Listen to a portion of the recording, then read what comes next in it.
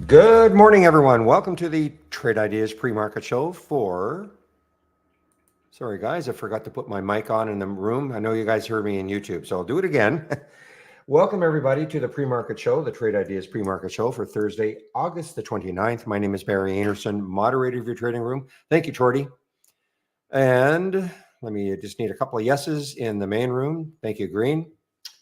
So let's get NVIDIA out of the way, first of all. So yeah, NVIDIA had earnings after hours yesterday. It was rather rocky, interesting. The initial reaction was up a little bit and then down. And then it was down, I think, about 7%. It has rallied. I see what you're saying, William. A lot of analysts are now weighing in. Price target by Craig Hallam. I mean, it might drag the market down today for a while, but $165 a share from 125 from Craig Hallam. That is a price target. Westpark, don't know these guys. Westpark, they also raises it to 165. Let's see, TD Cowen, target of 165 seems to be the magic number. Wells Fargo, what are they doing? They don't have a target, or I can't see the target here. Yeah, seems that 165 seems to be the target from all of these guys. I wonder why. 165. What's that 165?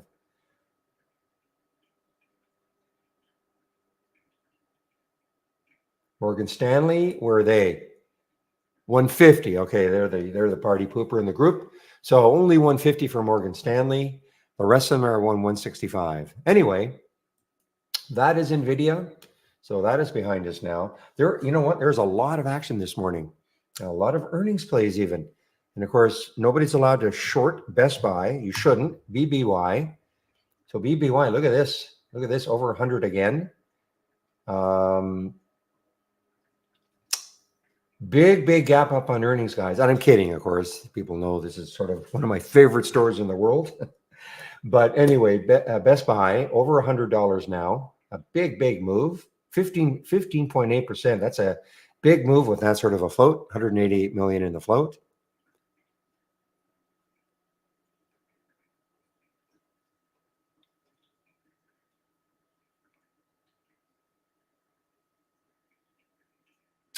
Lucy.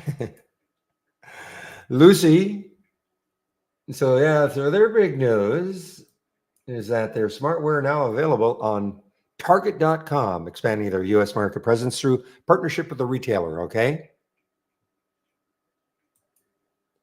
So that is the news for Lucy, and the real news is okay. They did have a press release. Obviously, it's eye-catching. Target in there, 1.1 million in the float. That's the real news. That's why this stock can be up 71% as we speak.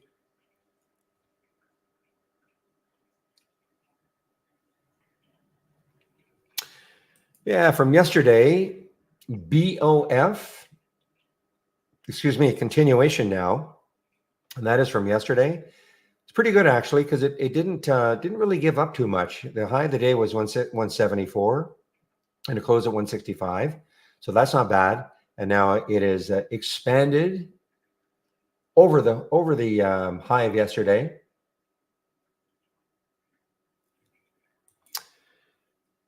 BCDA. Now, by the way, guys, this was a tremendous one. If you got up early enough, and if you had shorts, and if you have go no go, look at the short here. This was the short setup right here. That came on the scan.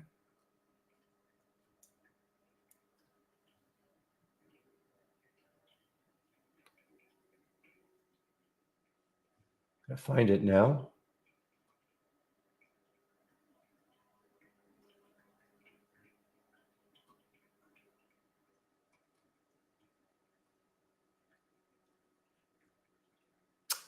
Well, I can't find it now. Yeah,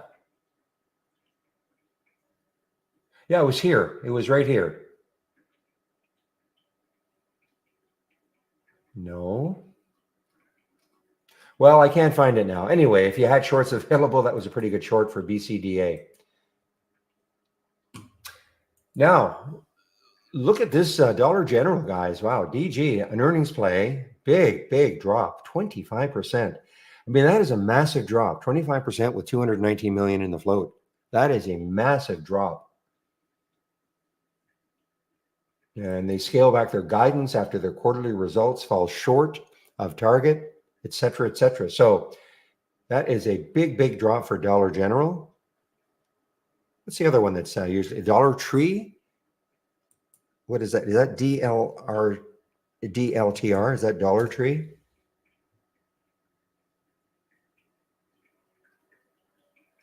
Yeah, so I guess a sympathy play. This is not an earnings play for Dollar Tree. They don't release until next week, but man, so a bit of a sympathy play.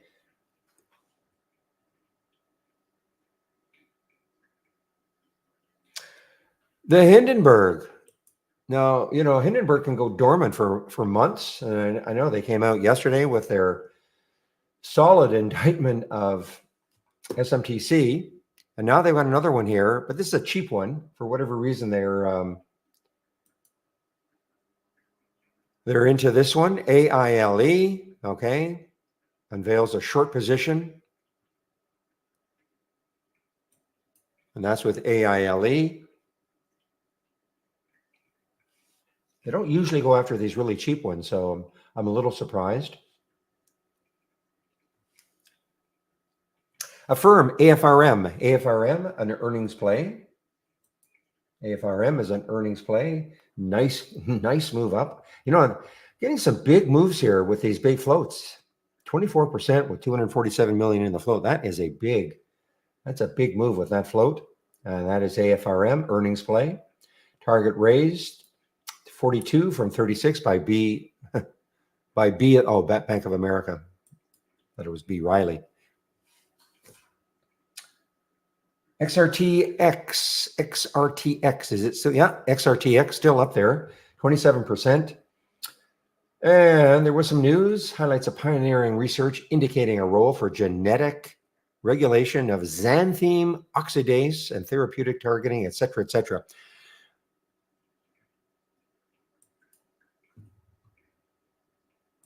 Yeah, you don't generally get those sort of a moves, PJ, with those with that sort of a float. Another earnings play, PSTG, Pure Storage. Pure Storage is another earnings play. Another one, these are pretty big percentage moves. Another one down almost 13% with that float, 307 million. Now, granted, these are moving because it's, the earnings have come out and market is not reacting well. Now, the 200-day moving average is 50.52 or so so it's a couple of dollars above the 200-day moving average.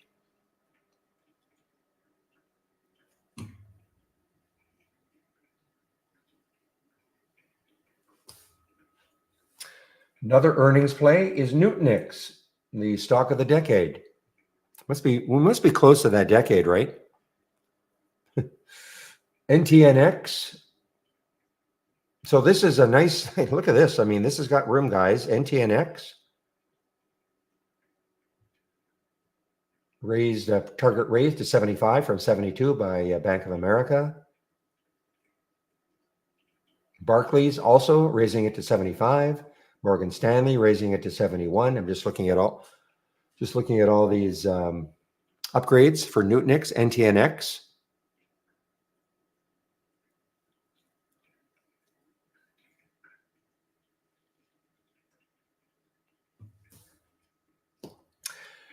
Now, I see that AZI is up 21%. Now, this was the IPO from yesterday. Did not do really anything. In fact, look where it closed. It closed way down here. So yes, it is up 20%, okay, because that's where it closed. Basically, right at the low of the day. Wow. This is not a great IPO yesterday, but I do have my alert set at $4 in case it does take out the high yesterday.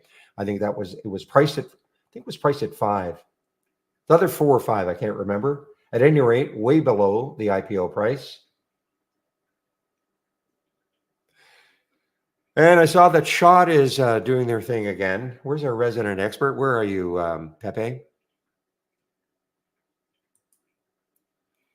So they're claiming that their clinical data results confirm the breakthrough in a dramatic reduction of morning after symptoms associated with excessive drinking.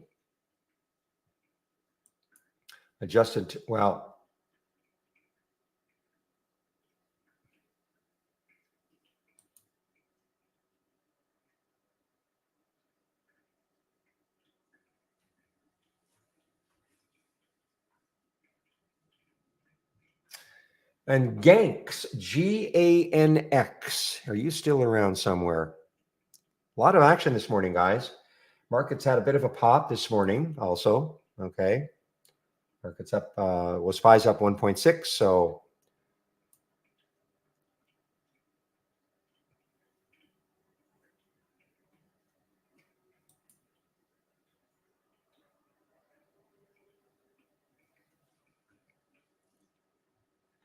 okay, now I know why I'm talking about Ganx. So Ganx had a move up to 175 this morning, and it pulled all the way back down to almost $1.11. So we'll have to keep an eye on this, see if it it starts to approach that level. I'm sure it's pretty low float, 24 million in the float. The other one that could be interesting, okay, it had a lot of action after hours yesterday. TOVX had a lot of action after hours. You can see what it did. It's that purple area, my 15-minute chart. You can see that it got up to $5, and even this morning it got up to $5. It's pulled back. I mean, it's only up 3% right now. Pretty good volume. The thing about it, of course, is it's a low float. Yeah, IREN is also an earnings play. I'll go over a few of them I haven't talked about. IREN is also an earnings play. Bitcoin is popped above 60,000 again, I notice.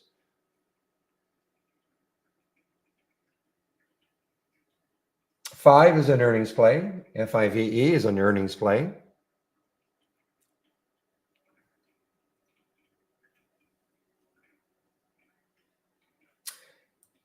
And Campbell Soup is an earnings play. I mean, it's not really doing much, but Campbell Soup is an earnings play. CPB.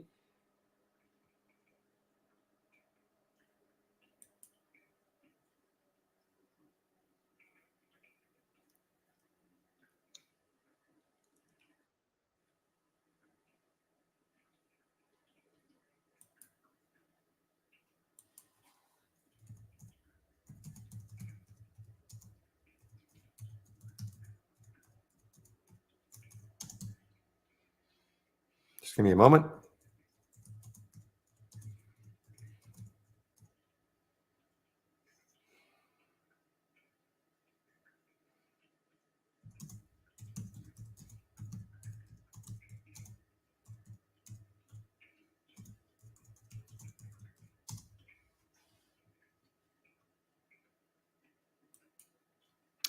Peter Smith, of course, we all saw JBDI yesterday.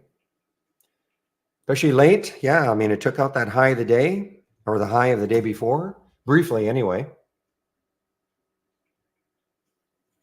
Let's see what happens with it today. All right, guys, let's take a look at the sectors. To get a hold on, or I got to get a move on here. Click on the sectors or see what's happening with the sectors.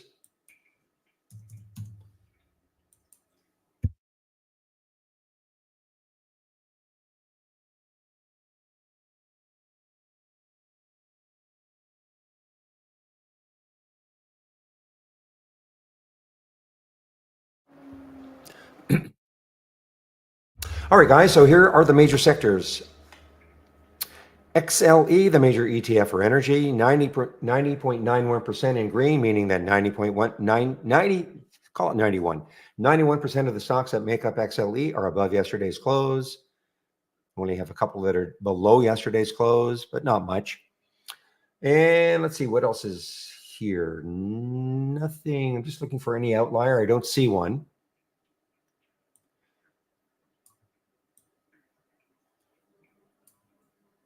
But let's take a look at XLE again in relation to its 200-day moving average. Now I'm going to take a look at some of the other ones, see how it's getting closer to the 200-day moving average, that green line on my daily chart. So it's starting to get close. I'm going to take a look at consumer discretionary, XLY.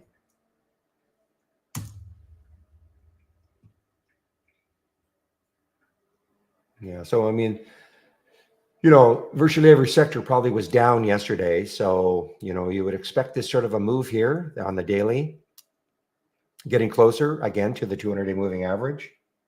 Take a look at technology. Of course, that was the one that really was leading the charge down, XLK.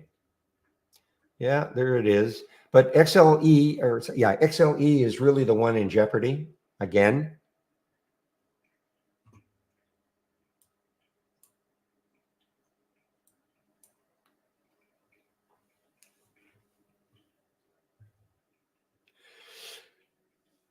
That's right. That's why I called it the stock of the decade. I just can't remember, Mr. Two. When was that? Was that maybe 2018? Could that have been 2018? 2019. Okay. That's for NTNX. We always joke about that one. Goldman called NTNX. Could be the stock of the decade. Well, it's done well.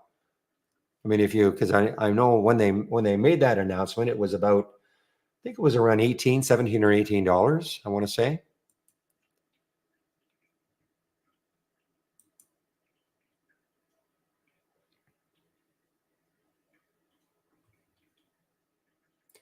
My goodness, guys, big. So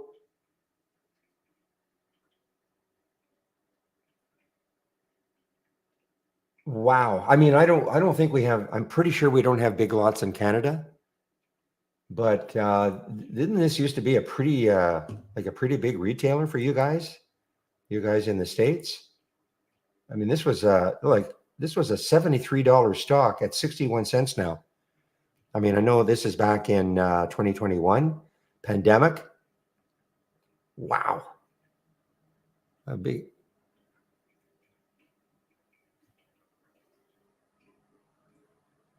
Yeah, I mean, I know it wasn't like a Neiman Marcus or anything, but still.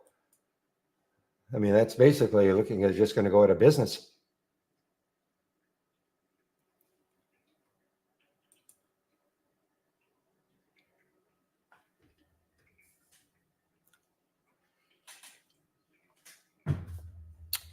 Well, I guess if it can happen to J.C. Penney, which was, retailer for many, many years in your country, and if they can go out of business, I guess anything can happen. Excuse me.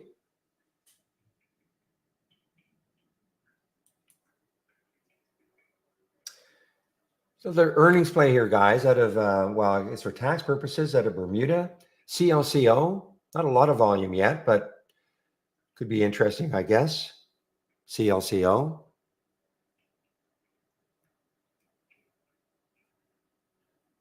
Just give me one moment.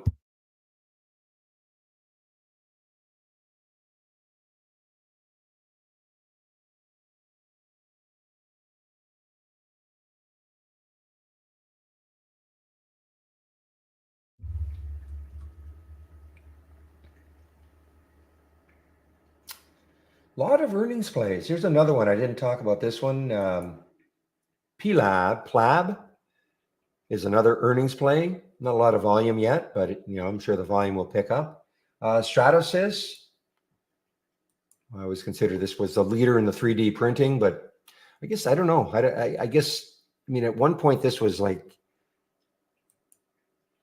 Let's take a look on a monthly chart. I mean, this was at one point like a $56 stock. Back in, again, pandemic. I don't know what the pandemic would have to do with this, but anyway, look at this. I mean, this is just Stratasys. This is an earnings play, SSYS.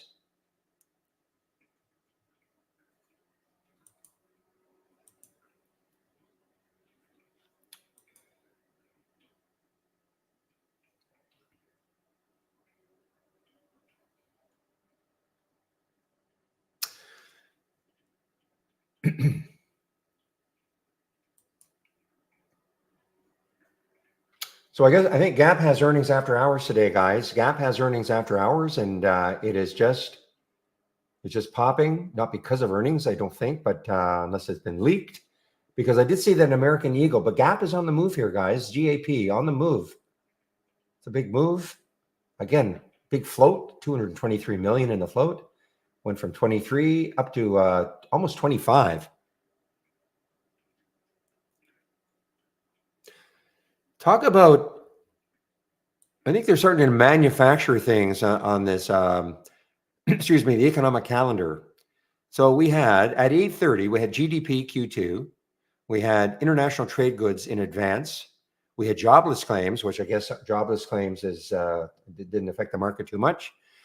Corporate profits, retail inventories in advance, wholesale inventories in advance. All these numbers came out at 8:30. So the next one to hit will be at 10 o'clock, the pending home sales index. And that's really it. I mean, we have the bond auction or the note auction at 1 o'clock, $44 billion 7-year note auction. I'll be gone by this time, 3:30. Bostic will speak. But so the next one is the pending home sales index at 10 o'clock, which could affect the market. So all those things that came out at 8:30 really didn't affect the market too much.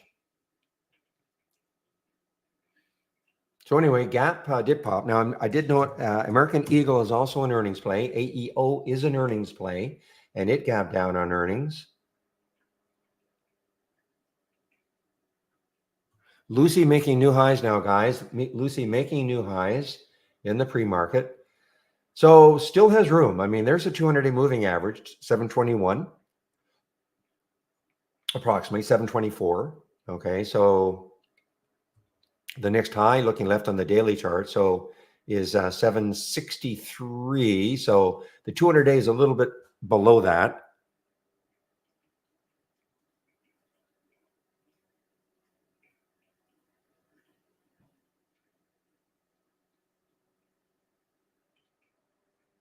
Oh, maybe I'm wrong. I'm sorry. I'm sorry. I'm sorry. Well, no, this is the gap. This is the gap. I think GPS, isn't that the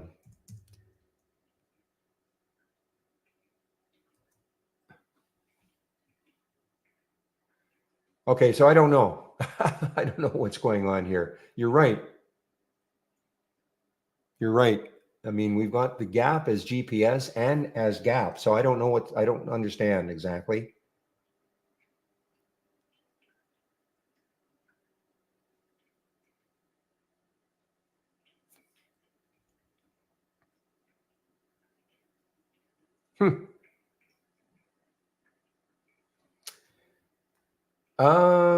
You are right. You are right. I think JM. So they probably switched tickers, yeah, because it is not loading in Interactive Brokers. GPS is not loading into Interactive Brokers. So they have switched tickers. So now the gap is the gap. It's funny, I don't see that anywhere that they were going to do that. Yeah, via Parry. Yeah, I don't see that. I'm just looking at my. Just give me a moment. I want to make sure my headlines are correct.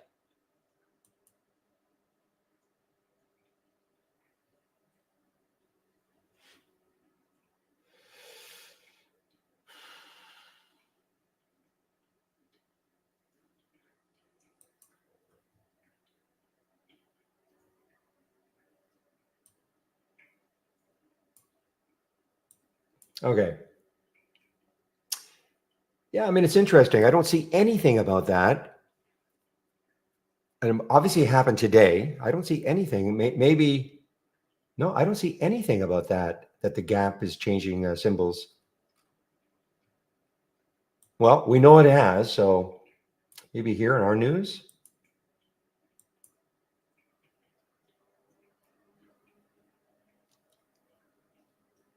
Huh.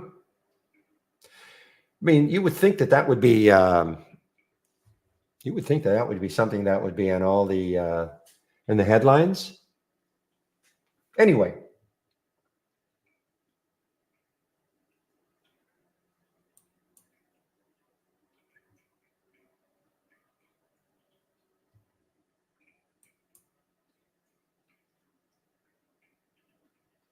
Was announced on the 22nd, August 22nd.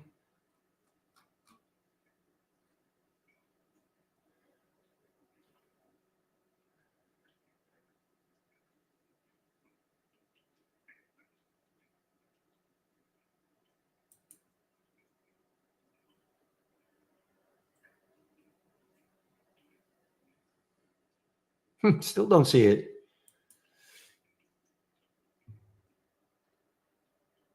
Well, it makes sense. Why not? I mean, makes sense.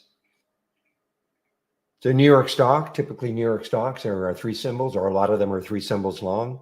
So it would make sense. All right. What time is it now? 9:25. Wow. I got to get my layout that I'm going to use once this market opens. Lucy, you know what I'm talking about, PJ.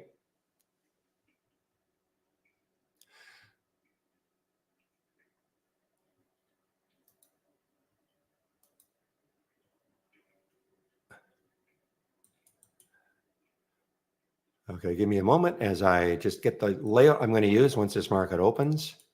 So how quickly does this go away?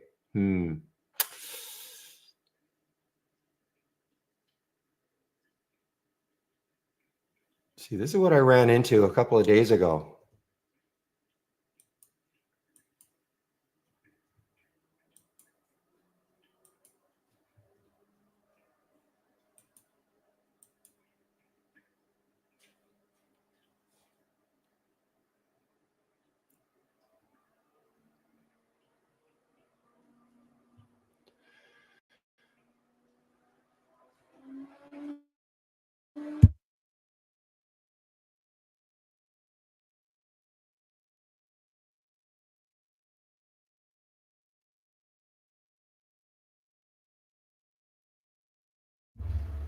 Okay, guys, just let me rearrange some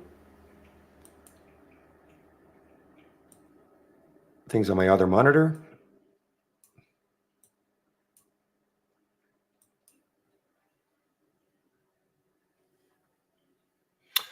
All right. So, as always, if you have our AI, this is all I would look at. Just this screen right here, the strategy trades all. Move this down a little bit.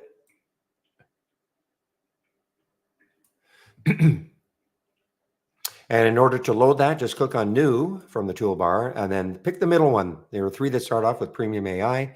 Pick the middle one, Premium AI Strategy Trades window, okay? And this is what you're going to see. I would also make sure in the filter box that says None, you can hit that little down arrow and uncheck Profitable Trades. I would want to, I think, my opinion anyway, you should see the trades all day long or the alerts all day long. Sometimes even though they might set up, you might get an alert at a certain price. Maybe it drops down below that price. Maybe it comes into the VWAP. Maybe it comes into an area that you might think is support. So you can get the price. You can get it at a better price. And notice this is blank right now. No alerts until at least 9:40. Okay, and that is by design.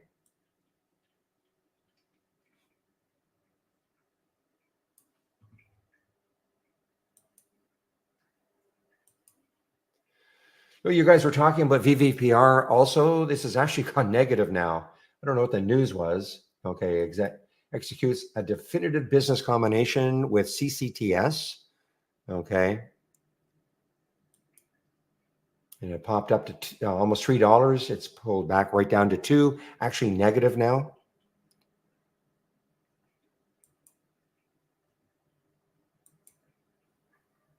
Lucy just made a new high again, guys. Well, getting closer to that 200-day, only about $1 away from that 200-day moving average. Not shortable for me at Interactive Brokers.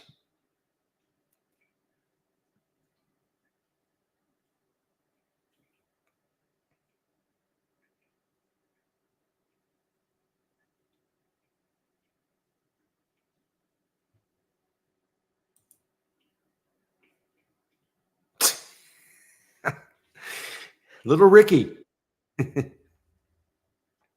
Okay, guys, less than a minute. Thank you, William. So about 40 seconds for the market to open.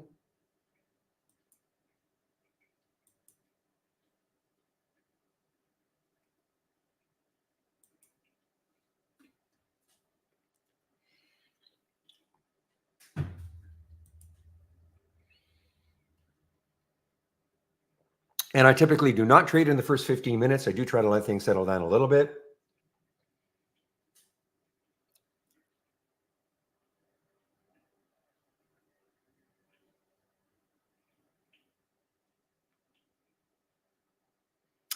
And we are now open. Let's get this Race is starting now.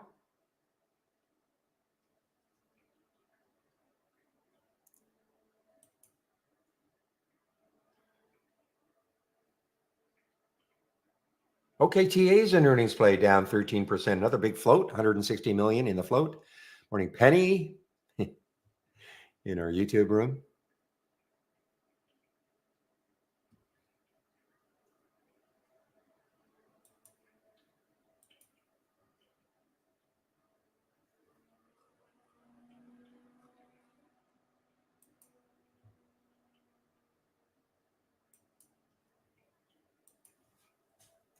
Give me one moment.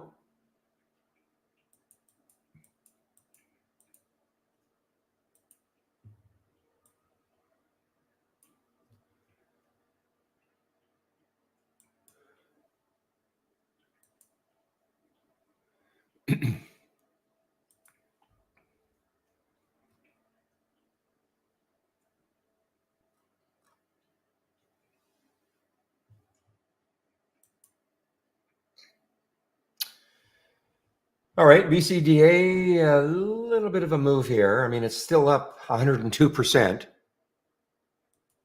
Have to wait to see, and it's a low float, 1.6 million in the float. This was the news on it. I forgot to mention this one in terms of the news. Gets FDA clearance for its Morph DNA product family.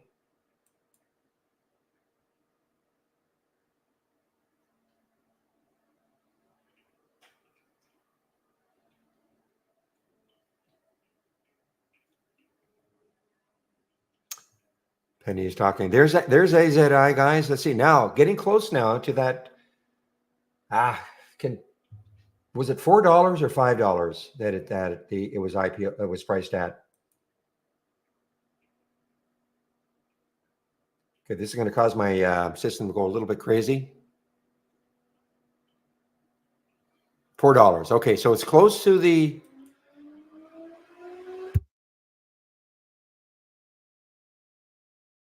It is close to the IPO. Well, it got close to the IPO price. Okay, so if it can take out 4, this could have a bit of a run today. Okay, that's the AZI. Look at NVIDIA.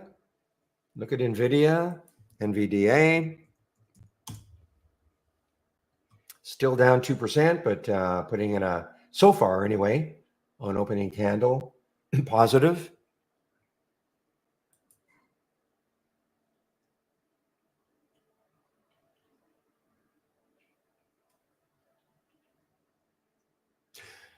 Affirm, guys, yeah, Affirm is zipping higher here. AFRM earnings play through the 200-day moving average.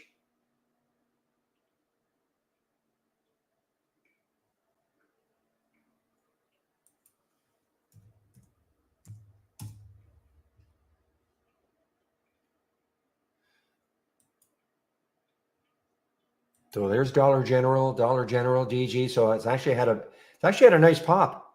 I mean, the low in the pre-market was $90. So it has popped $5 off that low so far.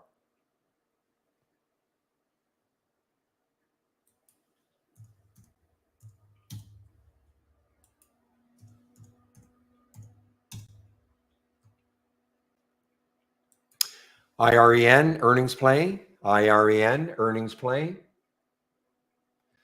So this is, I call this is in the crypto sector because I think they supply equipment or something to to the miners, I believe, or something to that effect. I know it's got something to do with the crypto sector.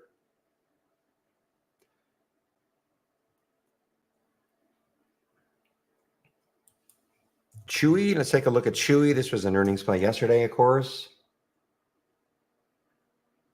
So there's yesterday's high. Might be a continuation play if it gets above yesterday's high. 30.72.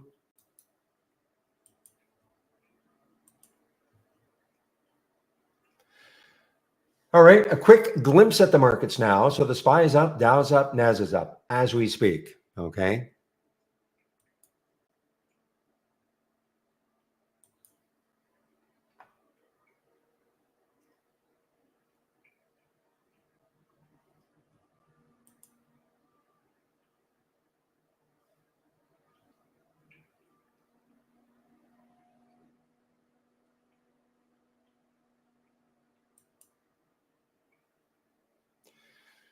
So Shady is in this one now. BCDA, he's in this one at I guess 425.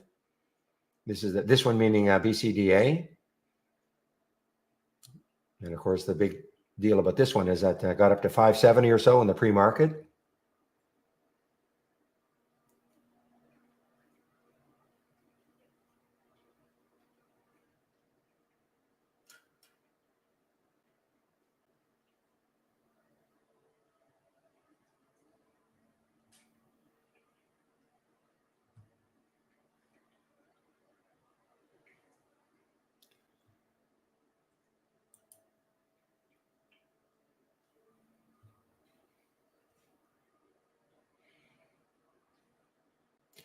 I'm watching BCDA also.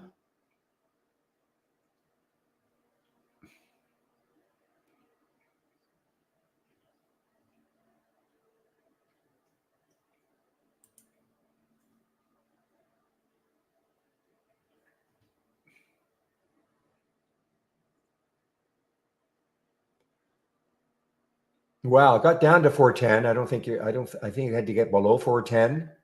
So it was a good stop then for you, or an area where you'd get stopped out. I don't think you got stopped out.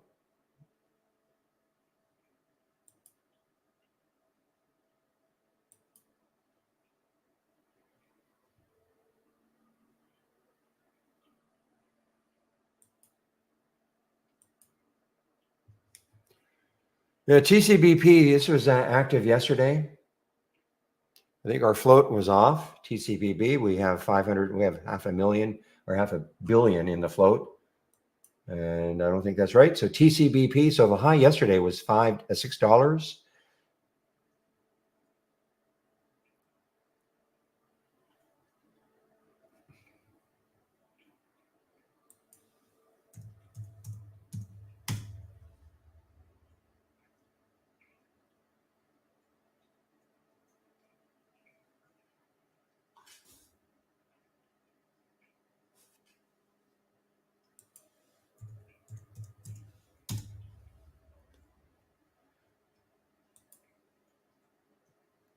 Okay, guys. So first halt of the day is TCBP. So let's see where it could open. Wow. Okay. So this screen you're seeing here, this is nothing to do with trade ideas. Okay. Nothing to do with trade ideas. This is time and sales from Interactive Brokers, this blue screen. So there's the halt price at 402. This column is showing where it could open. Okay. 486. I mean, if that holds, that's a huge pop, of course, from the halt price. Doesn't have to hold. Typically, the halts are 5 minutes long. So if it's going to be a 5-minute halt, it'll open at 9:41 plus 12 seconds. So I have to keep an eye on this one. Man, that's a big open if it does hold that 486 area. But again, it doesn't have to. I'll take a look at it in a little bit later.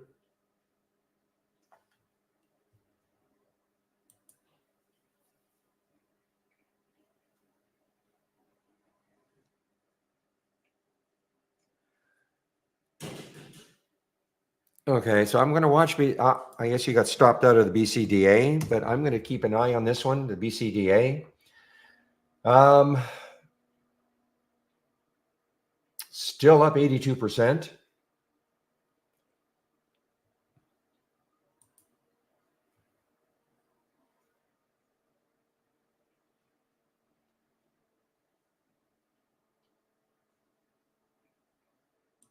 Morning, Azzy in our YouTube room. CRM, let's take a look. CRM, Penny mentioned this one before. CRM, this is an earnings play. Wow, Salesforce. So I think didn't the COO quit or the CFO? Somebody quit, I thought.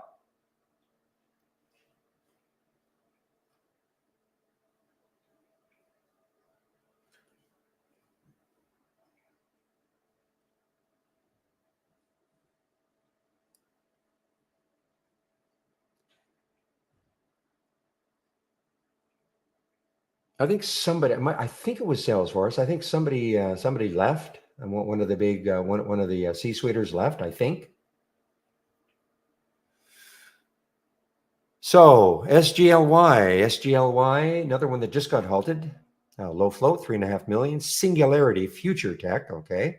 Not very much volume yet. Let's keep an eye on this TCBP. Boy, this is holding this 486. Surprise. Usually these numbers really fluctuate over the course of the 5 minutes. I have a tough time believing it's going to open at 486, but we'll have to see.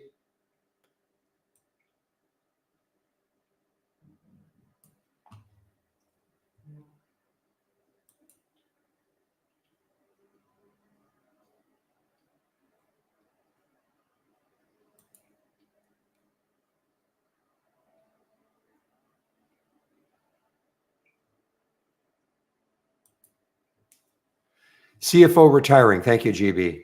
No, so it wasn't necessarily turfed, but yeah, CFO retiring at CRM. Wow, look at a firm. Man, oh man.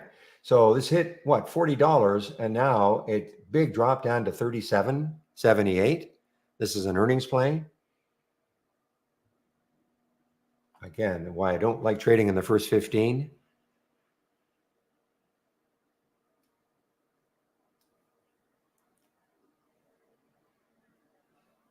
And again, after 15 minutes, it doesn't mean everything has settled down, but certainly it's more settled.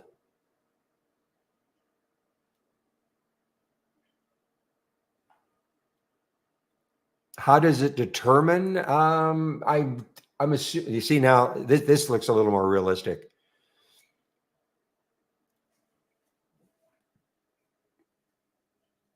And again, this is not, so you're wondering why do we get these numbers? The mechanics of it, I'm not 100% sure. Market makers are stacking up, I suppose, and putting these bids in, I guess.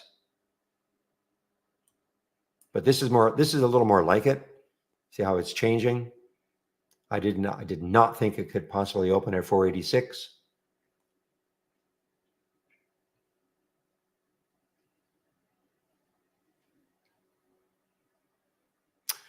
So what time is it now? It is now, whoa. So this is going to be longer than a 5-minute halt, guys. Longer than a 5-minute halt. So if it's not a 5-minute halt, typically they are multiples of 5. So that could be then opening at 9:46 plus 12 seconds. Okay.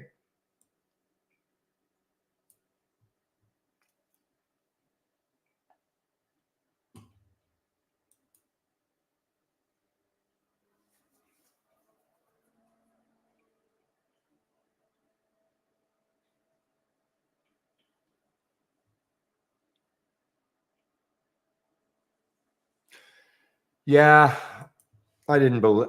Well, I guess I shouldn't say I don't believe, but shot. They've had press releases like this before, and yeah, they get that spurt. I just think there's too many doubters out there that this does what they say it can do.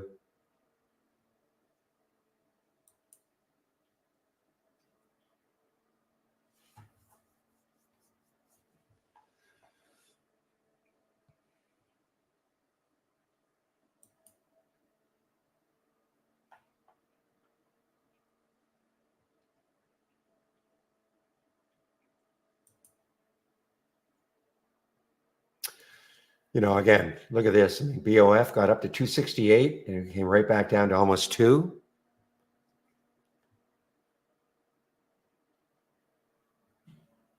GME, why is GME moving a bit?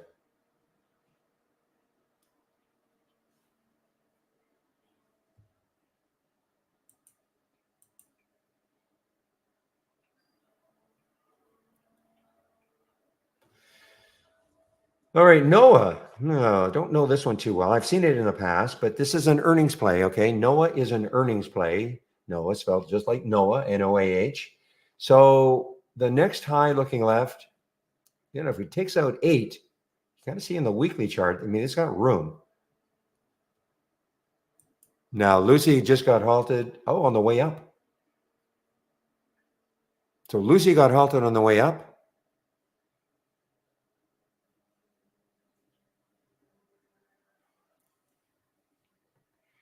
And so let's take a look at this one. So again, I don't have to repeat myself all the time because people come into the room new. This is nothing to do with trade ideas, okay? Nothing to do with trade ideas. So here it is. There's the halt price at 630. You don't see the symbol, but it is Lucy. So, could be opening in this level here above the 630. So there you go, Bezavi.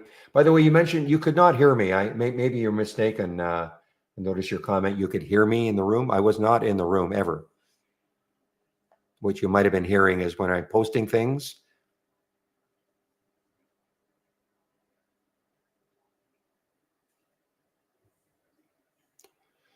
Now keep an eye on TOVX, guys. Remember, I was mentioning this one had a big move after hours yesterday,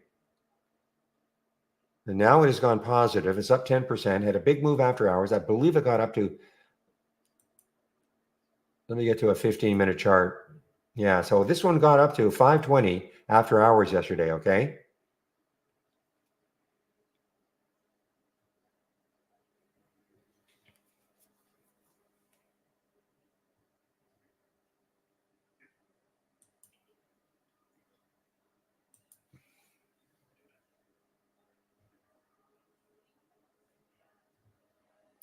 This was an IPO from yesterday, guys. Wow, on the way down. Whoa. On the way down, SPAI.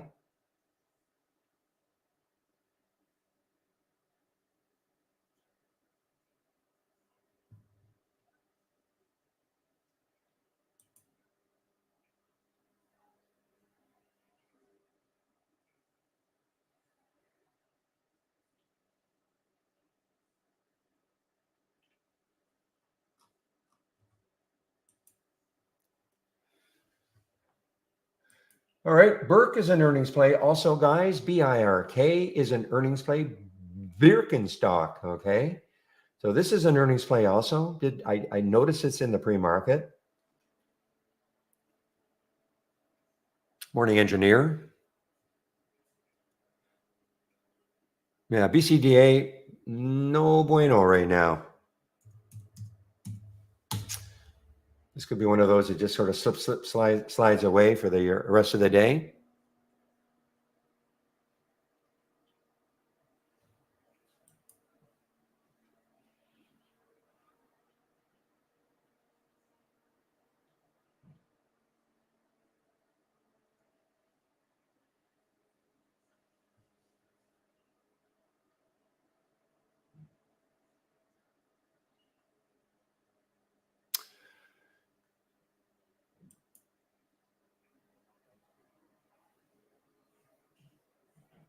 Yeah, so the two IPOs from yesterday, AZI and SPAI, a couple of busts so far.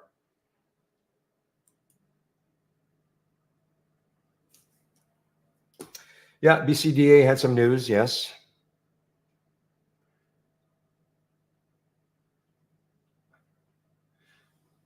All right, now it pains me, but this could be a nice short now for Best Buy. Under 100. Depends what the market does. If the market starts to move down, I mean, so far it isn't, but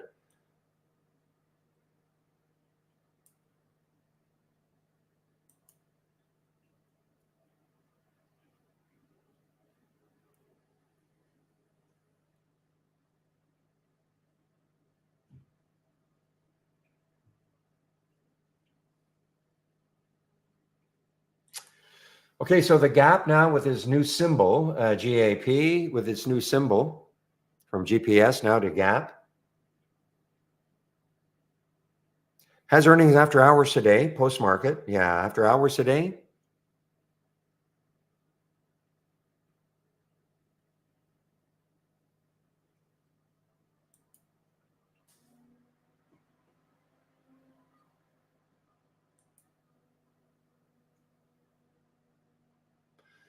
All right, guys. Well, this is showing up on the scan, okay? The Momo scan, Go Momo scan from GNG. Well, let's take a look at this one. MOS. Where could it go? It's got a little bit of room, not a lot of room, about 60 cents or so, 50 to 60 cents to the next low looking left.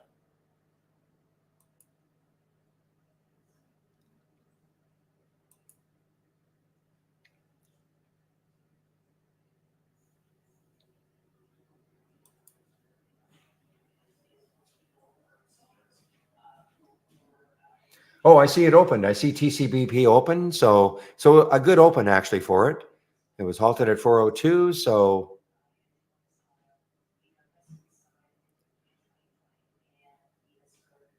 but boy, it's not trading very much. I'm just looking at time and sales. It's hardly moving.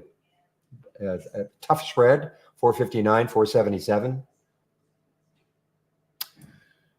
Yeah. So Lucy is going to be more than a 5-minute halt. So a couple of 10-minute halts now. Still above 630, 661. Okay. So if you were fortunate enough to get into it before the halt, well, you're looking pretty good so far.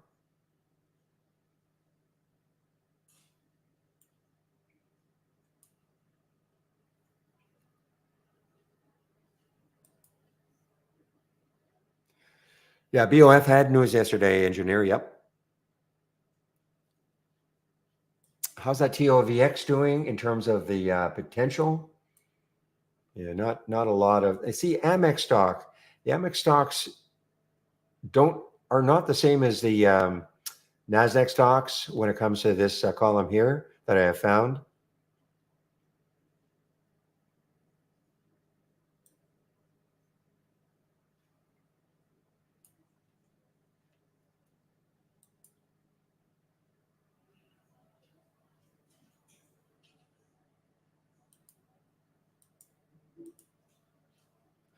Well, the gap, guys, the new gap.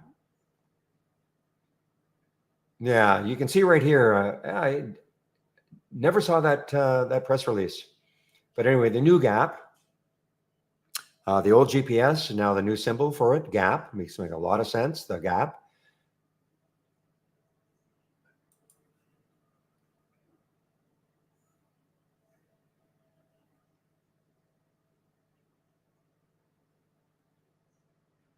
All right, now we're getting a bit of a downtick in the market.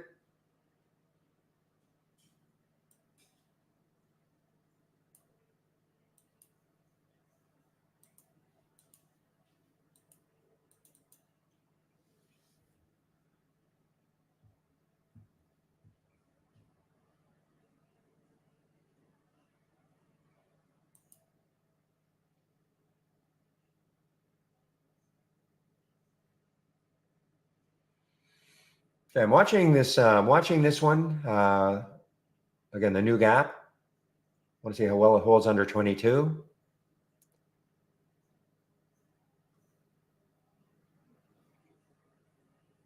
$21.73 is the low this week.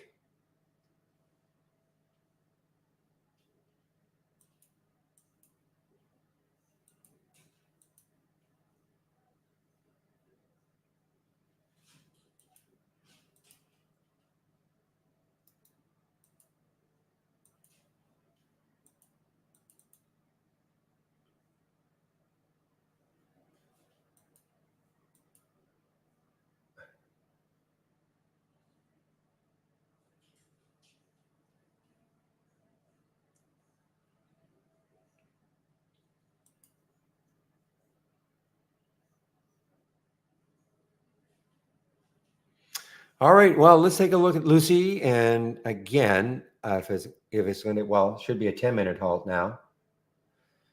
So what time is it right now? 9:54. So 52 seconds. So if this is going to be a 10-minute halt, this will open in about 22 seconds. Okay. I'm going to keep it up and see what happens. This looks like it's going to be a big open if this holds. 675. Had news about Target. Okay, they're selling their eyeglasses, I guess, on Target.com.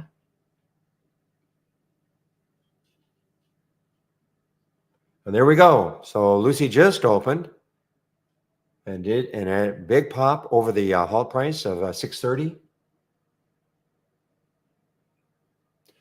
I mean, believe it or not. Well, look at this now. It's very close. It got very close to the 200-day moving average. Look at the daily chart. The green line on my chart, that's the 200-day. And so what did it get to? It got up to $7. The 200-day moving average is 724. So it got very close to that 200-day moving average. You would think that maybe that's going to stall it.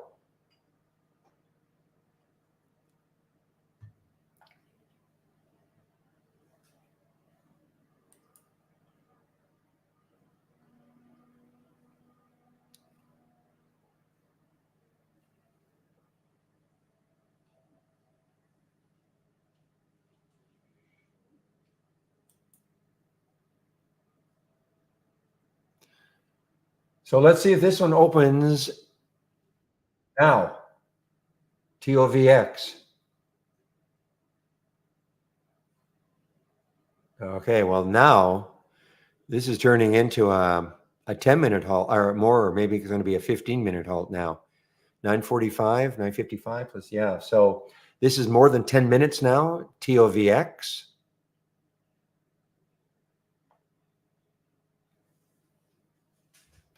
Wow. Now look at I mean, this is crazy action right now in the SPY, guys. Remember, this was a big orange.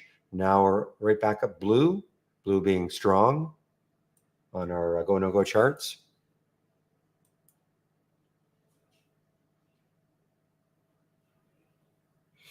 Okay, so Gokhan asked a question about the go no go chart. So anybody else, please listen. If you've signed up for the go no go charts, please listen carefully. Okay. So you click on new, click on the doc channel bar,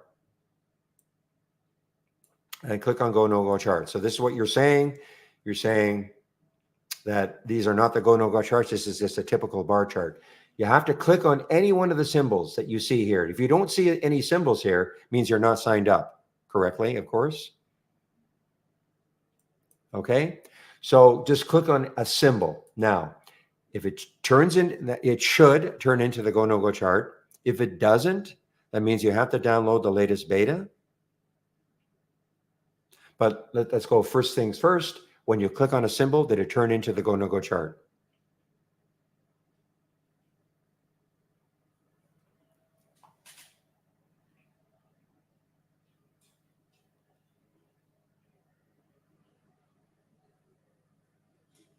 Okay, so you have to be on the latest beta. Okay. The only other thing, okay, before you do that, right click on the chart and check to see if use browser interface is checked, uncheck it. If it's not checked, check it. Okay. So if this is checked, maybe uncheck it. If it's not checked, check it. Okay, there you go.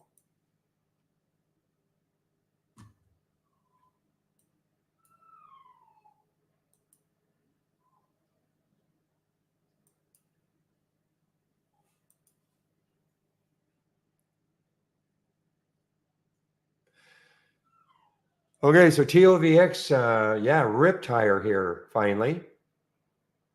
Yeah, they had news yesterday after hours. Received notice, U.S. patent application titled Beta Lactamase Formulations and Uses Thereof. Okay. So that was the news after hours yesterday, and it got up to $5 or so.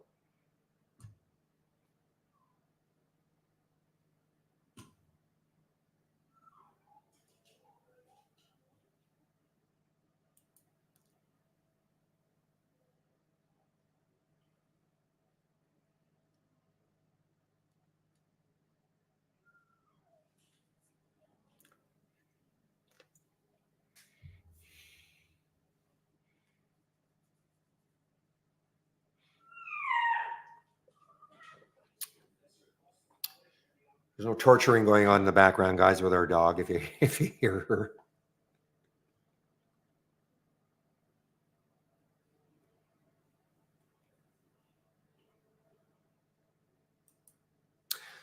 Okay, now the gap is halted because of news.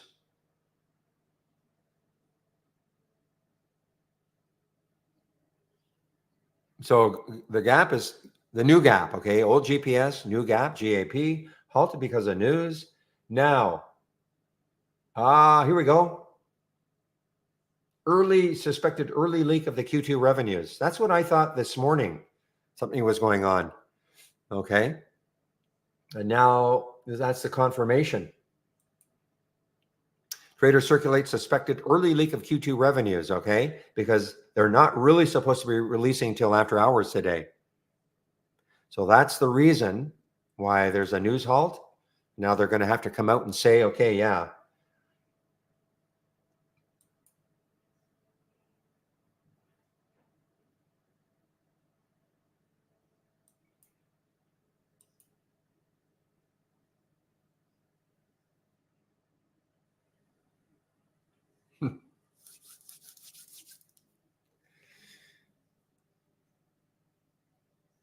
No, my wife is behind a closed door, and Chloe wants in.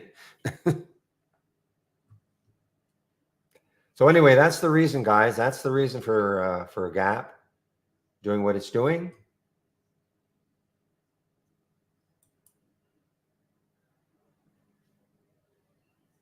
Look at Affirm now, right back up. AFRM right back up.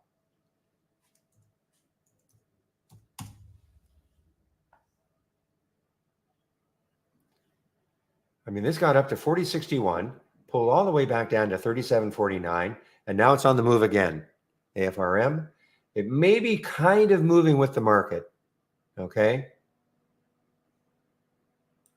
But it's an earnings play, so I mean, it should be, more or less trading on its own.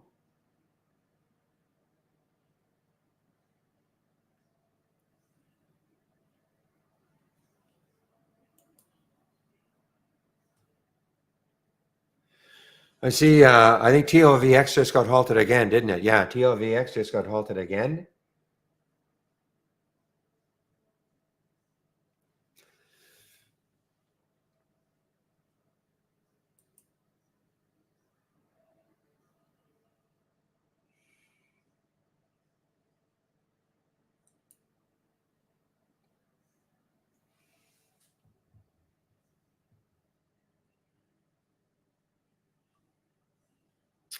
I saw Azul earlier, guys. AZUL, the Brazilian airliner.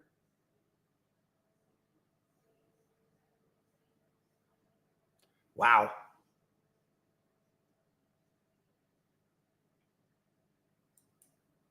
Options to rework their debt amid Brazilian airline deal talks.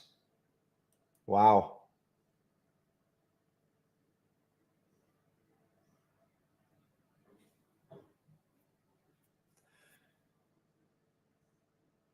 Well, Affirm on the move now, guys. I mean, Affirm AFRM on the move now.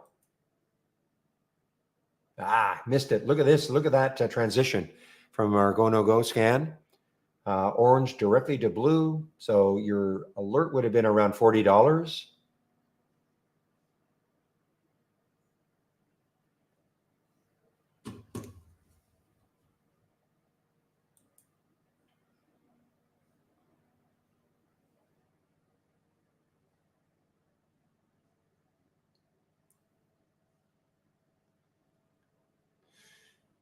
EOSE is up here now. Yeah, leading the race. I'm going to get into, what time is it now? 10:03. I'll explain what you're seeing in about 10 minutes.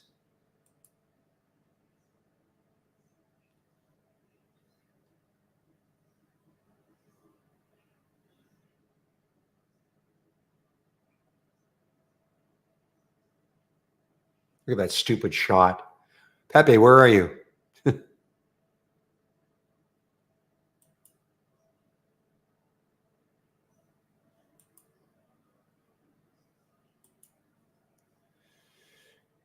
All right, Stevanato Group. Okay, not an earnings play. I don't know why this one is up like it is. I don't see any specific news for it. STVN.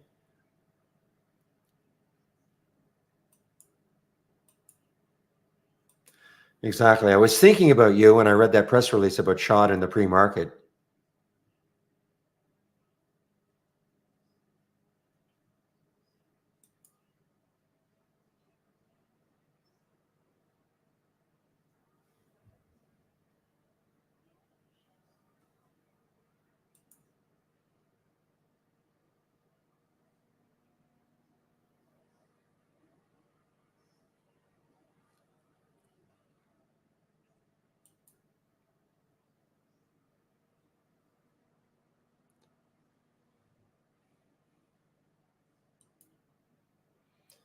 All right, guys, BYU,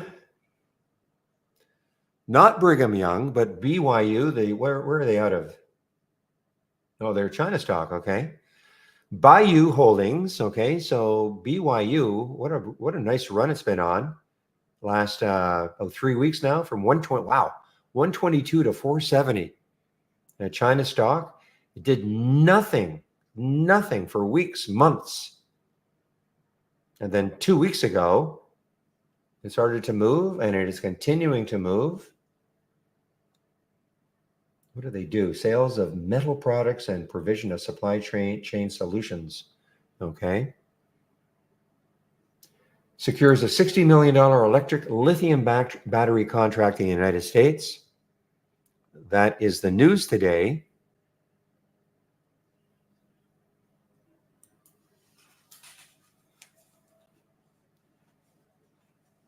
Probably a low float. Actually, it's not crazy low, 32 million in the float. So it's not really, really low.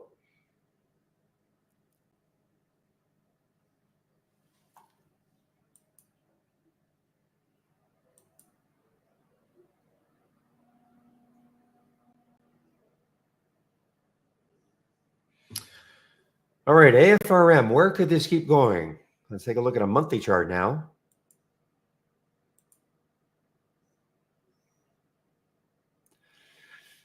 So, looking at a monthly chart, it obviously has a lot of room, almost $50, $49.88 or so. So it has a lot of room on the monthly chart. Not saying it's getting there, of course, but wow. I mean, it's got a lot of room. It's an earnings play.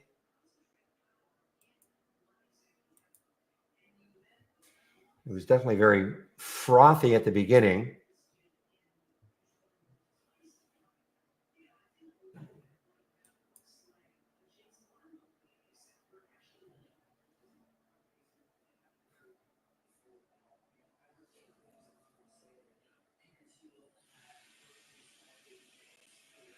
Okay, guys, I see that Best Buy, BBY, is above $100 again. It's 101.50 or so, above $100 again.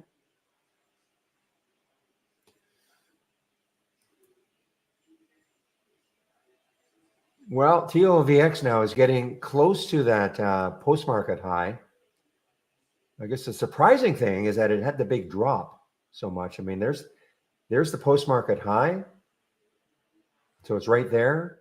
There's actually the high of the day is at 520, but it had the big drop all the way down to 329. And it's all about the float. 680,000, at least that's what our provider has.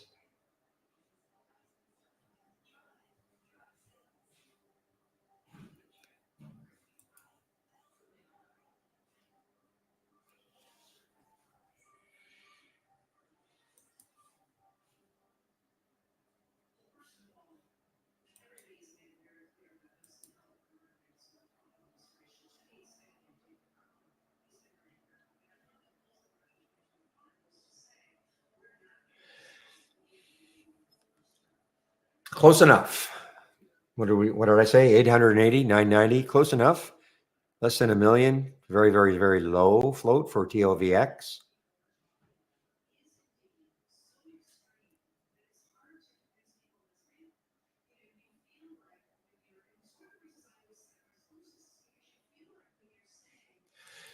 Another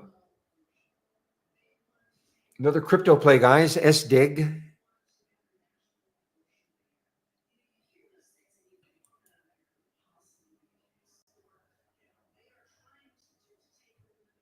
Campbell Soup. Okay, so Campbell Soup is close to the the close of yesterday. It's an earnings play. It is coming back. Didn't have very much volume in the pre-market, but it is close to its closing price of yesterday, only a dime below. That is CPB.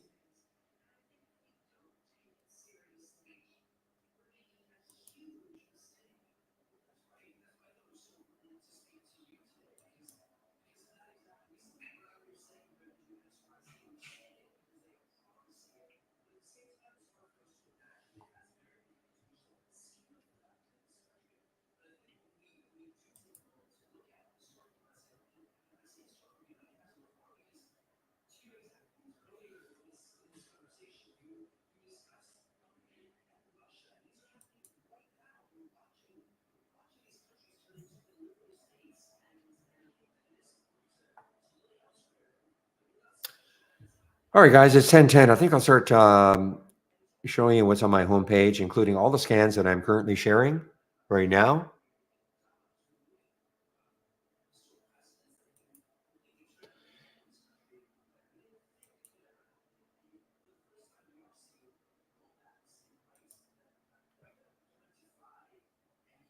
Give me one moment.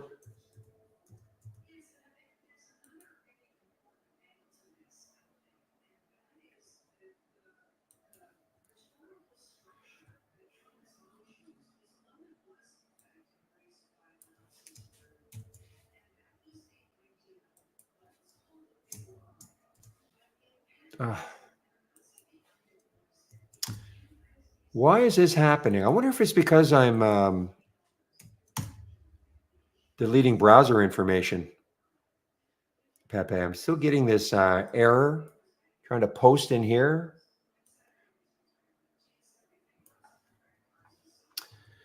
Okay, give me a moment. I know how to fix it. It's easy. It's an easy fix, but I just get ticked off that it's happening.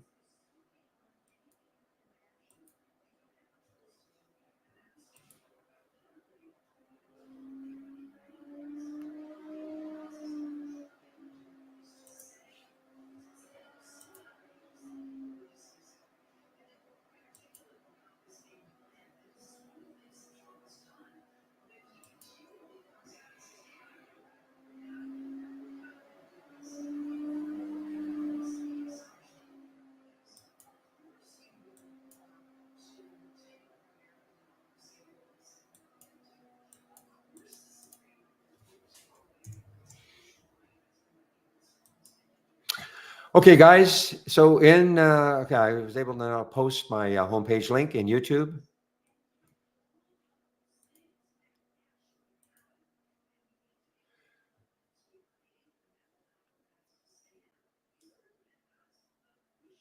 The fix is to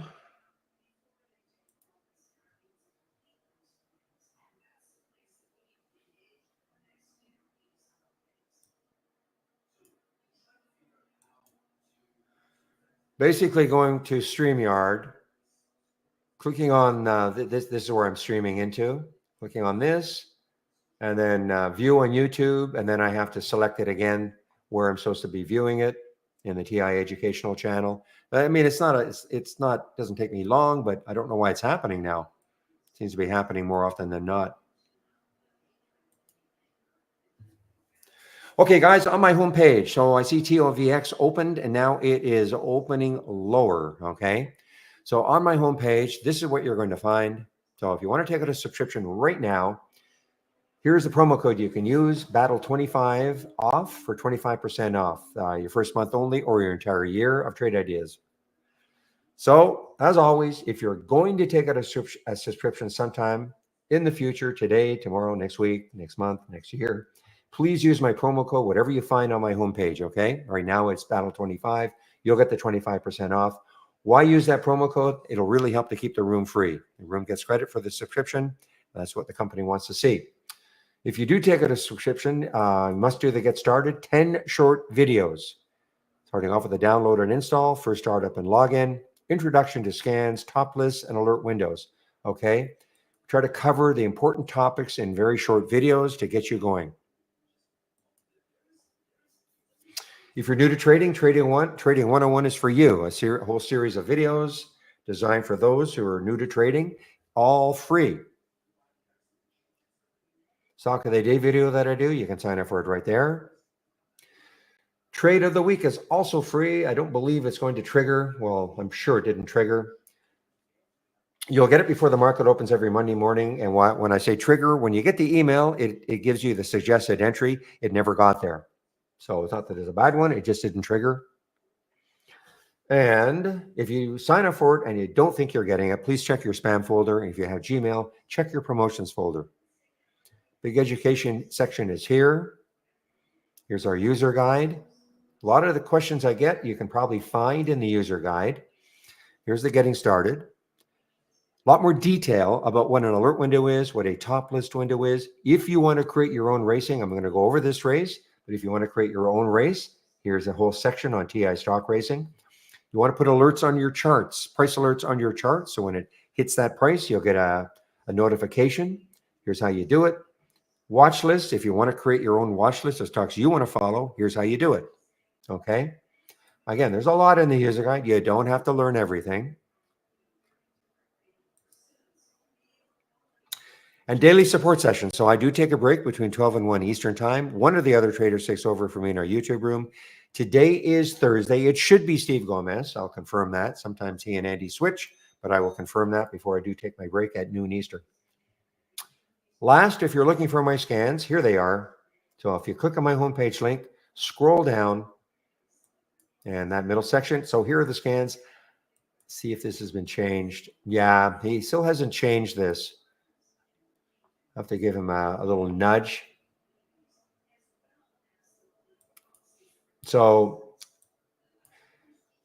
when you click on this, you're going to get the doc version of it, okay? You'll see this. You will see the biggest gainers from the start of the race, but you'll also get some others that you might not want to see. You just have to X them out, but I'm just have to remind Rudy, who looks after my homepage, to make the change.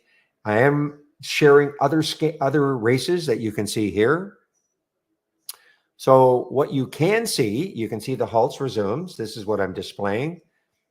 You can see the relative strength leaders up here. This is just the flip. So these are the ones that are up the most. These are the ones that are down the most, meeting all the filter requirements. Okay. Upside movers versus downside movers is here. But as you can see, I've got other scans that I'm currently sharing. So you can take a look at them. And the only recommendation is do not have them all up and running at the same time. That'd be way, way, way too many to keep track of, okay? So if you're new to the room today, welcome to the room. This is the format, Monday to Friday between 9 a.m. and 3 p.m.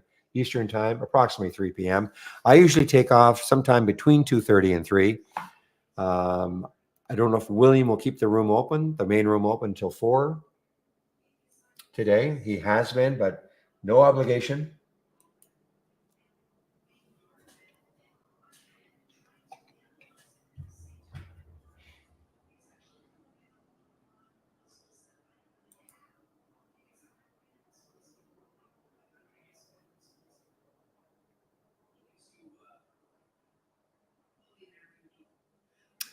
Yeah, that's what I kind of thought, Pepe. Now, it has happened before, and I've never, I'm just starting to clean my cache regularly now, my browser history regularly. It seems to really help. It has happened before, even when I wasn't doing it, but yeah, that's what I kind of thought.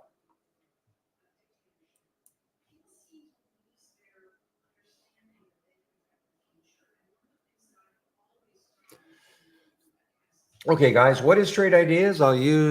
This is the momentum scan. This is on my other monitor. I'm sharing it, but it's on my other monitor now. So what is Trade Ideas? We are a real-time alert scanner. So what do I mean by that? So this is an alert window that I call momentum.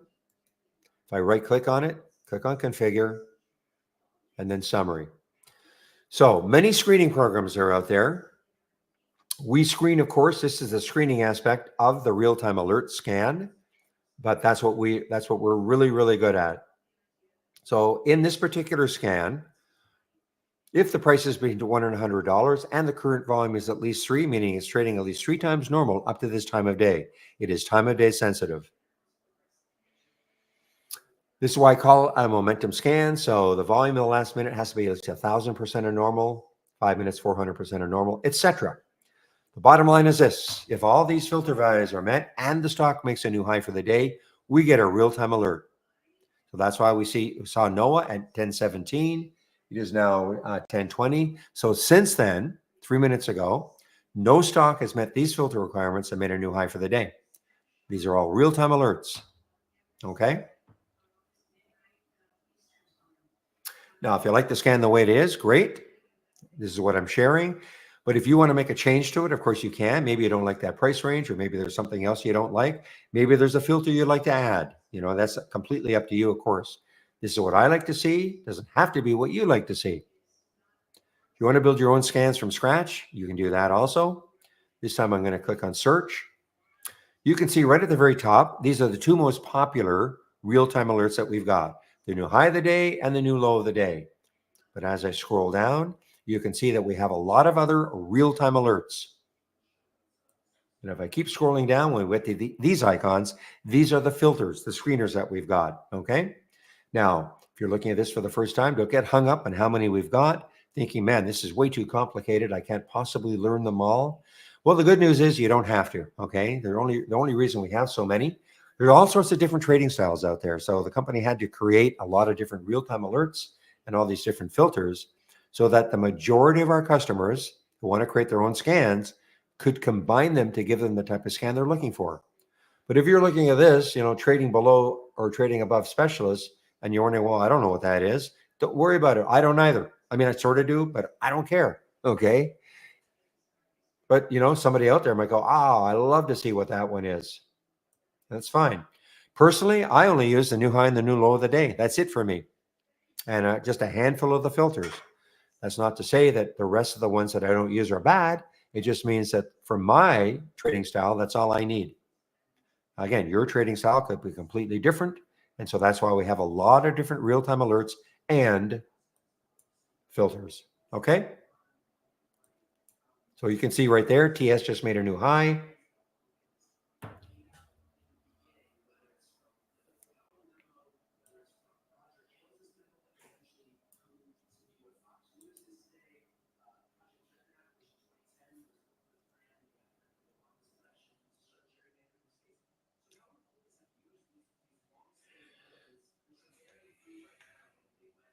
Or the gap is still halted. That's a long halt. I guess we're going to have to come up with some reason why they were supposed to release earnings after hours and somehow it got leaked.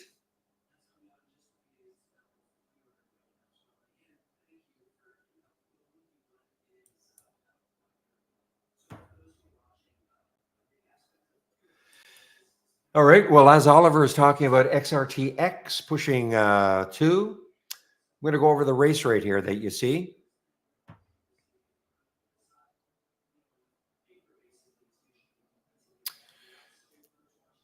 So this race, I run 4-minute races. Now, again, if you click on my homepage, go to the education section and then click on the guide.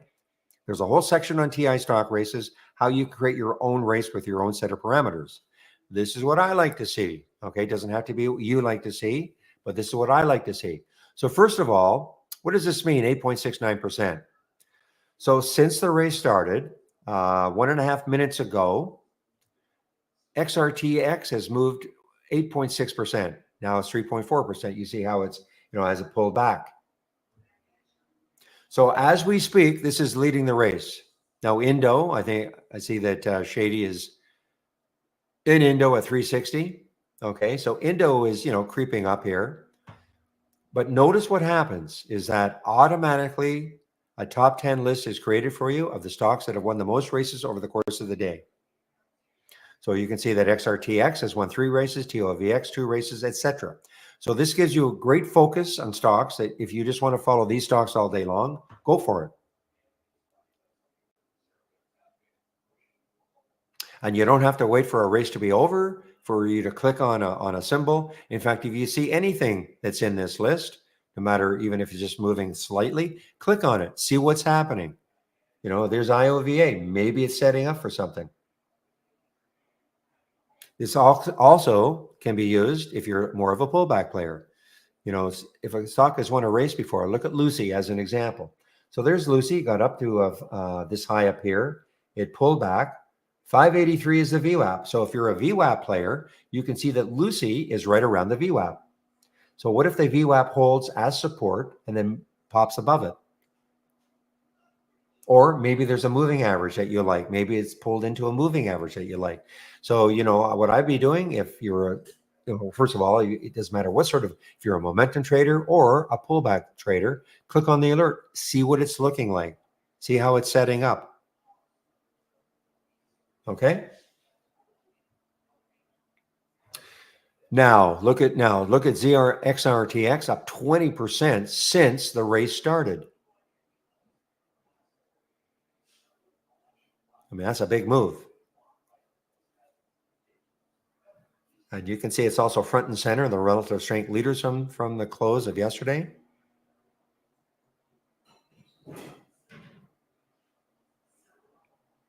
I'll just wait for this race to be over, because what will happen is, I'm assuming it'll keep its lead. That XRTX, that 3, it'll change to 4. That'll mean it has won 4 races since I start running the races at 9:30 Eastern time. Yeah, there you go. So it won the last race. You'll always see the winner right at the very top of the last race. So now that is 4. Okay, so that's how this works. So the question really now should be, well, why are these symbols showing up in the first place? What makes them special? Well, if I right click in the race and I open, and one of the options is open top list. Just popped on my other monitor. So all races start from a top list window. Notice when I left click on the top list window, one of the options is launch real-time stock race. Okay. So this is what I like to see in this top list window. If I right click on it again and click on configure, if a stock is between $1 and $50 and volume is at least 200,000 shares and it's up at least 2% from yesterday's close, it'll be a stock that's going to show up on this list. Okay. Now, that's why I'm saying you might have a very different idea about what you want to see. This is what I want to see. Doesn't have to be what you want to see.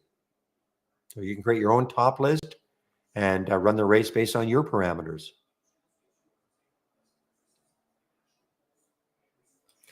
So before we had racing, how a person would use a top list window is you could sort on any column you see. As long as you've got the column header, you could sort on it.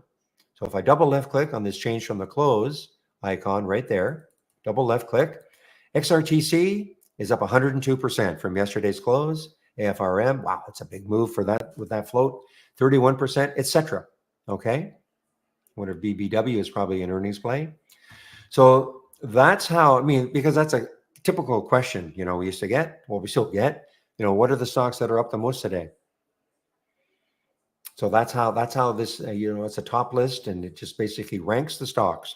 If I wanted to see the stocks that are up the most from its opening print of the day, opening trade of the day, I have that change from the open percent, double left click. XRTX is also the one that's leading, but there's CCBP, 31%. It's only up 13% from yesterday's close, okay, only, but it's up 31% from its opening trade of the day. So this is all interesting, but the race takes it a big step further. So what if some stock down here, EVGO, okay? What if EVGO, which is up 4.7% from its opening trade of the day, what if for some reason it just started to move? Now it's up 5%, 6%, 8%, 10%, 15%, moving up this list. You could not possibly keep track of stocks that are doing that. Look how big the list is. Well, that's what the race does. The race does not care whether a stock is, you know, up the most from yesterday's close or up the most from its opening print.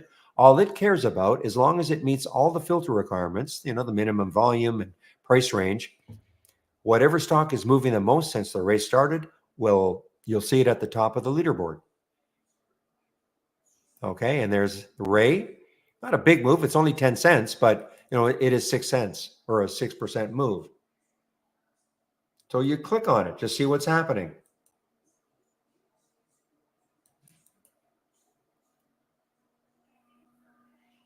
Now in this race, you will see some, you know, well, look at the XRTX earlier. At one point, it was up 20% from when the race started. You will see some pretty big moves in this race. In the other two races that I'm sharing, which are large cap gainers and losers, what I've done is I've added a market cap in both of those, a 500 million and also a minimum float of 50 million. So you will not see normally big percentage moves. Doesn't mean they're bad to look at, though. In fact, if you're new to trading, you might want to take a look at maybe the large cap gainers. It also will create a top 10 list.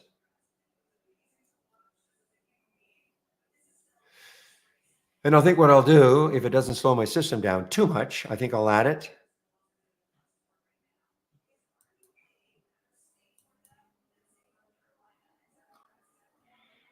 So all I'm going to do is go to my scans and click on the large cap gainers.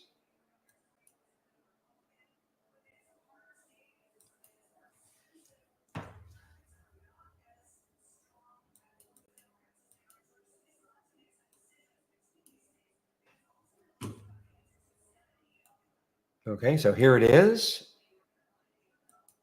I'll start the race.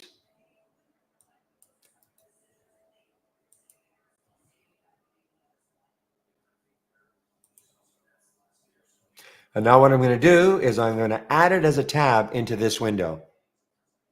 I'm going to left click on this window, and then I'm going to duplicate it, or I'm going to put it, which is called Docs Halt Momentum Race Gap. So if I right click, duplicate into that particular channel, doc channel, and you can see now, there it is. I start the race again. So now I'll have both of those races running. Just have to toggle back and forth. But you will see that there'll be a top 10 list created also.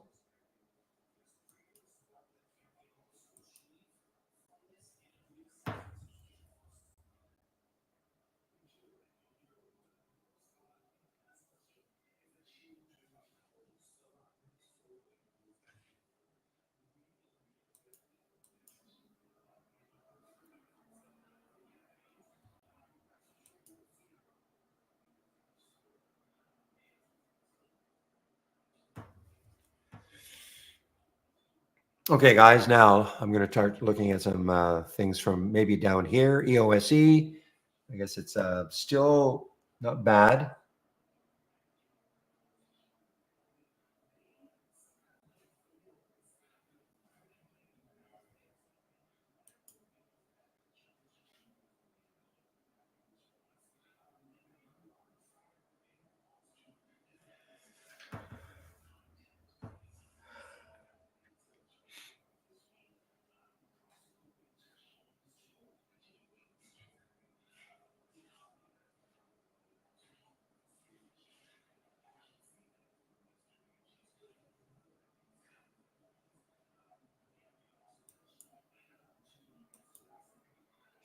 Okay, guys, watching NVIDIA kind of, chop around today. Boy, that BCDA, what a dog.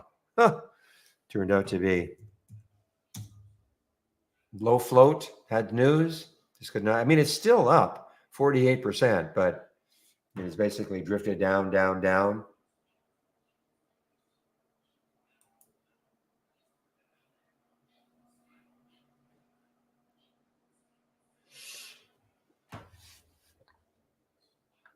I thought that was instituted a while back, John, what you're talking about, the new rule for cash accounts, trade settle overnight in your country. I really don't know it. Yeah, I'm pretty sure that happened quite a while ago.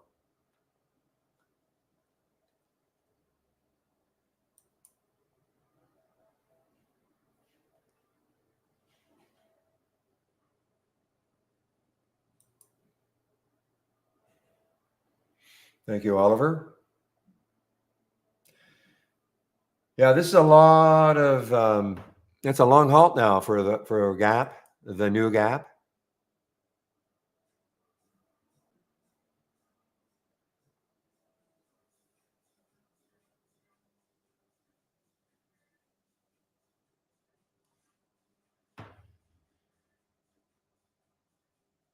Somebody's going to have to answer to this. The fact that their earnings was leaked. It wasn't supposed to happen until after hours.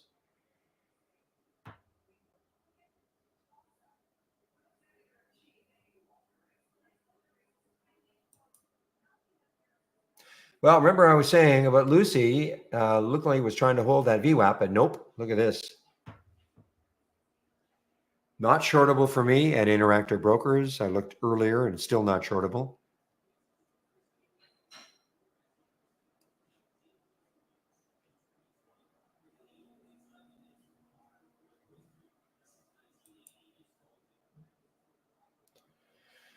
All right, Build-A-Bear. This is an earnings play. BBW. This is an earnings play. And guess what? All-time high now for Build-A-Bear. BBW.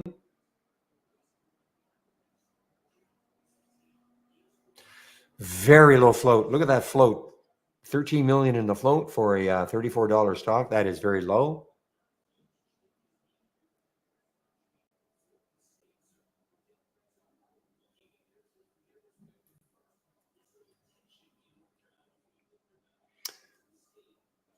I don't know what you mean by that, Mr. G.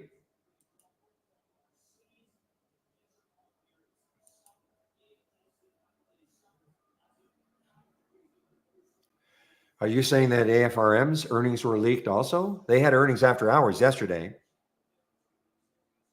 I didn't see a big leak. There's a reaction. I'm talking to Mr. G in our YouTube room.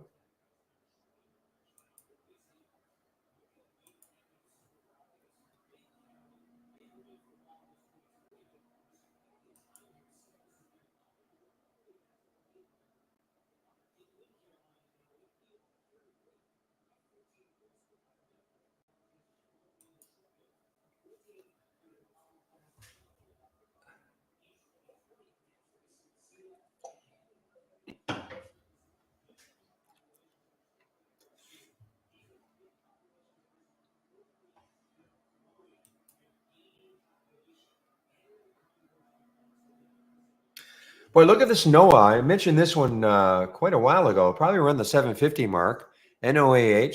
Now, importantly, look left on the weekly chart, 827. So, I mean, this, you look on the weekly chart, the next high in the weekly chart is 1053. So let's see if this can hold this level and just keep moving. I mean, it's not really, has really no resistance now. NOW, NOH, NOH. How about this? NOAH, NOAA. 62 million in the float, so it's not a low float. Not a lot of volume. That's the only issue. What's the spread like? Spread isn't terrible. Only a 3-cent spread. It is shortable for me, just in case.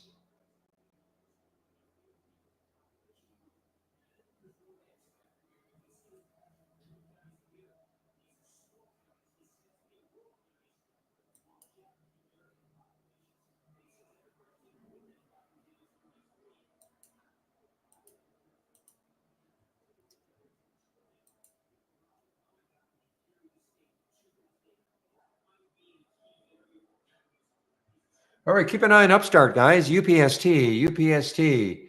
Been a solid, look at this daily chart, solidly up, great trend up. It is not an earnings play. I guess it's actually, so you can see exactly what happened. Since earnings, this has just been a great mover. A great mover. Continuation every single day.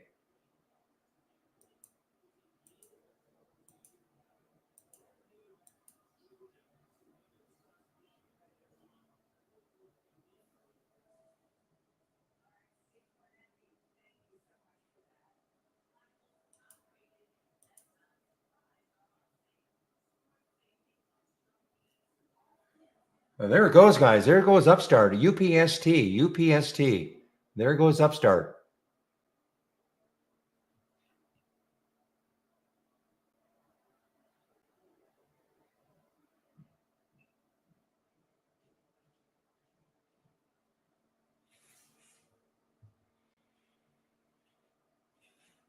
So that's why I'm saying, just because the stock, in this large cap gainers from the open, you don't see the big percentage moves, but it doesn't mean they're not great to look at.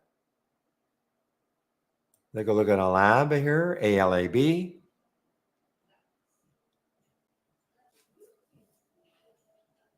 Yeah, only 2 worms, right? Good one. Better make it. Look at Upstart, guys.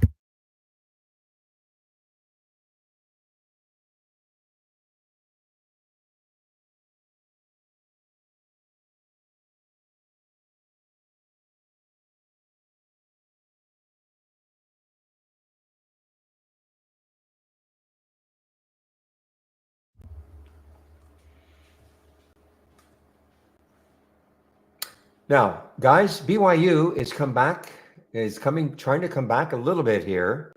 Another one that's just had a tremendous run.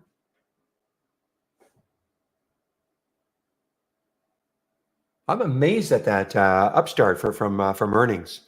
I mean, the market has been pretty choppy. Well, let's take a look at Upstart.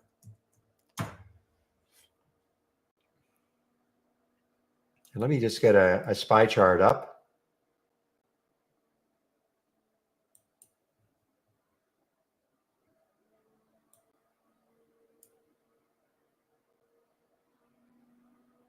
Actually, it hasn't been as bad as I thought.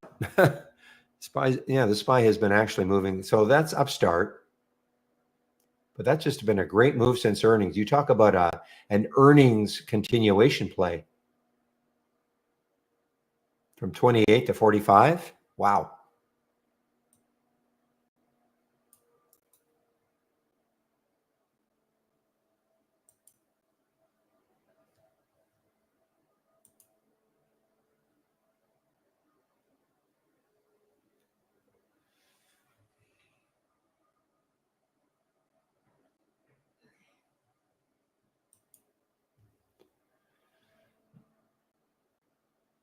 Well, here's another one, guys. Another really, pretty steady up. ALAB, and nice on the 5, nice on the 5, nice on the 3, and the next high looking left is about 48.80. Is that right? Yeah, 48.80 is the next high looking left. So if a ALAB, can get through that, then the next high is way up here around $54. So, well, just stick an alert there and see if it can take it out. 48.80. So I'll put an alert at around 40, just a little bit above that. Try to eyeball it. There we go. 48.94. Right click, create the price alert, done. I don't have to watch it.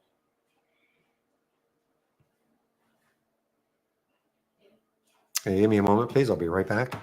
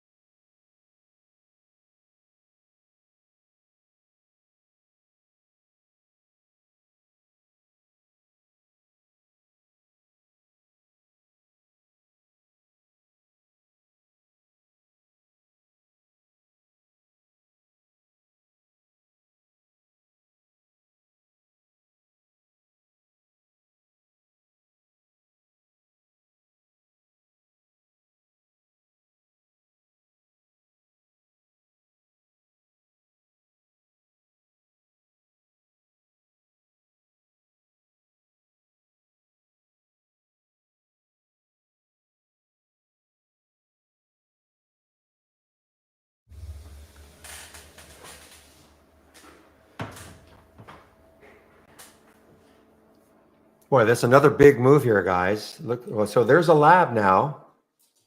Now, wow. I mean, look at the room it's got. This is not an earnings play. So the semi sector. Let's take a look at SMH. Just keep a track on what its sector is doing. Sector is, pretty well. It's up a little bit.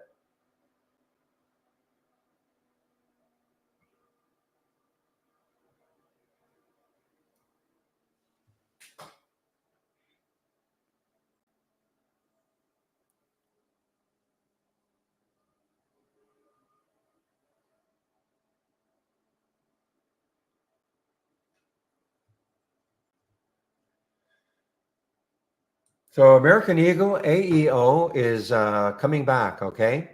It's almost, well, not quite, 98 cents below yesterday's close.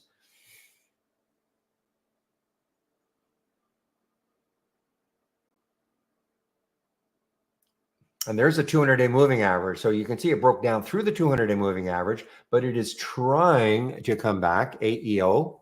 It's an earnings play.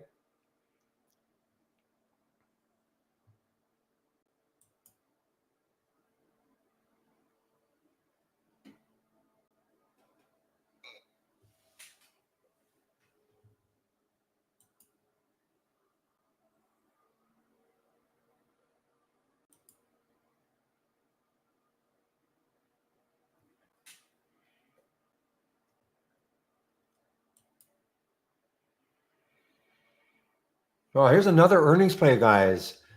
ATAT. Don't know anything about this company. I can see it's a China stock, ATAT, and it has room. $19 is the next high looking left. Okay. That's on the daily chart. It's through the 200-day moving average, which is at 1795. So a little bit above the 200-day moving average. It's an earnings play. Not a ton of volume, 416,000 shares, about 3 times normal up to this time of day. Spread is, not terrible, 1806, 1811. I'm certainly interested in this. Oh, wait a minute. 1825 is actually the next high looking left on the daily chart. So I wish that weren't there. I wish it were a straight shot to the 19 level.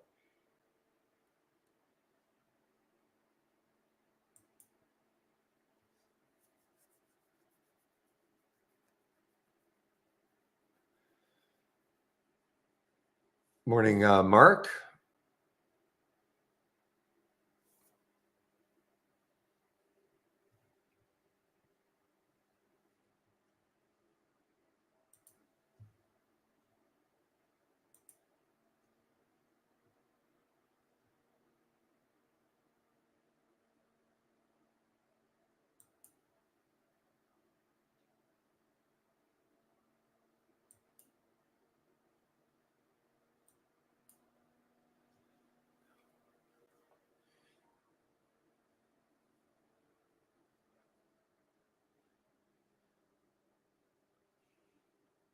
Well, I was just watching DG to see if it could bounce a little bit here. So DG was look how it was sort of flatlining, even on a 3-minute chart, a 5-minute chart, just basically flatlining here.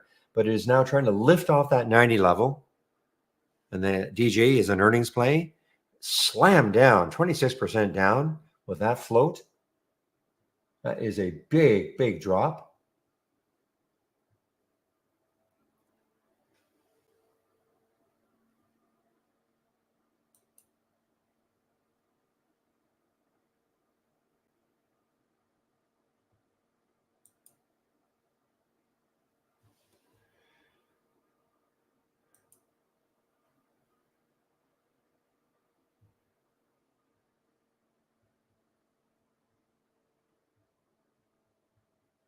All right, so this is okay. So GameStop had a little bit of news this morning. Okay, so GME gains after ending credit facility to rely on cash at hand.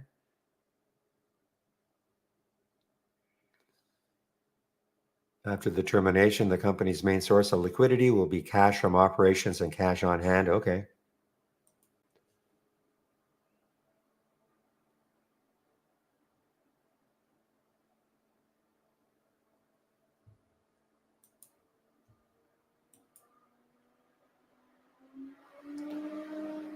Remember the last time we saw Ray, it had just won a race, and now look at Ray go.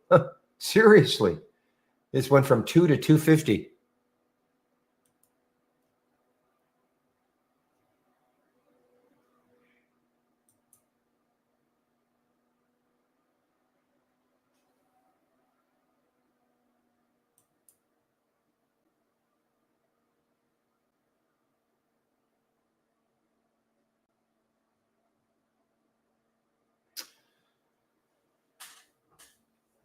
This is pretty amazing with the gap. I mean, how long it's been halted for news. I mean, I guess they're got to be careful of what they say, and who are they going to blame?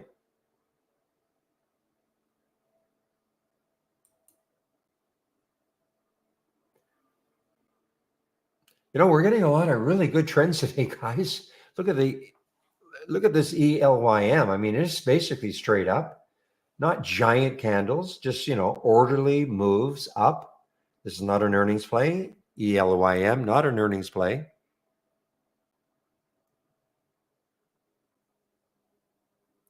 $7.99 is the next high looking left on the daily chart. So it's got some room. Let's see if we can pause a bit.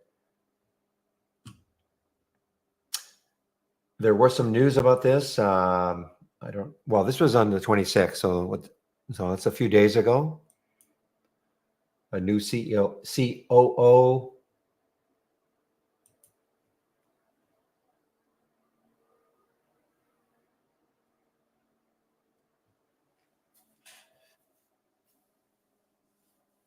Okay, Shaw, I see what you're saying about SoxL. I'm talking to Shaw in our YouTube room.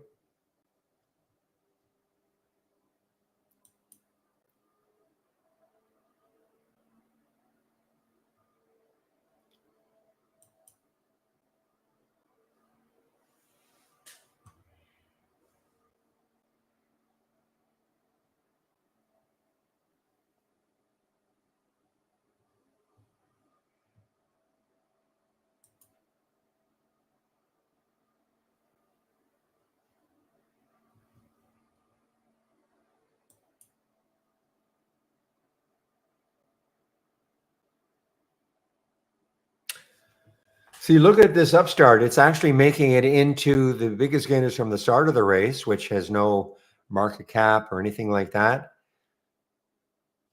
And of course, large cap gainers, it's also on this one. So in a couple of races, UPST.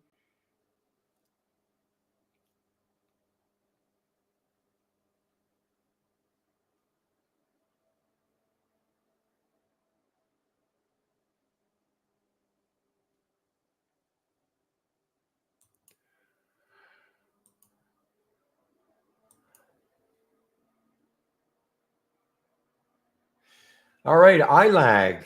Boy, some of these, I recognize these symbols from weeks, months ago, and I haven't seen them since.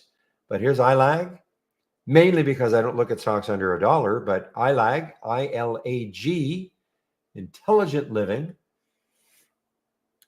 Again, low float.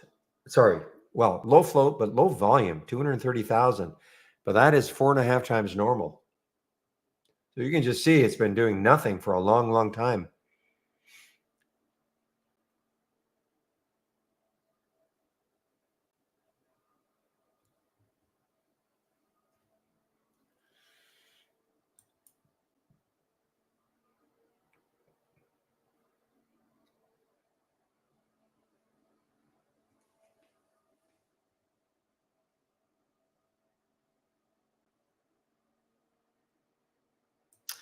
All right, our friend ASTS, okay, after a tremendous run, about 3 or 4 days of kind of pulling back, but now maybe it's trying to move higher. Well, it is trying to move higher again. It's up 7.5%.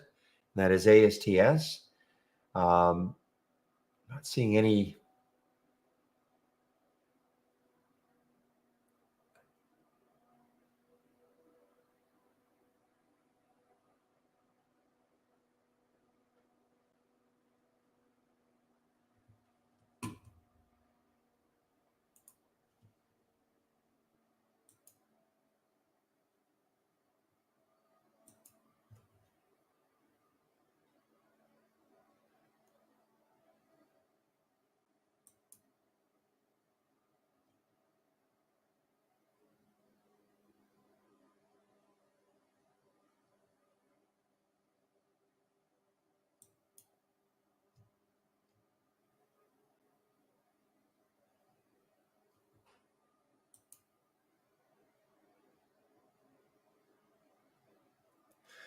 All right, guys, what time is it now?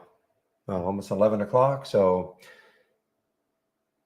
let's take a look at BBIO. BBIO.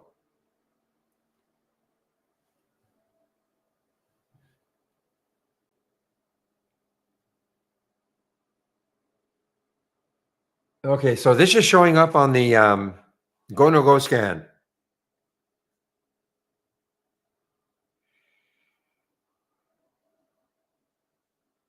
You can see the pattern: orange, pink, purple.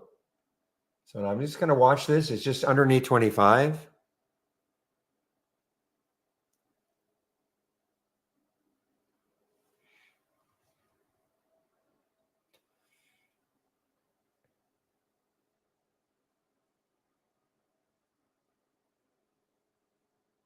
Okay, so Dave and anybody else, okay, if you just purchased the Go No Go charts and you're wondering, well, why am I not seeing Go No Go charts?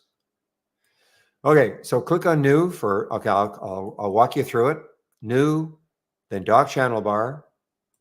I know you've done this. You click on the Go No Go charts channel. And so this is what you're seeing. You're not seeing a go, no go chart. I understand you're seeing just a normal bar chart. So first thing, if you can click, you should see symbols here. Click on any symbol, doesn't matter which one. When you click on a symbol, does it turn into the go, no go chart?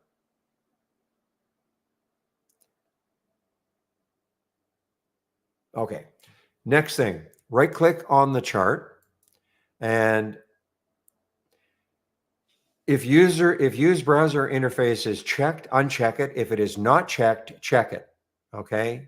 I think it's checked for most people. That's the default. So just right click on the chart and then maybe uncheck use browser interface and see if that works. Okay. Now, if you probably should be on the latest beta, because you wouldn't have to do that unless you tell me you're on the latest beta. Do you know if you're on the latest beta? Would you know?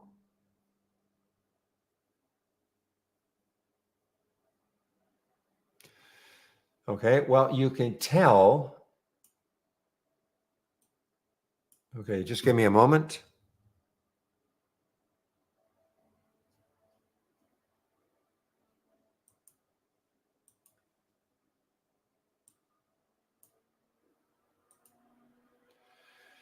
So the latest beta, where are you?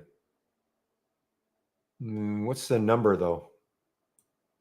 See, I can't tell because I'm always on a development version.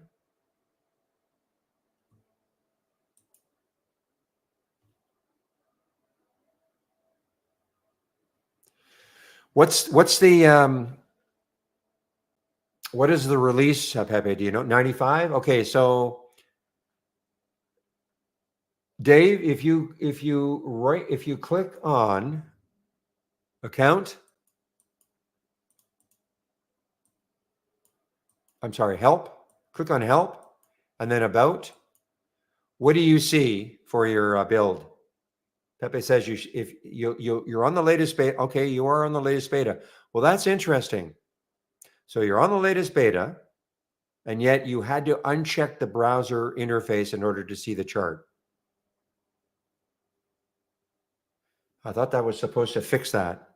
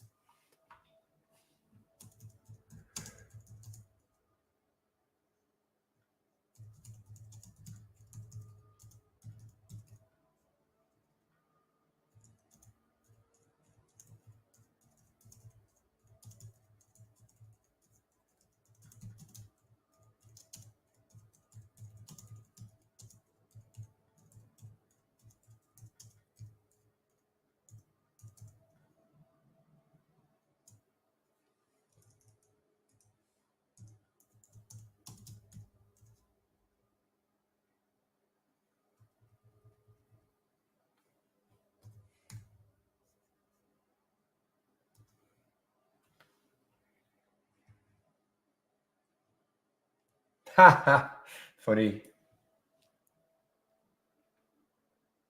PJ. Okay, guys. Yeah, I'm concerned. That latest beta was supposed to cure that in terms of the go no go charts. So I've passed that on.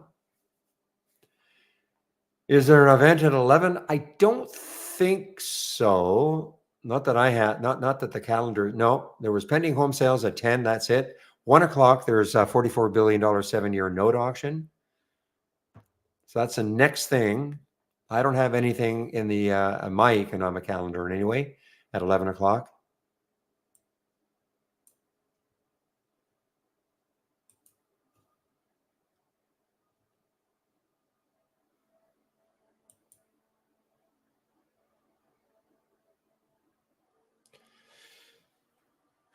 Well, this one is not dead. Okay. The TCBP is still not dead. 29%. It's up 29%. It's up a lot from the open.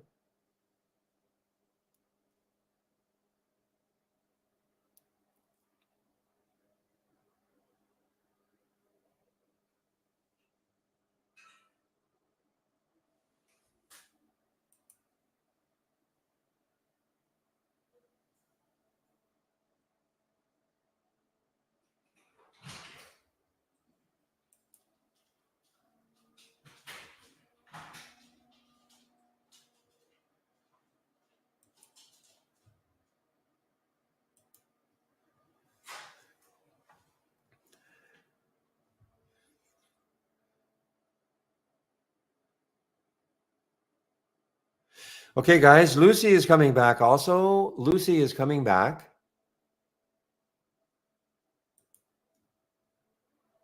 Little move here for Lucy. You know, if we can get over 6 again, this could be could get a run. It hit in the it hit 7 or so.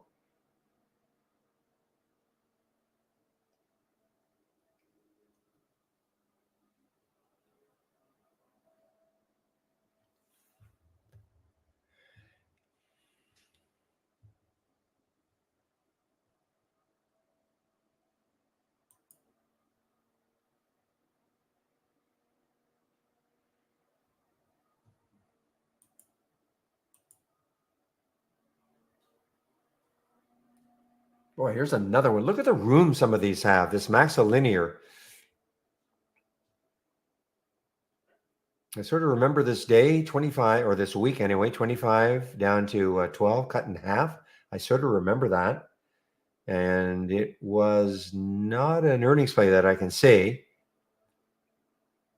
The high last week looks like 24.41. No, can't be.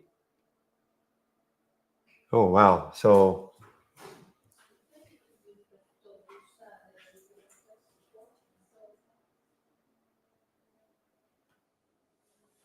something's weird here.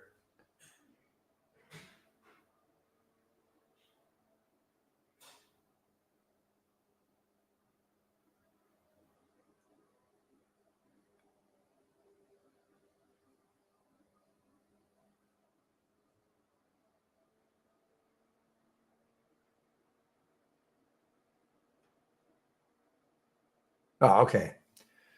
I just was looking at it incorrectly. So we're at 1284. The high last week was 1298. The week before that was about 1271. Then the high up here is 1442. So you can kind of see if it can say break out over 13, there is some room on the weekly chart for MXL. So that's what I'm going to do. You can kind of see, look at the daily chart, just stacked up right there. So I have already put a price alert at 13 to see, first of all, if it takes it out.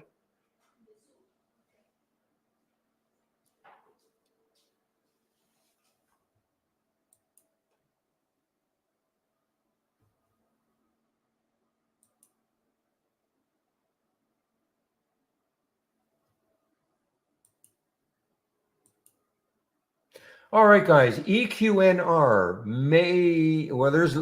there's Lucy. Wow, Lucy already back right back up to 6.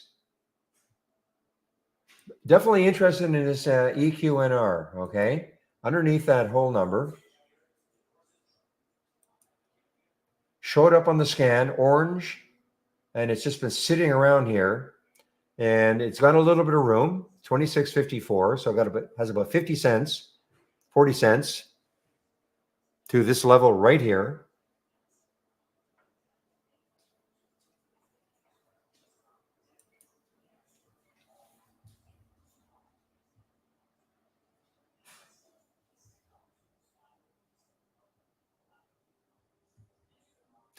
Yeah, Lucy, over 6 now.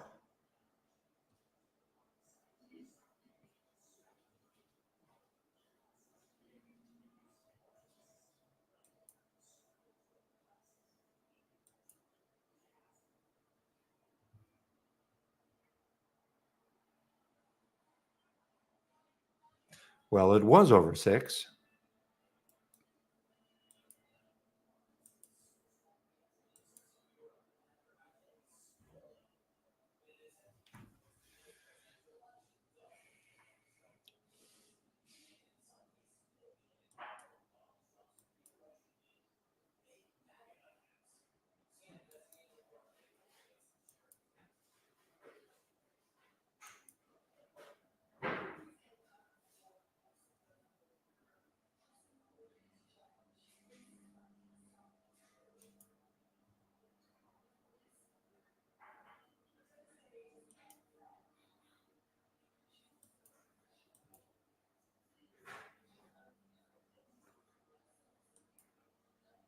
Come on, EQNR, do something.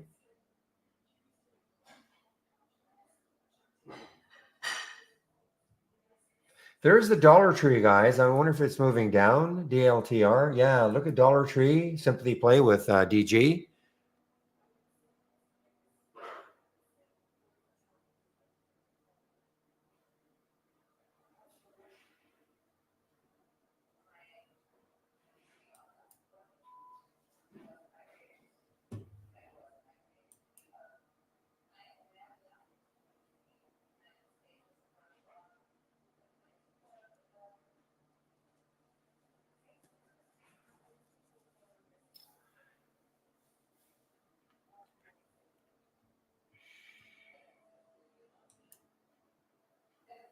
Market is still hanging tough up here.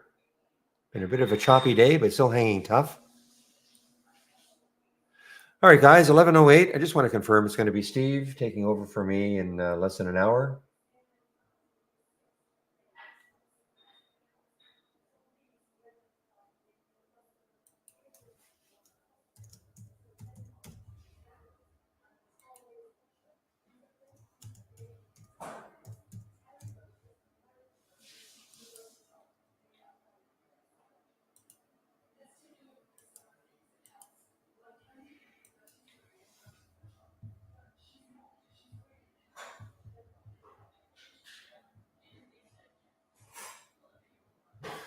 Well, better than the full Monty.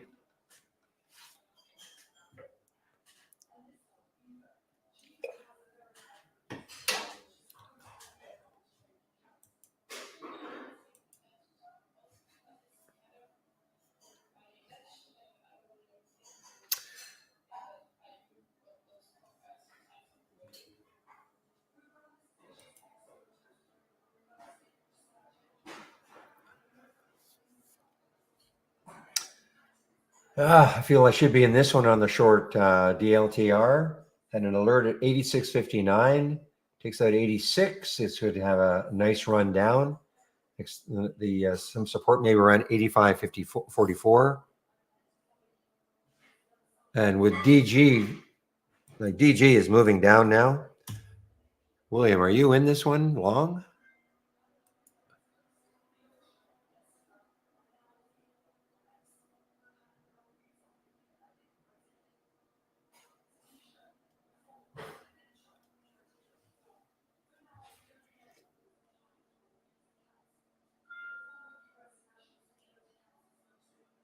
Okay. Where could this go on the monthly chart? I know you're long, so is there any support on the monthly chart that's wow? I mean, it's 15%, so it's way, way near the bottom of its lifetime range. Yeah, I don't know where that's going to be. I have to scroll back. We got to go back here to 2018 to see these lows. 6 years ago, so who cares? I mean,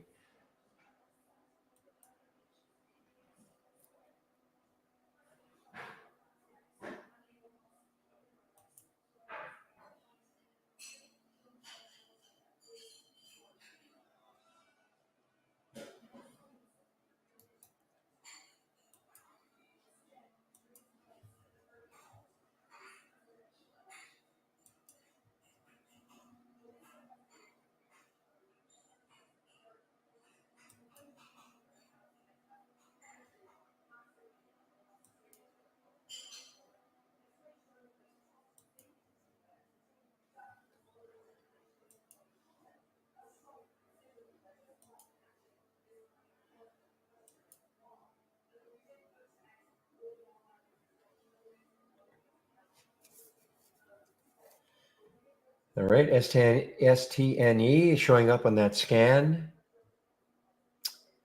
Most of these are all on the short side. Too close to that whole number for me. Yeah, not a lot of room. I mean, 1281 is the low yesterday. Not a ton of room.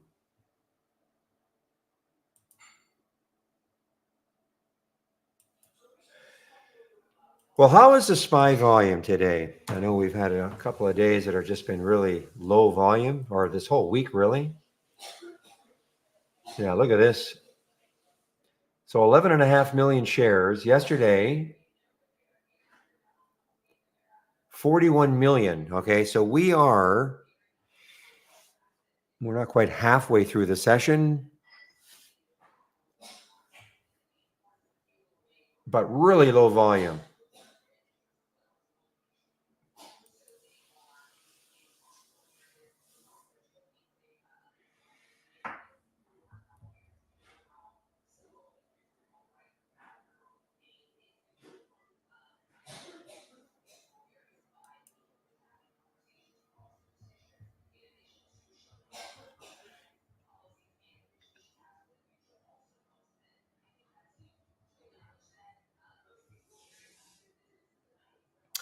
Well, to me, Lucy is the one, guys, that maybe later on in the day, okay? Maybe later on in the day, I'm talking about in the afternoon, maybe gain some traction.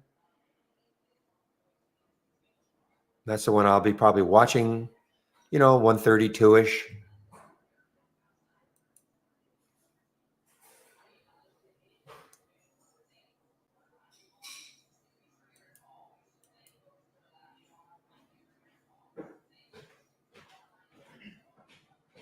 Yeah, DG is dropping like crazy. You're right.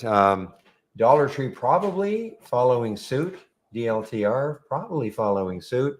Yeah, Dollar Tree and DG. DG is an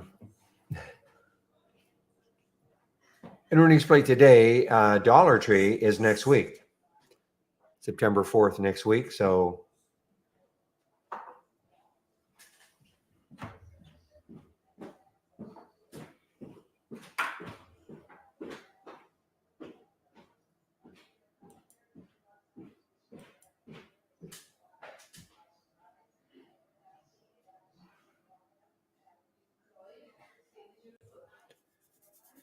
well, somebody was telling me the last time I saw these earnings plays for DG and Dollar Tree that they're not really the same.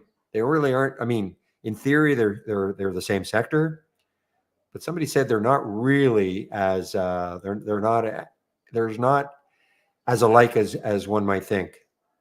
Maybe that's how I should phrase it.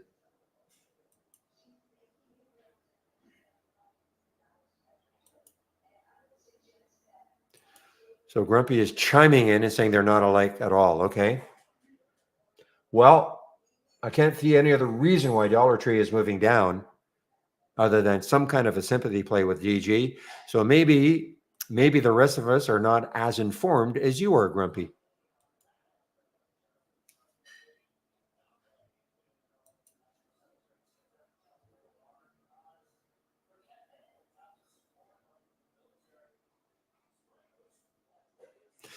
Just because it had it's a low float and it had the big run at the beginning of the day.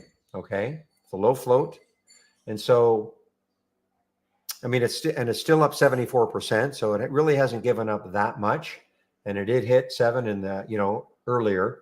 So it's just one of those that we see time and again. Not necessarily it's going to be this one, but one of those ones that really active early in the early part of the morning, and then they kind of do nothing.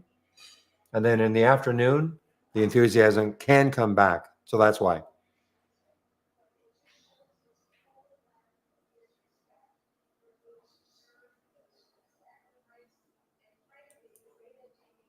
I mean, it's not necessarily going to happen, of course, but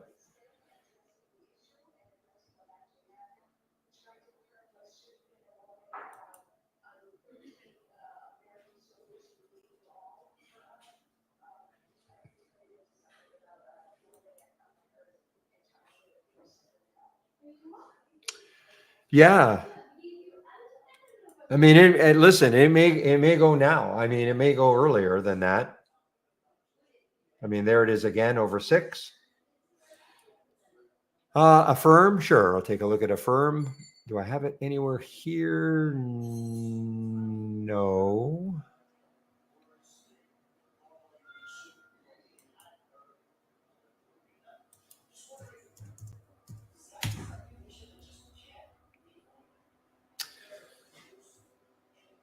So actually, on a 3-minute chart, right there was the. Well, I wonder if we got an alert on that one. Right there, you can see the transition from orange directly to blue, and that would have been an alert right there at $40, and got up to 42 something. I want to see if that one triggered.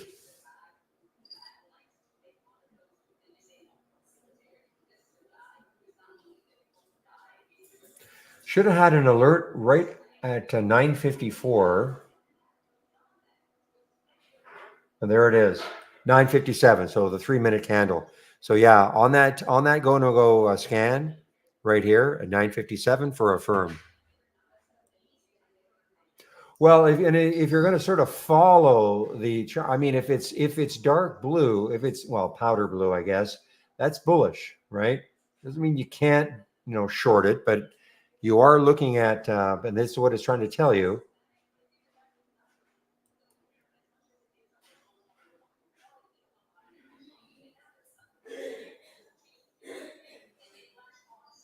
And so if you had taken this one, you would have been in it. Now, the minute you start seeing this little transition, that's when you start to say, okay, the system is saying, or the way this works, is saying, we're not as bullish right now. So, you might want to lighten the load. Doesn't mean get out of the stock completely, but it's just giving you a warning that we're not as bullish.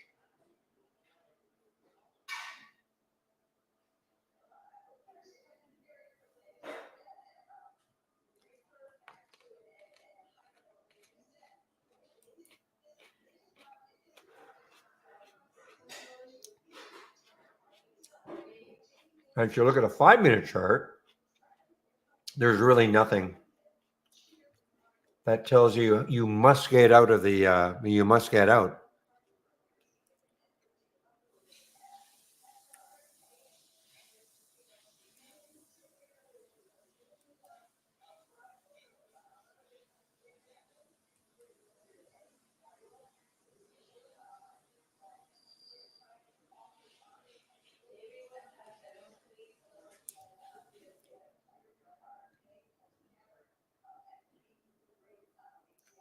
So again, guys, if you have the go no go charts and you want this scan, okay, this is the go Momo 3-minute. It works on a you should have a 3-minute chart up. Then you'll understand what it's looking at.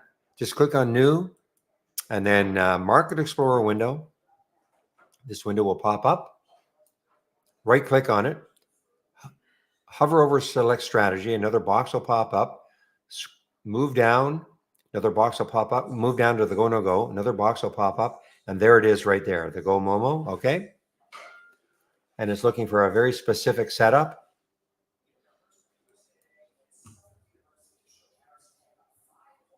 Look at the APLD as an example. I thought about taking this one. So if it goes from orange directly to deep purple, or with no more than one bar in between, then you get the alert. It scans for this pattern right here. And of course, the deep purple is suggesting a short. So the alert would have been around 437, and before it pulled up at all, it got down to 4. That was a nice percentage move. Now, do they all work? Of course not. Then you always have to, look left.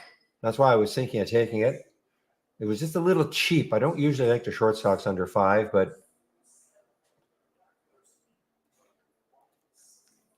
as always, you have to look left. Okay, if you're going to take a short, just because the pattern has been identified, you still have to look left to say, okay, where could it keep going before it hits some support?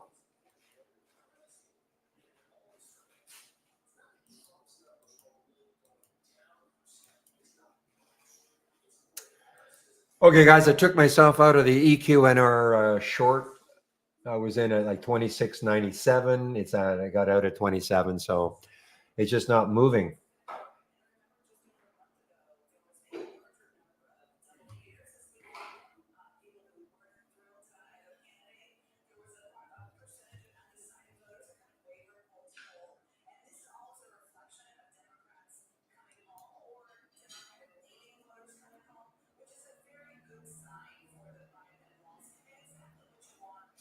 Boy, the gap is still halted for news. We know what the news is going to be, but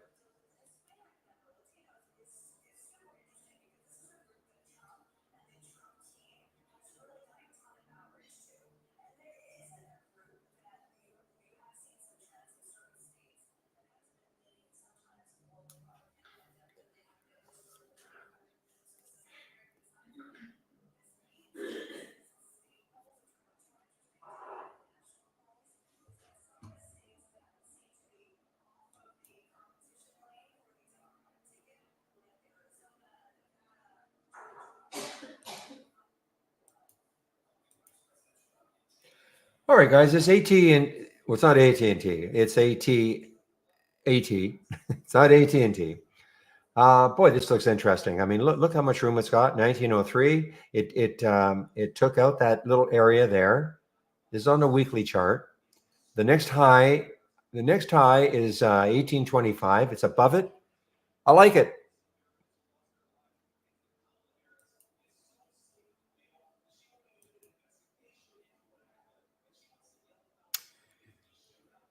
Is it really? I decided to unthumbnail that one. Draw JBDI. So let's take a look at JBDI.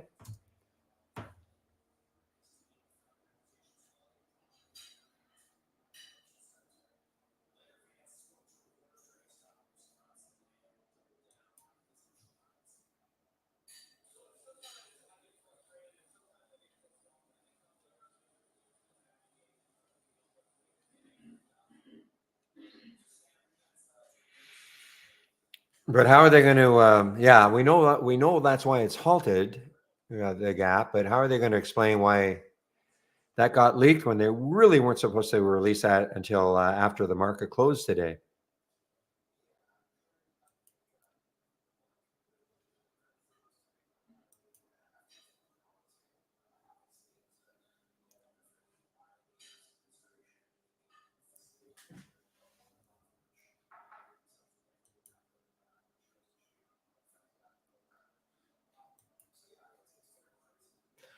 Boy, this has not had any pullback yet, guys. This ELYM, it just been straight up. Little bit of a pause right there, but straight up. Look at it on a 5-minute chart. Straight up on the 3-minute chart and the 5-minute chart, basically.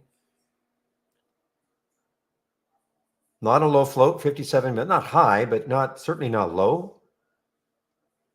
And the only news I can see is yesterday. On the 26th, they appointed this guy as a CEO, and this guy as an SVP, and that seems to have really put some juice into this stock.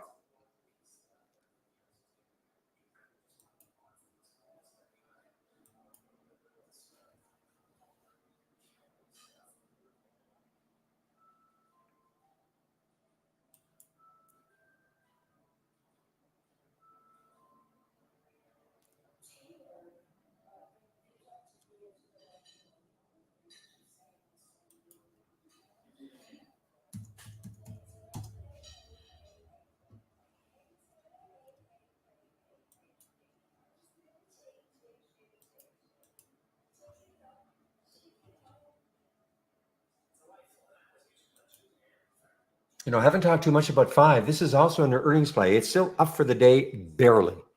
So it's 6 cents above yesterday's close. You can see it right there. So it's actually fallen quite a bit. I mean, it got as high as around 84 in the pre-market, looks like, and now down to looks like about 84 in the pre-market. So it has fallen about $5.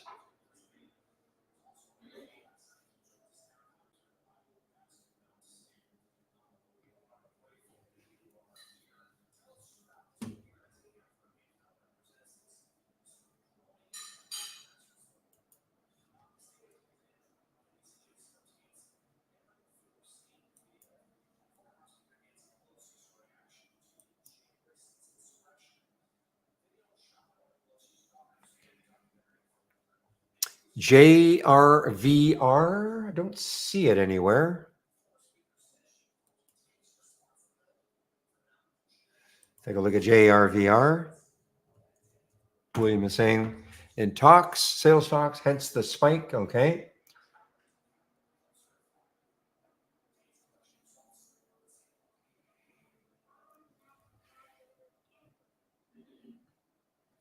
I think the reason being is that in here,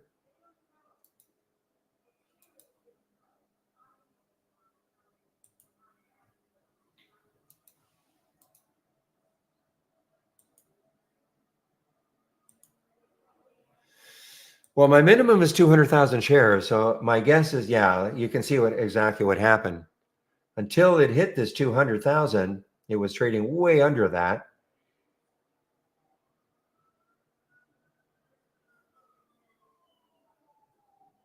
So my guess is that it's going to start to show up, but it's halted right now. Or is it not halted? Not halted yet.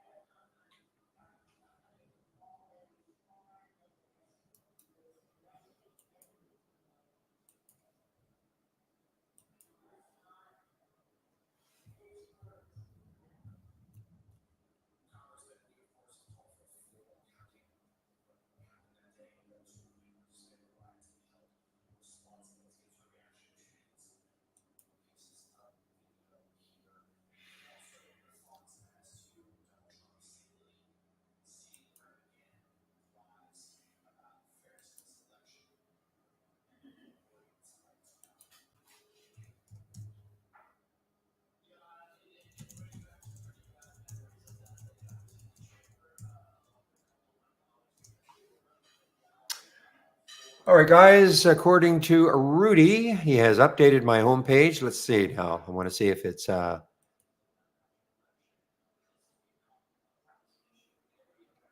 Rudy at Trade Ideas. Again, he's the gentleman who looks after my homepage. So I want to see now.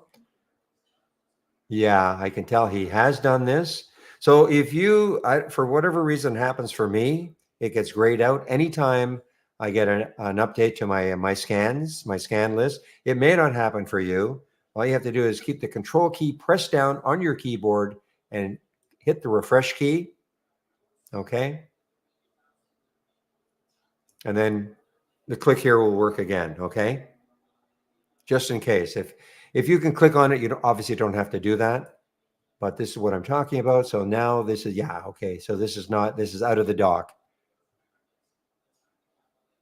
Thank you yesterday for pointing that out to me, Pepe.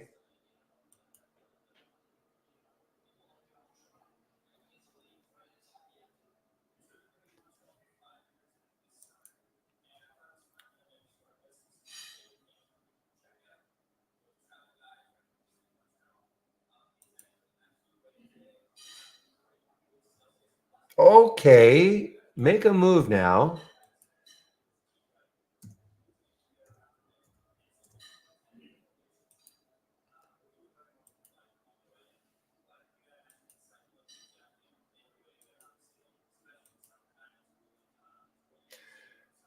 Okay, guys, just got a confirmation. It will be Steve in our YouTube room in about, half an hour or so.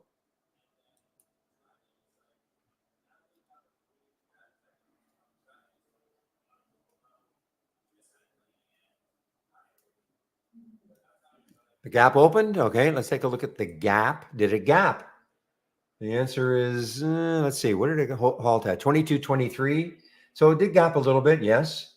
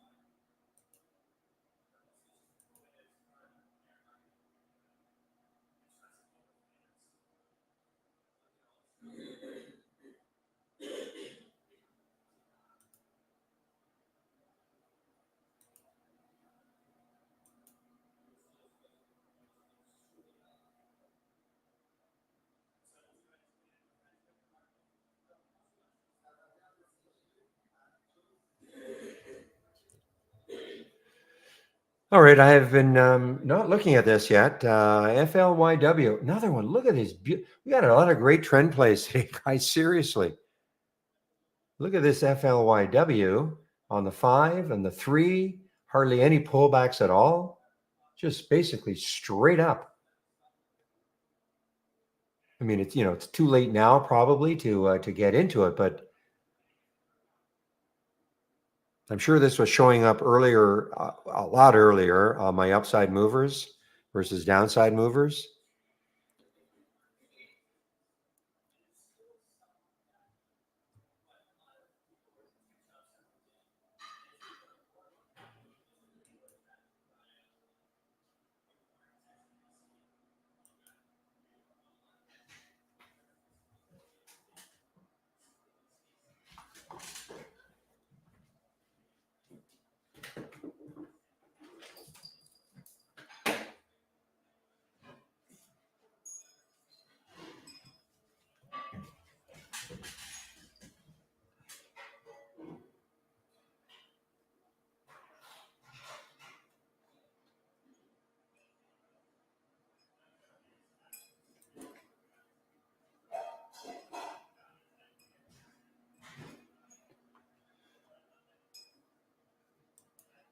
All right, guys, GWH is now halted. Wow, look at this. So this had a big pop here. What's the volume like? Not a lot of volume yet. Anyway, only 78,000.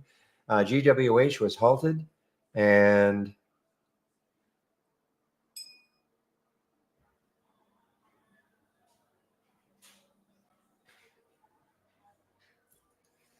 this was an earnings play way back here. It did nothing, absolutely nothing. Look how it just flatlined. And for some reason, 3 days ago, it had a nice pop. I wonder if we can find any news on that.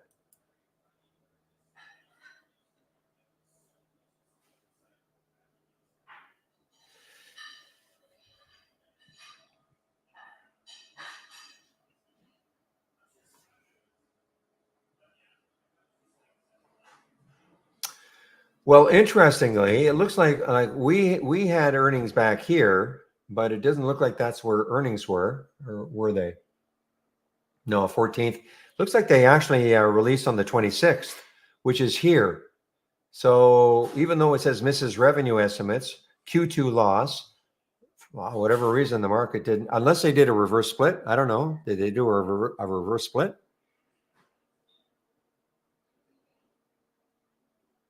I don't think so. Anyway, this has just popped up here.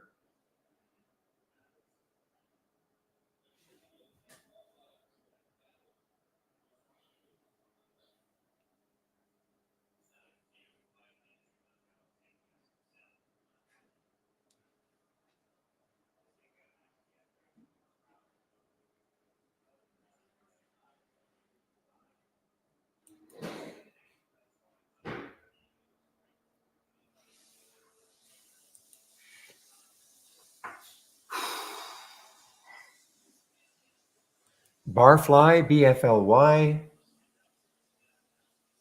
Yeah, I mean, I guess it's got room, guys. 124. I mean, that's the next high looking left, I believe. It's right at 109. That is the next high looking left. It's right at that. And then after that, you've got 124. It's not typically what I like to trade, but some of you might like this one.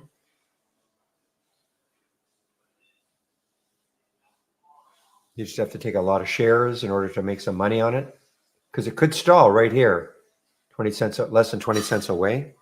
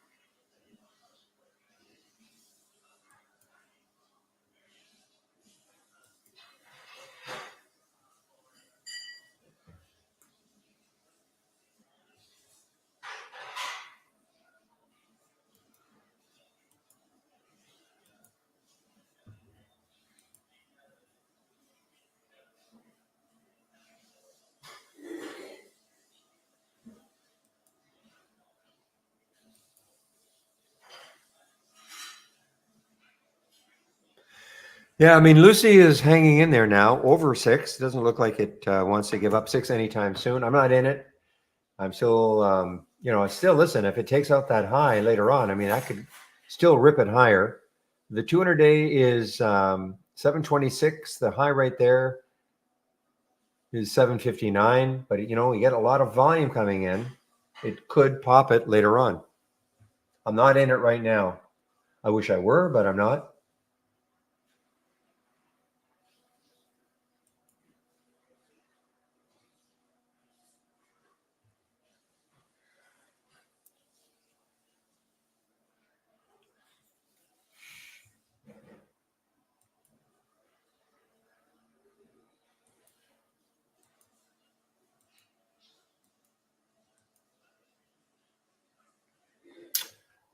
Well, guys, I took myself out of the AT&T or AT&T. I'll look at it later. Another little loss on that one. I had a little bit of a gain on it, but it just did not want to sustain. So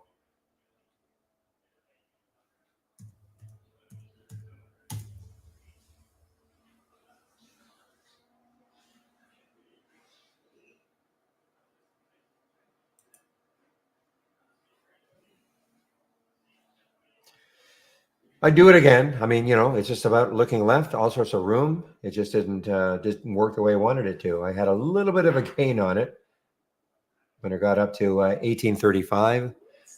I was in at 1826. So, but out of it now.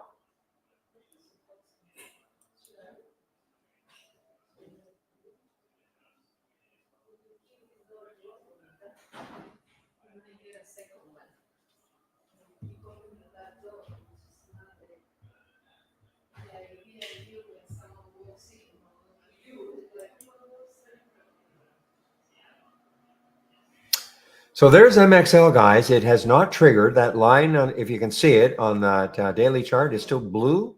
Okay, so it has not triggered. I think the trigger is around 1308. So there's MXL. It gets up to that 1308.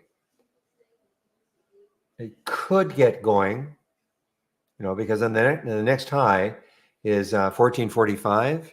Remember, I had the huge drop.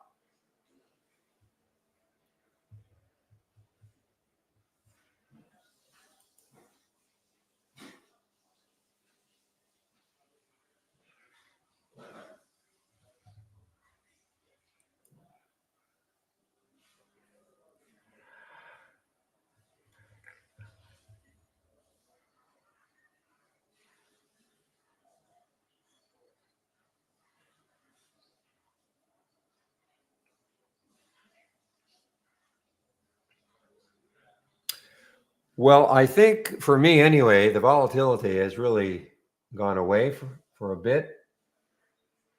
I'm just not seeing big moves anymore.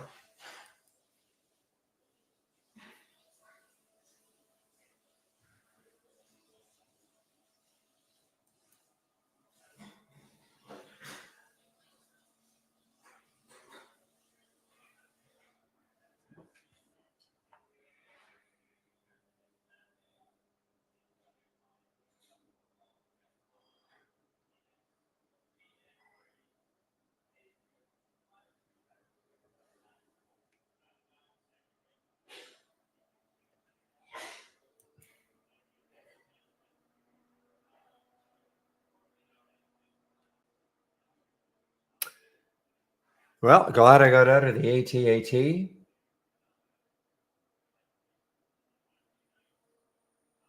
Nerdy, NRDY, okay? Nerdy Inc. No, I just don't like it. I mean, I'm looking left. I see some areas where it could easily stall. FEMI, FEMY, let's take a look. Well, here's the 200-day moving average. And, even the next high is pretty close. Don't like it. When you mentioned NNE is now above yesterday's high. Boy, this has been after rocketing a few weeks ago all the way up to 37, right back down to 11.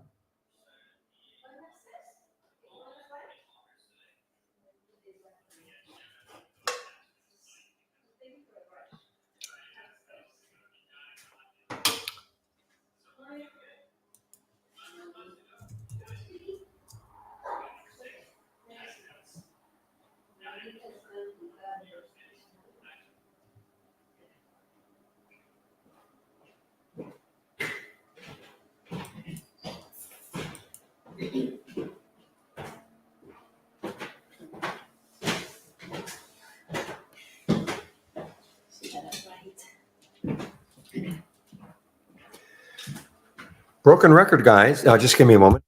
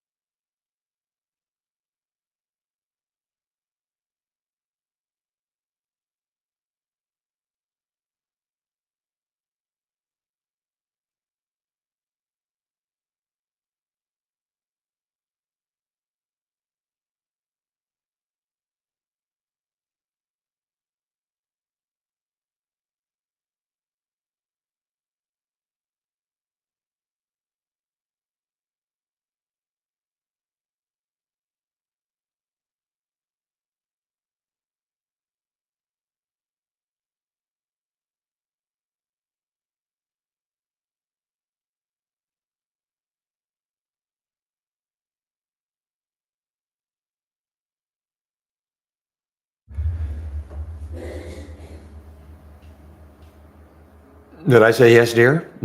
Maybe. All right, guys. Look at this. Again, broken record. ELYM. Is this shortable for me? It is shortable for me. At some point, you would think this is going to. I mean, right now on the weekly chart, the next high on the weekly chart is 799. Oh, you could hear her. I see. Okay. Walking up to me, right.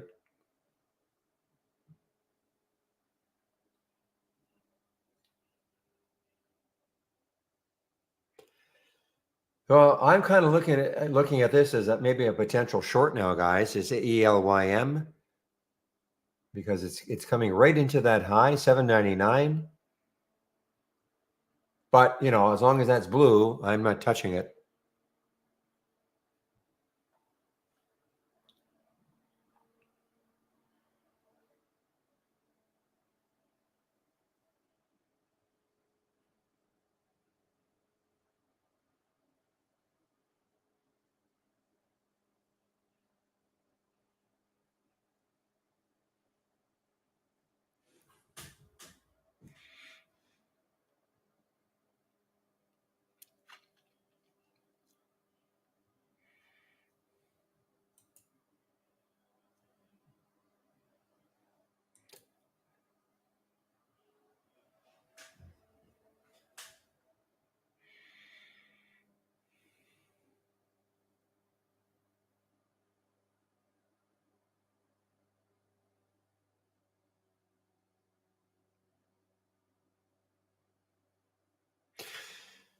Oh man, Lucy.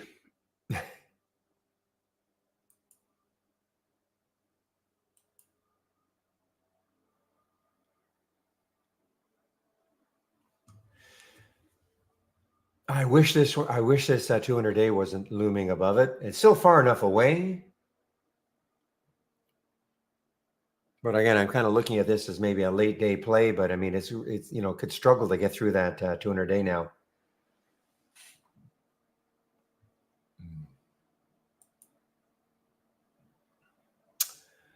Loves Lucy.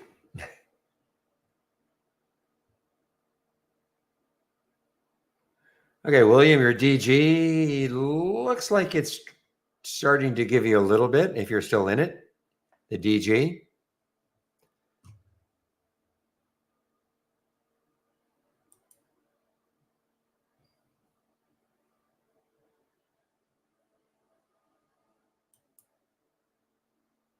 Oh, really? You got out for a little loss. Okay. Okay, now that AT squared. How's that? AT squared coming back. I may take a look at it again. If it gets back up to this area and that turns blue, I might take a look at it again. Just because it's got the room. It's got all that room. Could keep moving. Earnings play. So it will be active all day. Should be active all day.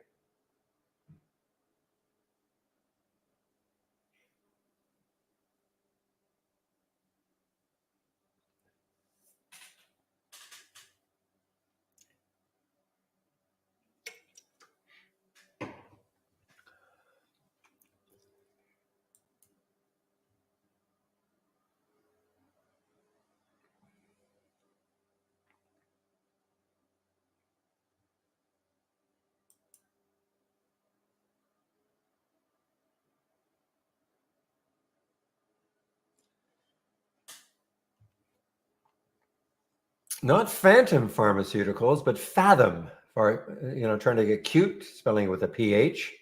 Okay. So this one is, I thought maybe it was an all-time high. No, so it must have done some, I don't know, maybe not. No reverse splits, 48 million, probably not. But it's certainly at the low end of its lifetime high.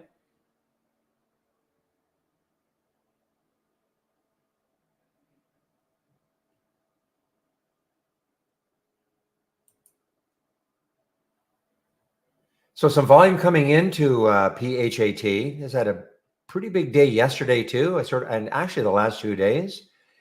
August 8th was earnings, so here was the reaction. So it's been pretty good since. Though this is a it's a bio. I don't know how much earnings really affects it.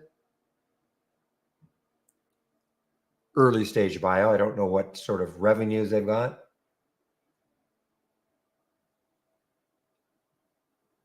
Probably it's not a low float, not high. 48 million in the float.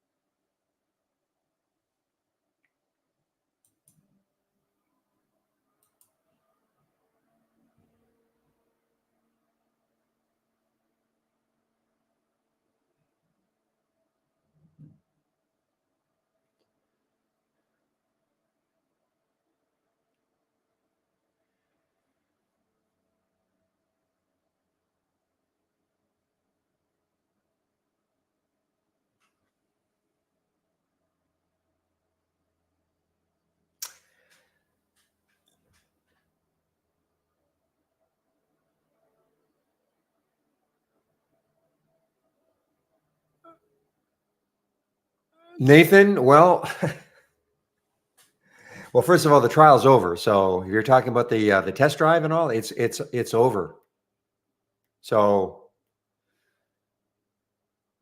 you can't start the when you say a 14-day trial, you're talking about the test drive that we just had. It was over on I guess on Monday.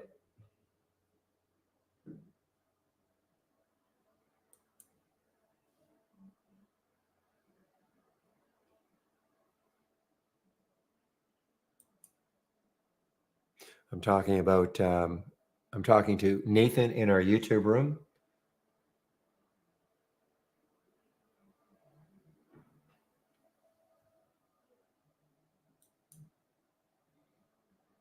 Boy, another one. Look at this PLAB. Another beautiful, beautiful trend. It's an earnings play.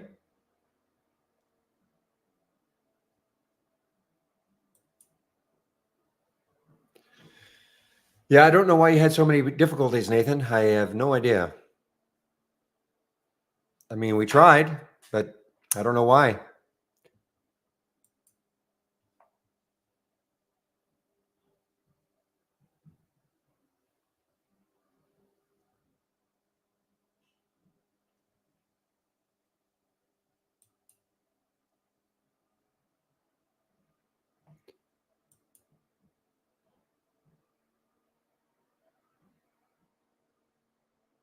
So this could also be one of, again, it reminds me of Lucy.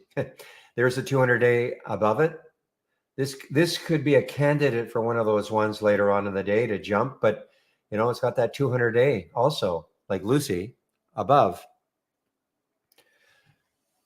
No, sorry. Well, Nathan, I mean, man, we have tried.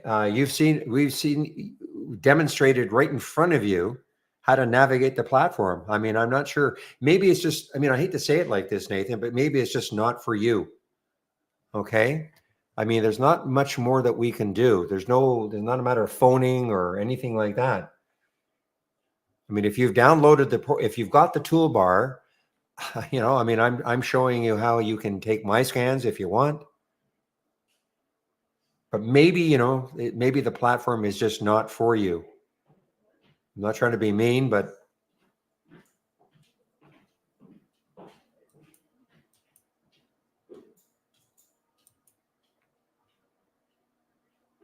well, if you went through the 10 short videos and you know what an alert window is, you know what a top list window is, you can click on file or new from the toolbar. Just give me one moment.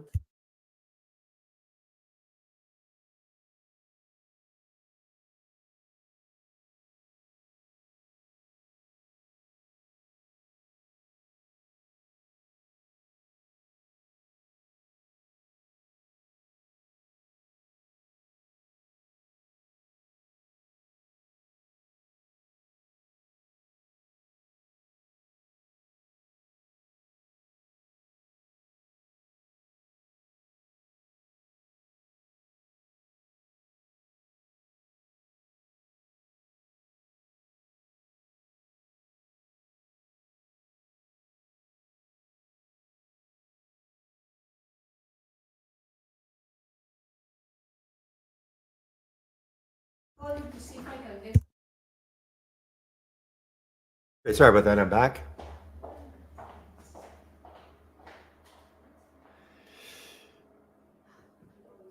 Well, Nathan, I don't know what to say. You are an AI in machine learning, and I teach students. Okay.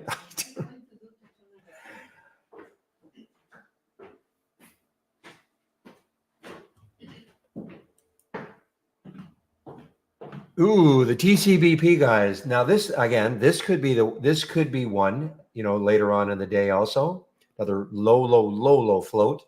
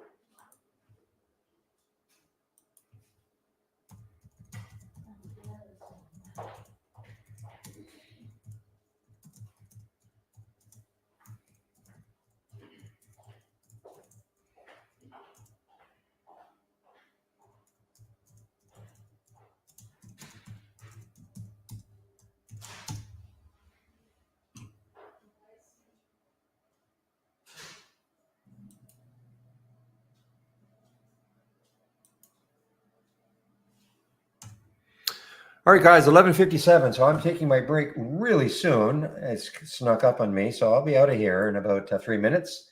So let me just put the announcement in.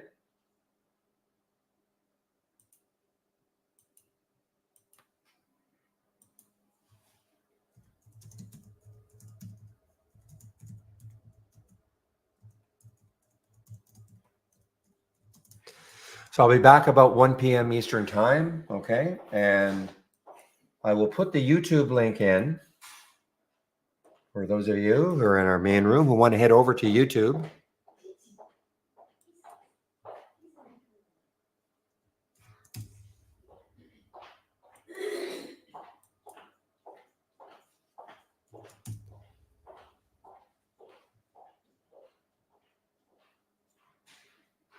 Okay, guys, so I'm just waiting now for Steve to show up.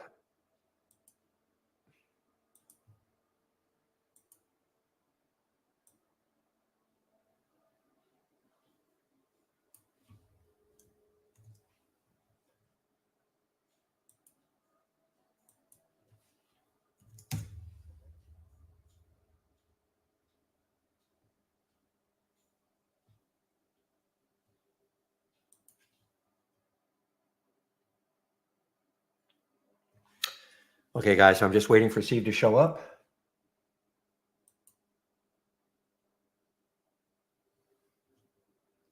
So we might have a couple of candidates in. Okay, I just wish the other two didn't have that 200-day, but TCBP could be one that pops later on in the day. Lucy, of course, could be one, but I don't like that 200-day. And well, let's take a look at TOVX, maybe even TOVX. Maybe TOVX, but it's come back a lot. Okay, Steve, I heard you just pop in there. Okay, guys, Steve is in our YouTube room right now, so I'm going to put myself on mute in the main room. We'll see you guys in about an hour. Mr. Steve Gomez, how the heck are you today? Hello. I'm not doing a whole lot. I feel good because of it. I risk off. I have a risk off glow about me. Oh, okay. Yeah. It's I was just waiting for this NVIDIA stuff to get out of the way, and I've been busy with a lot of other stuff. So I'll get into it with the group, but I haven't really done a whole lot. I've done no trades at all today. So. Right. Well, and the SPY volume is so low, decreasing again today. So next week, next week, of course, we start the new month. But September, as you probably know, September is historically the worst month in the market, percentage-wise. It doesn't mean the volume won't be there. Seasonally. And then October is, I think, the most volatile. Yeah. But as you know, we're both in August here, and it's very typically, I mean, the whole continent of Europe goes on vacation in August, pretty much. And so it's always really slow. And then right at the end of August, it's really slow. And then it seems like, coming back from Labor Day, it takes a few days, but the market starts to find its footing later in the week. So just keep in mind, people listening. Yeah. And I know you won't agree with it, but yeah, in Europe, I think they have mandatory 6 weeks vacation right from the get-go. You don't have to. I would agree with that. You don't have to wait 30 years to get 6 weeks. Oh, to acquire, yeah. Yeah, I mean, it's 6 weeks right off the bat. Now, I can't speak for everybody, every job in Europe, but that's my understanding. I've seen a lot of videos of millennials moving to Europe, and they're telling us why they like it. Yeah, and that's one of the things is the more relaxed pace. Well, and it's mandatory too. It's not that, just pay me and I'll keep working. I mean, it's mandatory. You take the time off, and got to be something to that, because when you look at the all the country rankings, those Scandinavian countries are always near the high. They pay a lot of taxes and all that, but hey, gotta be something. On the flip side, we could look at Japan. They don't have that mandatory 6 weeks, and those poor people are sometimes jumping out of windows in the past because they're so overworked. And so the Europeans understand you can't do that to humans. Exactly. All right. Well, getting that out of the way, I'll see you in about an hour. I know you. I'll try to get back about 5:02. Okay. So. All right. Thanks for spelling me. We'll see you in about 55 minutes. Yeah. See ya. Okay. Bye-bye. Hello, everybody. So maybe you heard me tell Barry, I don't have any positions. I've done 0 trades today. A couple of reasons.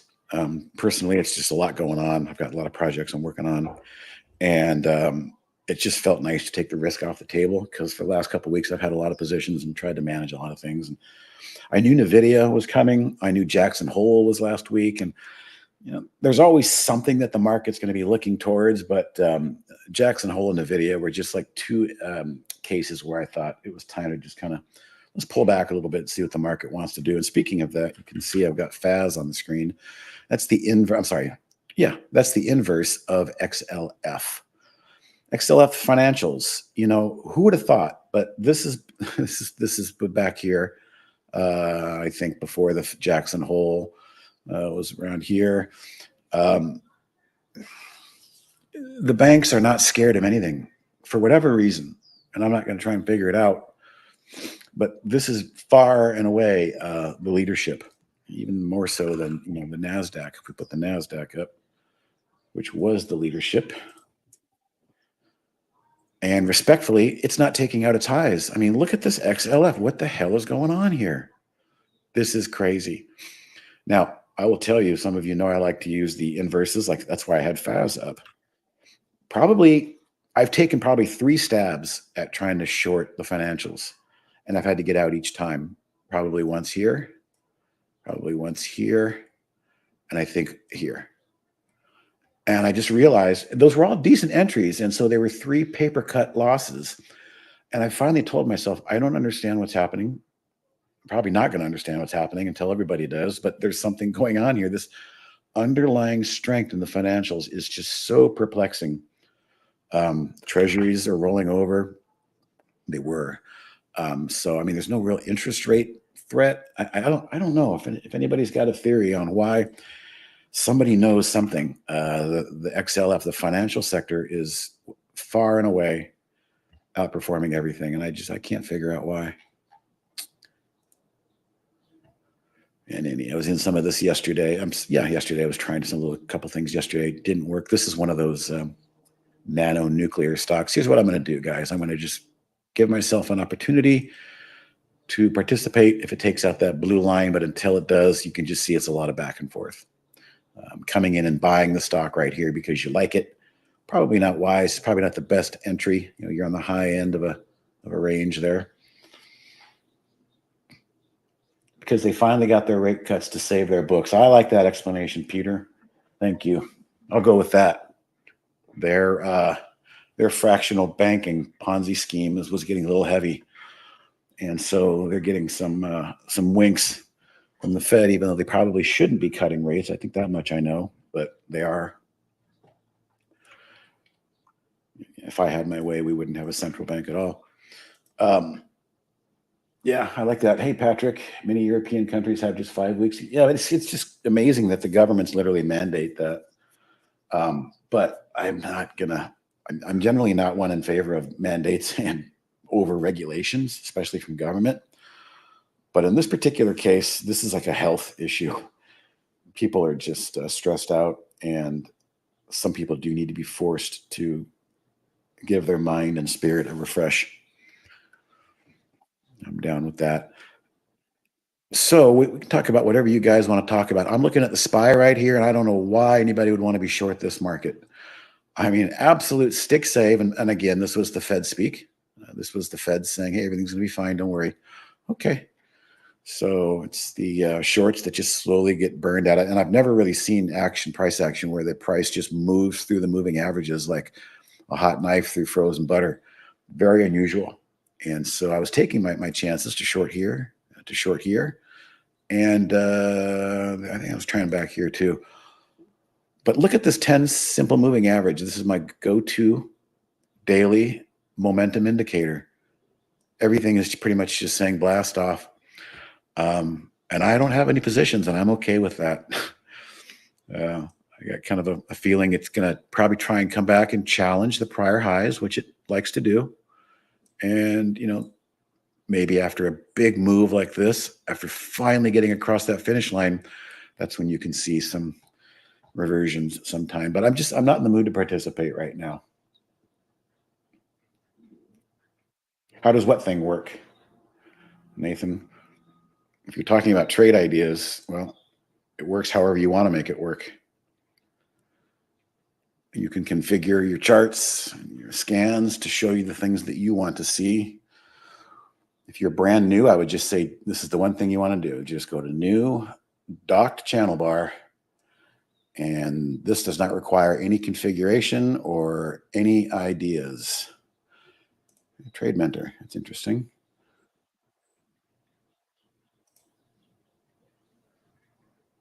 That's a live link to our room here. Explosive winners, this is the stuff that's going to be in action, in motion. AAPL, Apple is on there, for instance, it looks like.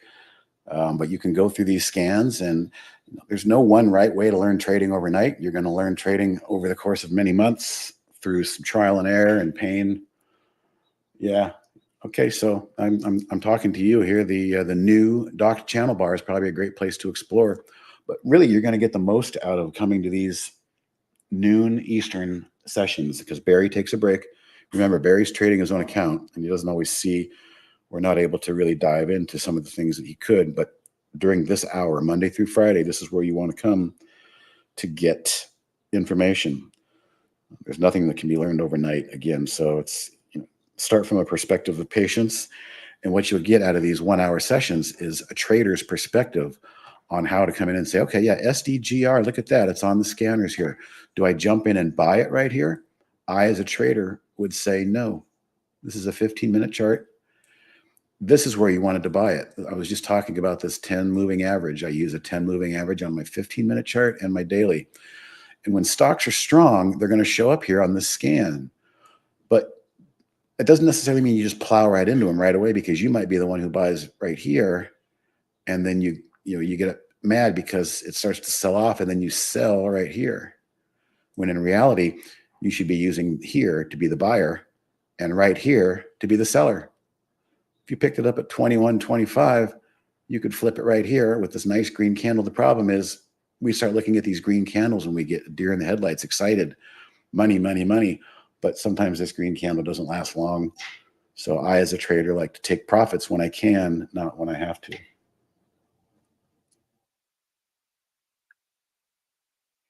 Step-by-step process for familiarizing yourself would be, I'll give you the link. I'll drop it in here. Hold on a second. Is our documentation. And it starts off with a very simple welcome, getting started, the whole thing. So I'm just going to start at the first chapter. They're on the left side. I'll pull it over here so you can see. All these chapters will take you through the program. All right, so I'm going to drop this link for you. And then as you acquire questions along the way, come in here and we can, help clarify them for you. But that'll get you familiar with what is a top list, what is an alert window, what is a multi-strategy window, how to configure charts, the technical part. You're welcome, Nathan. But again, I highly recommend, coming in here on these 12 Eastern 1-hour sessions. There'll be a different trader each day. And bring your questions with you, and we can walk you through and show you some things. But more importantly, we can give you, as a new trader, we can give you ideas. Here's my SPY 15-minute, right? Right here, this 562, you see how we had a whole hour's worth of sideways price action? And we have a rising 10 SMA, simple moving average. The minute the price touches that, I think it triggers algos and it triggers buyers to jump in and get aggressive, and the price pushes off of there. And then you want to look left over here and see, well, where's our nearest resistance? We can do that. We can zoom out and look at resistance and put a alert there. So let's grab this price alert and we'll put it right at the top of that little wick right there. And I'm doing that because I think the algorithms that run the market are basically going to come and push up and test. But once we test this level, anything goes. It could be a follow through of great proportion, or it could be a reversal. We just don't know. But what I want to imply, I think, to a new trader, Nathan, the first thing you want to avoid is don't chase green candles. Don't chase the crowd. Don't get excited because the crowd took off and then you chase after them. The algorithms and the price action has a funny way of just, machine washing you out of those trades. And then you look back 3 hours later and it's even higher and you're like, well, what happened? So try to be contrarian in your entries and your exits. And that means you're kind of being a buyer when they're selling at a level that makes sense. Again, I'll highlight right here to the SPY, the S&P 500. The SPY was pulling back. A lot of people were in indecision here, but the minute it pulled and touched and the time line brought this line into play, you can see how it easily kicked the price higher. So I try to keep things very simple. I try not to use too many indicators, and I try not to chase the crowd. I want to be one step ahead of the crowd. Great. You're doing the right thing, Nathan. And yeah, just get your questions ready for each session and we can walk you through some stuff. Wolfhound, hello. Sorry if I missed and I stopped out. Is that a guide kept up to date? Each update of the software I found in the past. There probably are some features that are not updated in there that could be. So the thing is this last 6 months here at Trade Ideas, we have done a ton of innovation. And so, a tree map. Okay, for instance, let's just take an example right here. Let's do this together. So the tree map, as you see over here, is literally a relatively new feature. And when this guide was made, the tree map was not in there. But let's just see. Okay, we do have the tree map, show tree map. So that was updated. It's not bad. Races have been a new feature.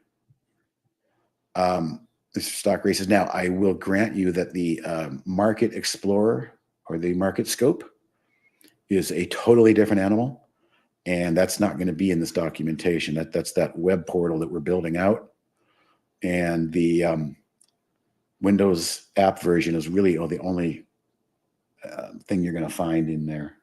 Is the go, no go in there?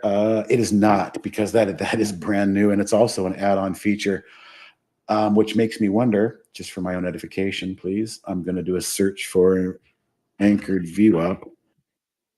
I don't know if Anchored VWAP add-on. Okay, the Anchored VWAP add-on is there. So the go, no go is so new, and by new, I mean a couple of weeks. That's relatively new. I appreciate the feedback on that specific one, Wolfhound. I'm going to ping the person who does the updates on the doc channel, and I'm certain that it's in progress, coming. And I say that because the Anchored VWAP channel is an add-on subscription, just as the Go No Go is an add-on subscription. So they're one and the same. So there's no reason why the Go No Go shouldn't be in there, other than, like I said, it's just a few weeks old. So I'll remind that person to please update the documentation, because I know there have been a lot of questions on that. Matter of fact, I'll do it right now. Let's just grab the right person here, and I'll remind her.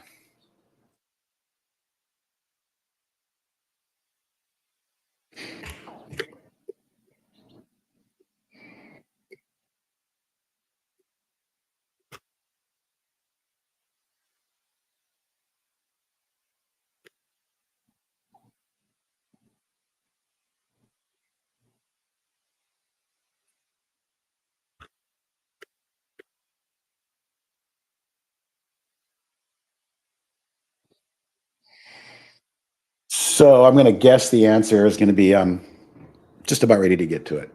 So trying to decide if I should spring for the Go No Go, but I would like to know more details first. Let's see today. I am definitely not the one to demonstrate Go No Go. As you can see, I don't use it. Now, I will say this for Nathan, if you haven't seen that yet, let's go ahead and bring it up. Because I maintain that the Go No Go is a pretty decent tool for new traders. And I only say that because I sit here and I talk and I ramble about what I like. Well, I've been doing this for 25 years, so I know what I like. But if I had the Go No Go charts come to me immediately when I first started trading, it's kind of nice to have that color setup tell you what to do, because I understand the human, especially new traders, you don't want to lose money, and you want to get your learning curve going as quickly as you can. And another thing I would say to that, Nathan, is the sim trader. So we'll talk about that too. Remind me to talk about the simulation trading, because that allows you to use trade ideas here and simulate trades without risking any money, and have a portfolio. And what that means is you're getting experience without taking financial hits and emotional hits. So to Go No Go, it's going to be right here. So I'm just going to bring up the actual deal. And I don't know if you've seen this welcome screen. And I think it's there, Wolfhound. And by the way, it loaded on the other page. I had to bring it over. If you haven't seen these videos, they're probably a great place to start. But essentially, we're looking for a color. And in this case, I'll highlight this example here, the USO. We're looking for this light green. And you can see all this is disregarded. Okay, we're getting some orange, kind of a neutral color, and then the light green. The light green is kind of the early signal, I believe, to enter. And then when it gets solid blue, it's kind of a confirmation. But look how quickly blue can turn back to orange. You're out. But then green, we're interested again, maybe take a position, and Look at that. There's no color change in that trade. So that's the concept behind the go, no go. And they're not candlesticks, as you can see. They are open, high, low, close line charts. And I did learn on these line charts before I went to candles, but the color coding, and again, this is coming straight from CMT, Chartered Market Technicians. This is not some formula created by a marketer. This is a formula created by chartered market technicians who know what they're doing. And if you've heard Barry talk about it, he's excited about it.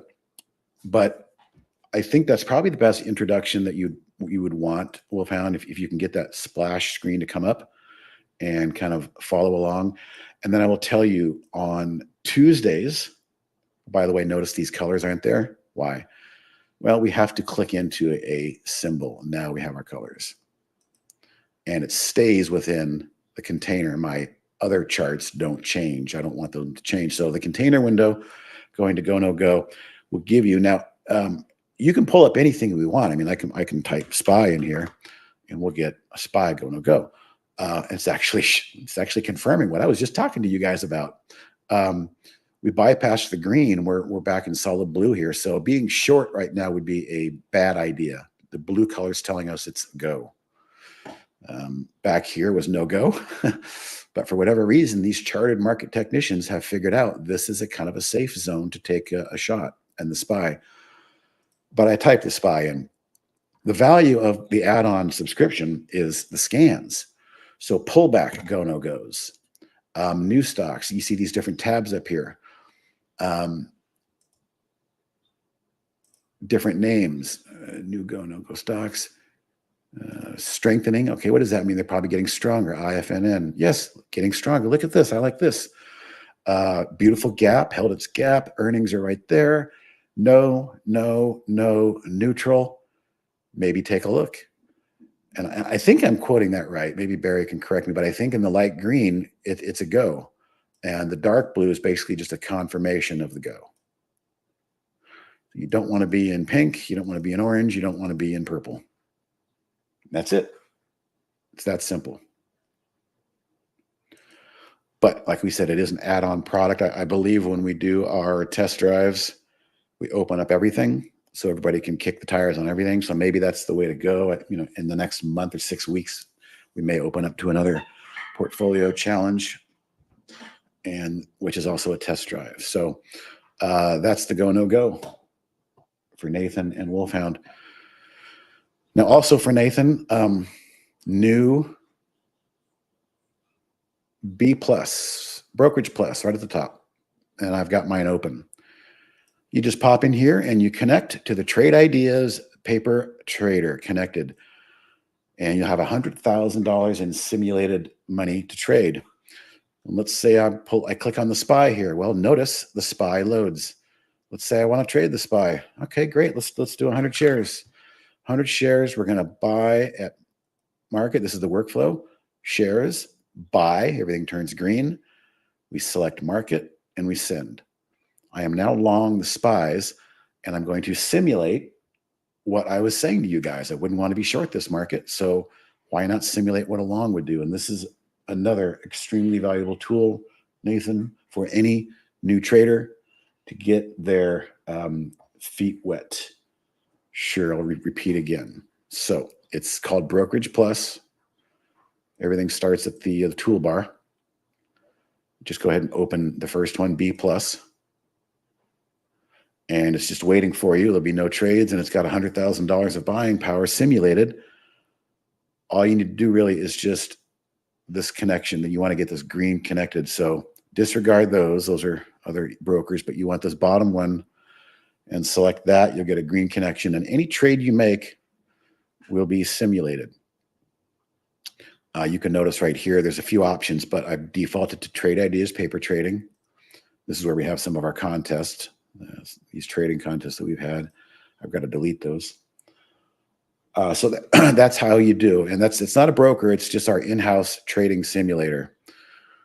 And from here, I would just say, start off by, trying to identify things, maybe that you like, and simulate what an entry would look like at that moment. And it's just trial and error. But the idea is to not lose a bunch of money as you learn, because nobody, and I mean nobody, comes and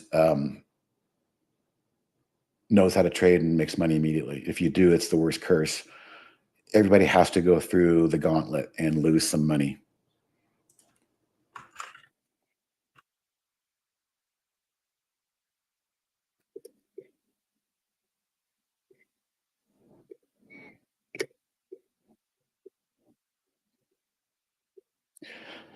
So I heard back.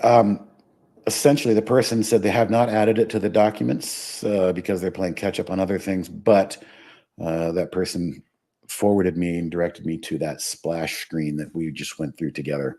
So that's kind of taking the place of the documentation. And I think maybe you weren't aware of that, so that probably would help.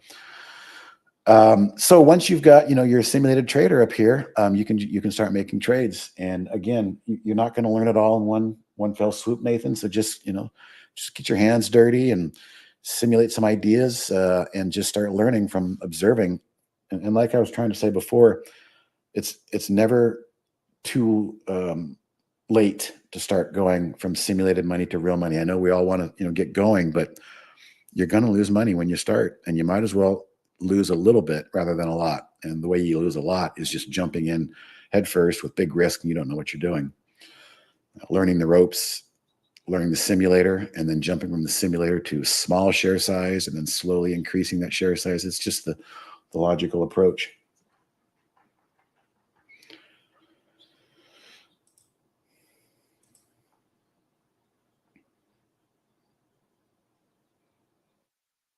I was in CXAI a couple of days ago. This is the trade of the week, which just blew through all support. So there was no trigger. That blue line indicates zero trigger. That's possible, Nathan. That's a good question. And I know there are some people here that might take some personal time out of their day or weekend to do that. So I'm going to give you the email and direct that question to this email, and somebody will reply to you.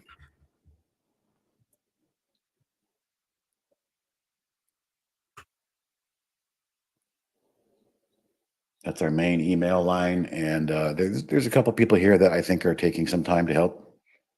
But again, it's paid time and it's their own time off of market hours.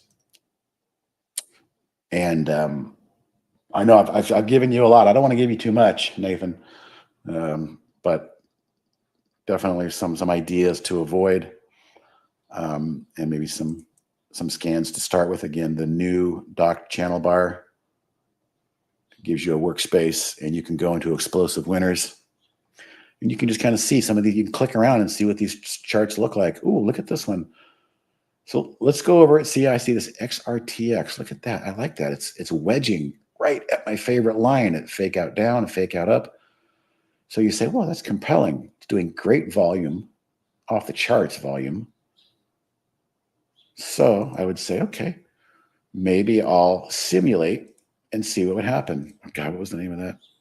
Was it XRTX? I got it. Okay, I'm going to try and play off of this, and my out is going to be the first 15-minute candle that closes below the rising 10. So click, XRTX is loaded. What is it, a $2 stock? Great, let's buy 5,000 shares of this one. At the market, now limit, of course, would be my own price. I'd have to wait for that price to get filled, but market ensures that I'm going to get in. Send, here comes 10,000 shares. I'm sorry, 5,000 shares of XRTX. Now what I'm going to do is I'm just going to put a right click and set a price alert just to let me know, to tickle me. Oh, that was weird.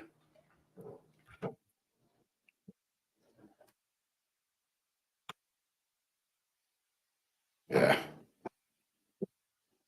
XRTX. XRTX. Okay. There's my price alert. So that's not, it's just going to let me know, hey, you expected this price to bounce and move higher. Well, it's not. And so if that triggers, that will probably tell me I might need to come over here and sell that trade. Constantly simulating real world scenarios, drilling. You're drilling for scenarios without losing money. The people who make the most mistakes and give themselves the worst chance to succeed are the ones who just think, hey, I'm a lawyer, I'm a doctor, whatever, I'm a smart guy, I pick up things quick. You're not going to pick this up quick. This will find the weakness and exploit some personality traits that might not serve you well. So the slower you can make the approach, the better. And those people that come in and get blown up quickly, it's sad because maybe they would have been good, but they really demoralized themselves too soon. So already I'm starting to get some red. Oh, and we got 1 minute to go. So let me explain another rule of my trading. I bought this trade with the full intention of it bouncing higher. Now that little rejection is not lost on me. It tried, but it got yanked back. It's up 85%. That's a lot for one day. It just might not want to go anymore. So my rule is we've got 1 minute down here, 1 minute to go until the bottom of the hour. If a 15-minute candle closes below, you see that's not a close, that's not a close, and this is not a close. But the minute I get a close below, that's what I use as my signal to quietly get up and leave the room. And so it's kind of looking like it might do that. Let's just simulate that here. So I'm going to go back. We're going to watch. Yeah, we're getting some red here. Let's really zoom in. It's definitely a below. As we speak, it's trading below. And there's the new candle. That's just too sloppy for me. So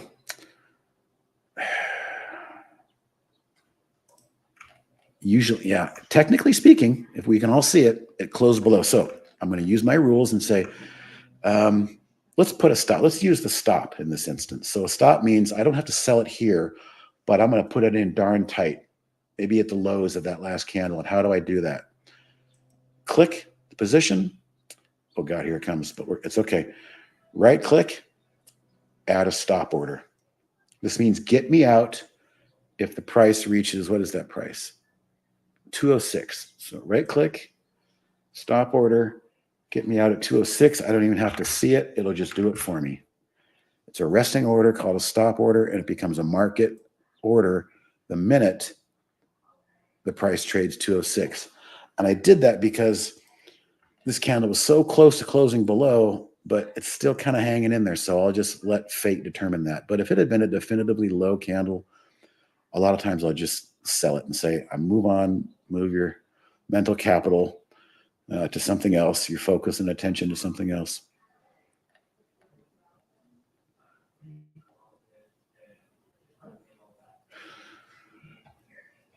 I'll do one more thing for you, Nathan. If you use a docked window, you'll have your own charts, but this is going to be my 15-minute chart. This is really my bread and butter. And I'll show you what you can do with that.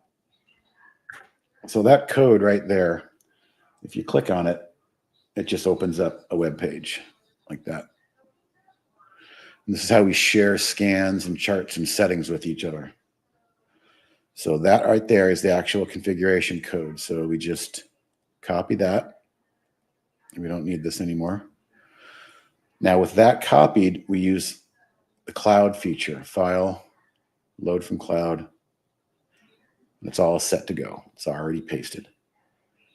And what's going to happen is you're going to see another chart. And so that would be the steps on your end to open up my 15-minute chart. Because you've been seeing me talk a lot about this 15-minute chart.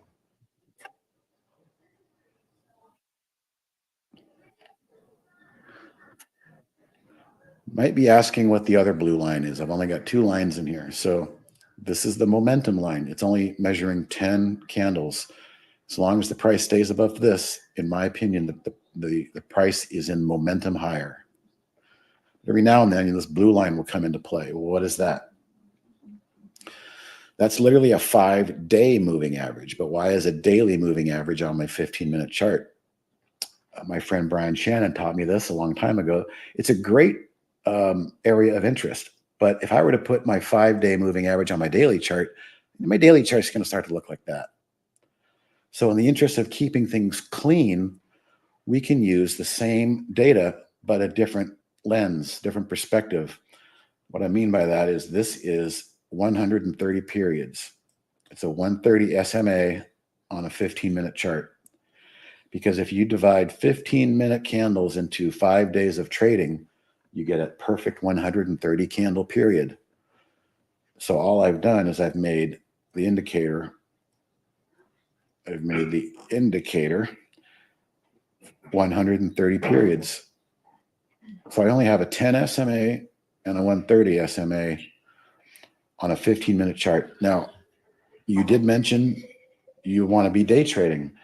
Now, day trading, you're probably going to be wise to use a 5-minute. So I don't want to steer you too wrong, but these moving averages don't really do as much for me on a 5-minute. I prefer a 15-minute, and that's why I think those two moving averages give me the best correlation. So what happens is I simply use the 10 SMA as my momentum driver, but my 5-day moving average is an area of interest. Notice what happened here when the NASDAQ broke down through it. It came up and it couldn't fight its way out of it. So it became resistance. And then we've got resistance here, but now we've got a nice cross, and it just looks like the price wants to resolve higher. So I gave you that chart.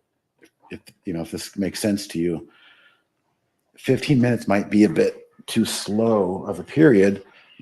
Barry will give you good examples of how he uses the 5-minute charts, and he's a day trader. So I don't want to get you too confused, but the first thing you need to do, and it sounds like you've done that, is decide what type of time frame you want to trade in. And if you say day, well, that means that you've got the ability to sit in front of the computer and focus. Let me show you something. So yeah, good question. Let's open the AI tool. I've actually already got it down here. So the AI started off as showing us ideas that were all good for the day, short breakdown. And by the way, look at how this 10 SMA is pushing the price lower. This is why I use that. These are the trades for the day. But what we've done, let me bring this up, show you how to do it. If you right click in these trades, AI strategy trades window, you can get there from the new menu. Right there, AI strategy trades. And you right click inside there, you see this thing called show long-term trades. So your question is longer term swing trading.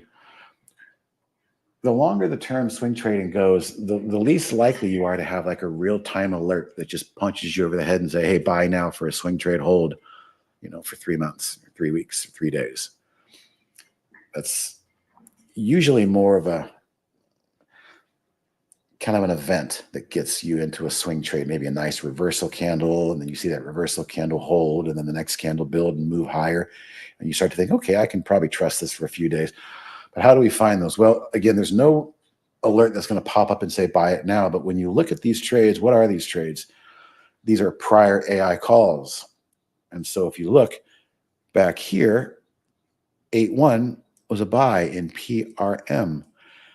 And since then, it's done nothing but trend. Well, actually, since then, it pulled back, but it's now broken through that level and it's trending higher. So essentially, these are strong charts that were once an AI call. And a lot of times, what you have to realize is the AI calls, they come out on day one of a big move. And they come out, and a lot of these AI calls catch things with big volume, big gaps, big volume. Well, day one might be kind of choppy and volatile, but by day 3, 4, and 5, the trend starts to develop. And so this is giving you a set of names to keep an eye on. It's not telling you to buy. It's just saying, hey, Trade Ideas said buy Docs back here after earnings. You see that? I'm looking right here. Earnings, big gap up, buy. It's done nothing but go sideways, and now it's moving higher. Okay, let's take a look at Docs. Click into it, and it changes my charts. Well, look what we have over here on the daily chart. The 10-day moving average is now like the spiders, like the S&P. It's forcing this stock out of its range. I would not have seen SCS as a potential swing trade right here, even though it was an AI trade for the day here, it's still on the radar. And so this is like the radar. And so I could come in and say, maybe I'll buy this. Here's an idea that I found on here. And just so you can see the navigation, notice down here, these arrows. There's more than just one page. You can click through. It's telling us there's 11 total, 1 on that side and 10 over here. And some of them are sells. The sells are going to be short sell swing trades. So you want to look for the buys. And what we have are PRM. Let's take a look at these names. PRM, look at that trend. Beautiful. Again, here was the first day. And like I said, the AI picks up on the volatility and the gap and the volume. But it took a few days for it to sort itself out before it started to grind itself higher. So that's a strong name. And again, these were all derived from something happening on a day where the AI picked it up and it's kind of continuing to move higher. So that's the best answer I have for you on that question, Nathan. Let's check in on my swing trades. My SPY is okay. There's the blue line where I bought it. I'm still in the game on this. I did not get stopped out of XRTX. So remember, if I go to orders here, I have a live order. Sell 5,000, good to today. 5,000, stop price 206. So I can check on that. But it's hanging in there.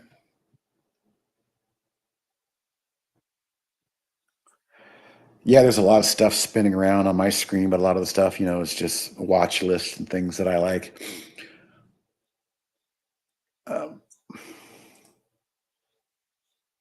This is an interesting one. So I told you I like the 10 SMA. So I programmed a scan to find me stocks that are pulling back to the 10 SMA. And we kind of dig in the weeds here, but let me show you. I'm actually going to go to a non-tree map. I'm going to go to earlier today. Let's see what we had earlier. Maybe 740 Pacific. Nothing.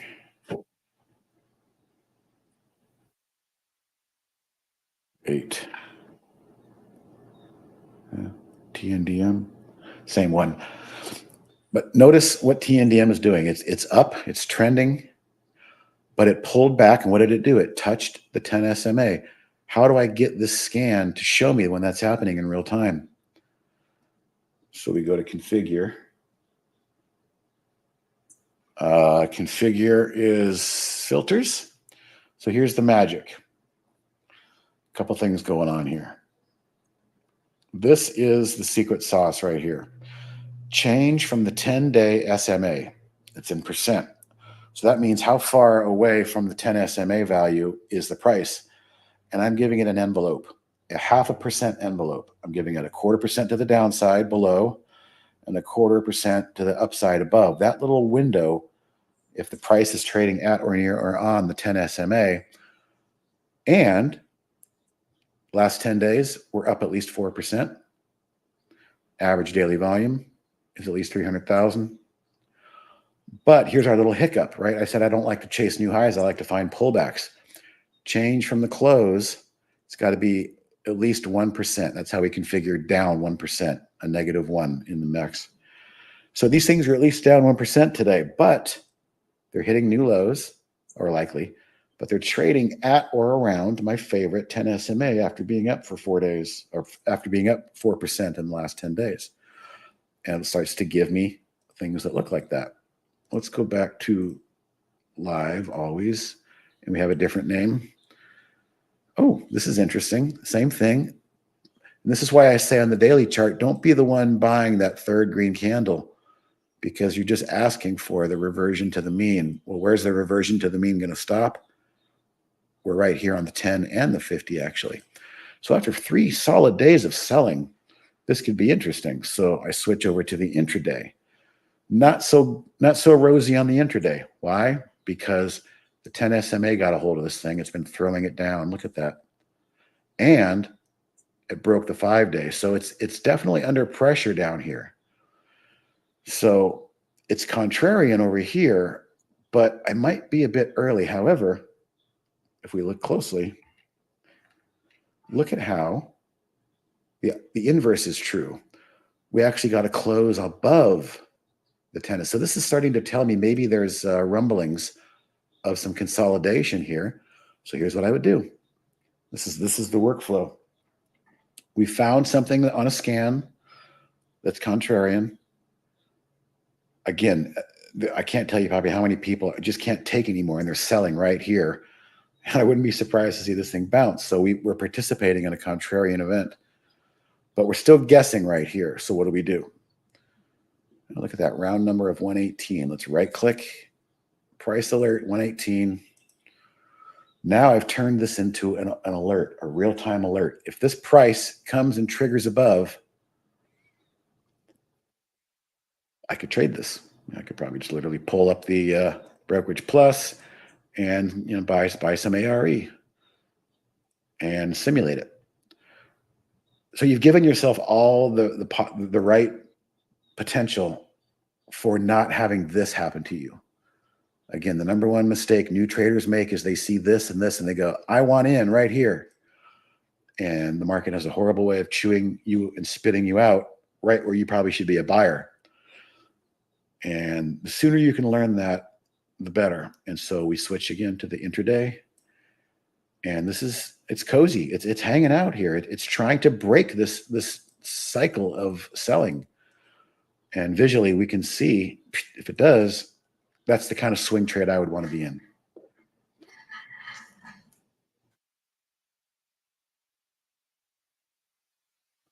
All right, good. I'm glad that's resonating with you, Nathan. I'll be here another 10 minutes or so. If anybody wants to look at some stock charts or whatnot, I can give you my opinion on those, or we can look for something else. What do you guys want to talk about? If anybody was kind of waiting to get in, now's a good time. Otherwise, I'll keep going.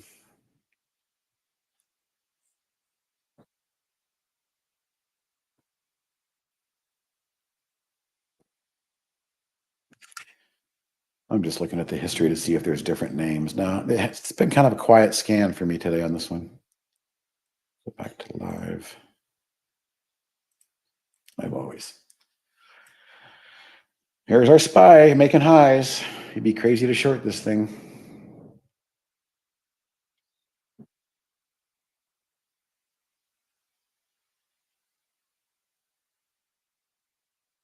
This is something I also haven't talked about much yet, Nathan. This is a sector watch.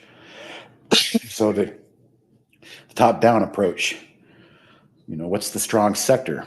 Okay, what are the strong stocks within that strong sector? Well, I notice jets. That's the airline sector. This is a little heat map here, and it's showing me that the airlines are strong today. So you'd go through and learn the names. Love, JetBlue, Delta. That's strong. So that's another way to kind of semis. Semis are strong. Why? Well, we had NVIDIA. Here's an interesting scenario. Look at this. So we can look at the overall semiconductors in general, not just NVIDIA, but all of them. SMH is the semi. And how are they looking? Well, they're under the 50. That's not a good sign of health. That's kind of guilty until proven innocent. Now they're under their 10. So they've got a lot of headroom, a lot of headwinds right here. Switch to the intraday. We're getting what's called a pinch play between my only two moving averages. Look at how the 5-day moving average had something to say here. Couldn't get close there. But today, all we've been doing in the semiconductors all day long is just battling this 5-day moving average in the semiconductors. However, we do have the momentum line bringing up the rear. So what starts to develop here is what I call a pinch. The price is being cornered, very, very obviously cornered into my two favorite moving averages. And I see this all the time. This is why I use these moving averages and nothing else. What we're waiting for is how is it going to resolve? And it's the same rule that I use on my 15-minute charts. The first candle to close outside the pinch wins the direction. Is that a close? No, no, no. So the market doesn't want to roll over, but at the same time, is that a close? No, no. So this is a really compelling story developing here because the semiconductors, we all know, is a big component of the market lately, especially coming off of the NVIDIA earnings. So we're watching the 40,000 foot view of the tech sector here by ways of the semis. And one way or the other, this pinch is going to resolve. And I would say, looking at the daily chart, with all that headwind above us, I wouldn't be surprised if we get kind of a little fail. I'm not trading it. I'm not really predicting it. I just wouldn't be surprised. Please explain how to prepare sector list going strong. Okay, so a couple things. First thing I can do is show you how this is built. It's basically 2 steps. There is really no configuration. It's nothing but a shell. So I can share the shell with you by way of the cloud, and I will drop in the shell, but I have to show you now how to make it active. You need a symbol list, and the symbol list is what I'm using is just ETFs. You're welcome to pause the screen and make note, or you're welcome to do a Google search and find all the ETFs that correspond to it. And what I've done is, you can see, you always double click to get a sorting mechanism going, like a spreadsheet. Well, what I want to sort is change from the open, not close, the open. This takes out all the gaps. And this tells me what's strong or weak from the open. And there we go, color coded. So all that'll be coded in that cloud that I gave you. But what you have to do is you have to go to configure symbol list. And you can see I've created a personal list called ETF, which you find over here, and you enable it, and then I check it. Now it's only those symbols. Well, what are those symbols? Let me show you.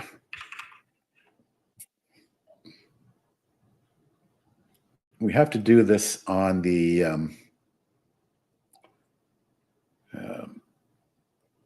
hang on a second. Let's see here.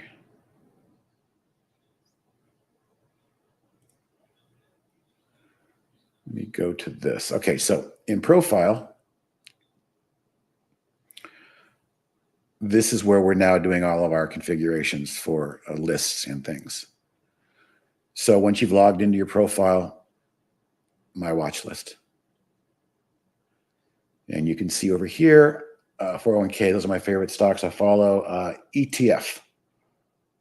There they are. Those are all the names you see. If I want to add one, I would just, click add, etc. Down here. And so that's where you enable it. And then you give it the name. This is the name, ETF. So we're done with that. Again, you come back to the scan, configure. Let's try that again.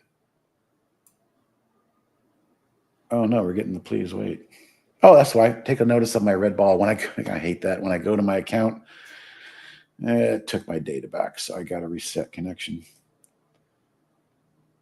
and configure.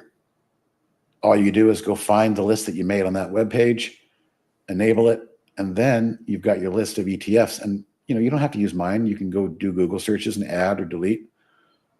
But I hear Barry. You heard, yeah. I was just wondering, for people that don't want to even do any of that sort of work, what would be wrong with going to our channel bar and going to our ETF racing? I don't know. Maybe they can't add can they add the symbols they want? Well, they could. Well, eventually, if they wanted to, they could. But right now, it probably has most of the things that anybody could possibly want. Okay. If you take a look at it, yeah, we've got the ETF gainers, ETF losers for the day. Probably has most of the things that anybody could possibly want. It's down below, right? Yes. ETF racing. Okay. Yeah. Now you could pop the, I suppose, you could pop it out, the ETF gainers or ETF losers, and pop it out, and then, add things in a symbol list, I suppose. But it's got virtually everything in there. Oh, look, my prediction came true. The pinch play is resolving to the downside in semiconductors based on the daily weakness in the daily chart. So this intraday 15-minute pinch play is, looks like it's resolving itself. I was just talking about that before you came on with them. So it's another way they can do it. If they don't want to do anything at all, they can just go to the channel, I suppose, and take a look at the ETF gainers, the ETF losers, and if they don't want to do anything at all, because a lot of people, they still struggle with trying to create a symbol list and adding it and all that. Yeah, it is. It's a lot of steps. So that's the easy route for sure. Thank you for reminding me of that. I like the hard route. I don't know why. Well, because we know what we're doing. I should, That's true. We've made symbol lists and attached them to top lists and alert windows many, many, many times over. So we don't even think about it. Yeah, we've driven this race car around the track a few times. Yeah. Okay, Steve. Well, listen, you can go now. It's 5-2. So thanks again for spelling me. And we shall see you next week. All right. See ya. Bye. Hey, guys, I'm taking over again.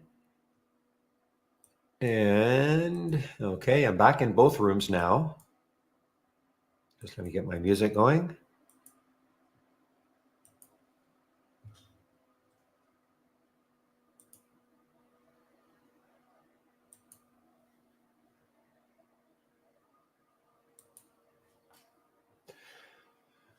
Okay, guys. So yeah, I'm back in both rooms now.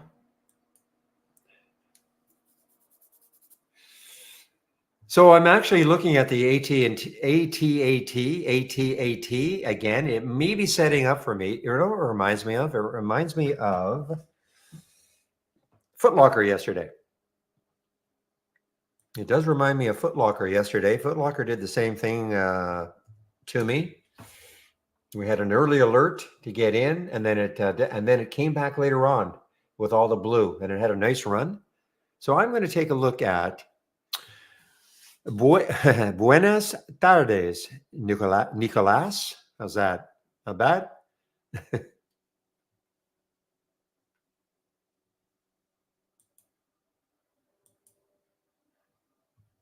So I'll be watching this one. I mean, it's got the room. I mean, that's of course why I'm interested in it.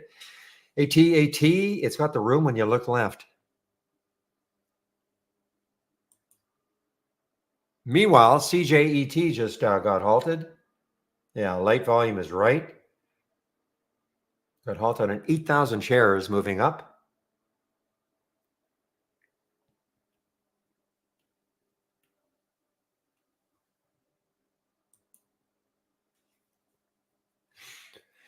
So guys, Lucy is hanging around. Yeah, it is hanging around that 6 level.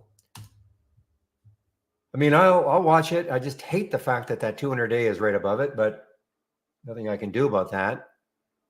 We'll see if it takes out 6 again. But you see, the volume has really, there was a little bit of a volume burst right there, but I'd like to see a big volume bar, excuse me. Big one. And maybe just push this through, and maybe that'd be enough to get it close to the 200-day, maybe even through it.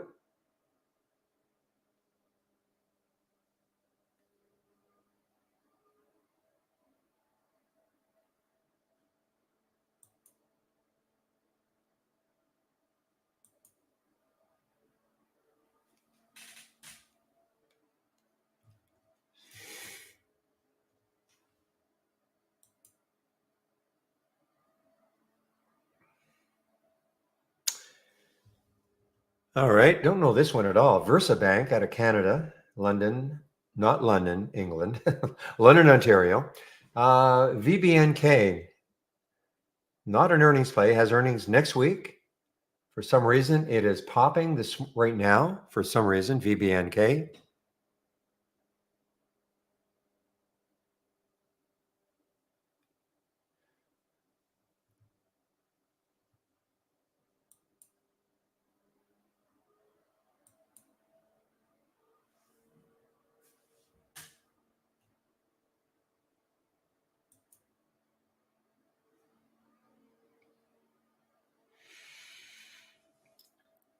Same thing, guys, with the Lucy and the XRTX. I mean, this is actually basing really nicely.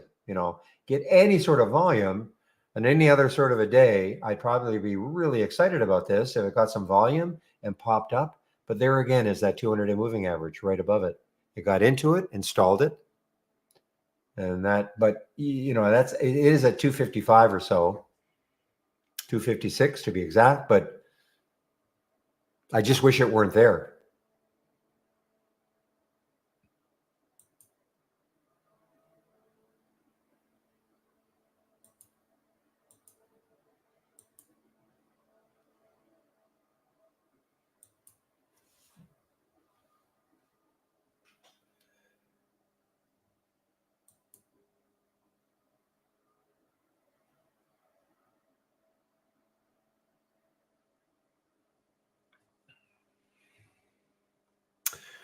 Wolfhound Trades, are you still in our YouTube room anywhere? I know you asked a question about go no go and all. I'm sure Steve must have answered you, but I've been using it for a few weeks now.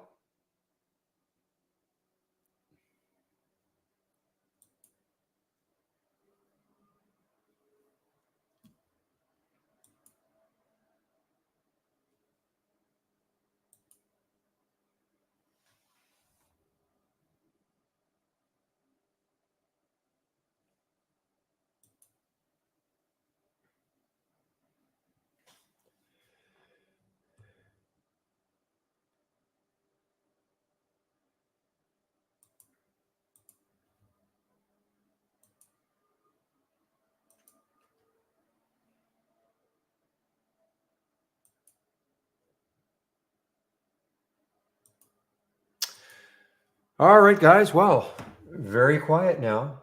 Like very, very quiet right now. Take a look at the SPY volume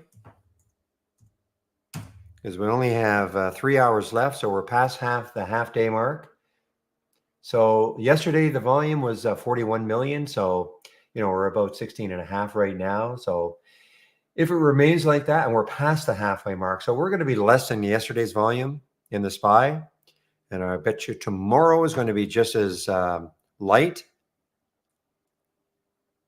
And then we have next week, we have, of course, a market holiday as on Monday.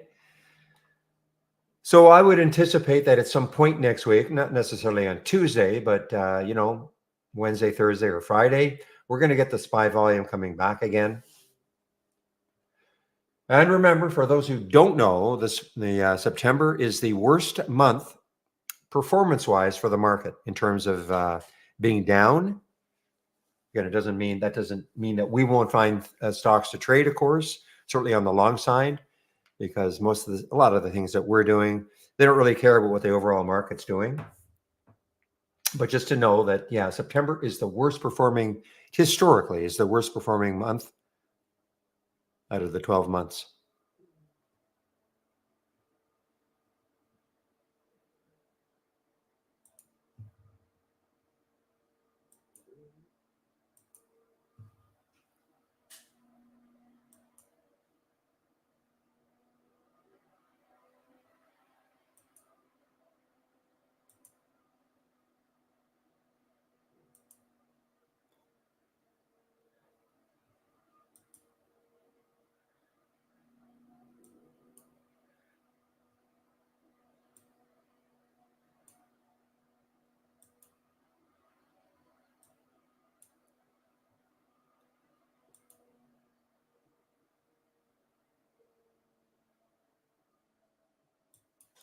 Okay, first of all, Stuart, I just want to make sure. Okay, I'm able to post again. Well, I'm using a 3-minute chart. Okay, and again, if you guys have been around long enough, you know that this is a real switch for me. I mean, I had a 15-minute chart that was my lowest time frame for years, but I've gone to the 3-minute chart because of go no go. Okay, that's the only reason. The 5-minute it gives me a little bit of confirmation. That's all. Okay. But I'm really looking at the 3-minute chart for all the color transitions, and the 5-minute a little bit of confirmation. That's all. So I don't know if that completely answers your question, Stuart, but the scan is based on a 3-minute chart. Okay, that scan right there is based on a 3-minute chart. So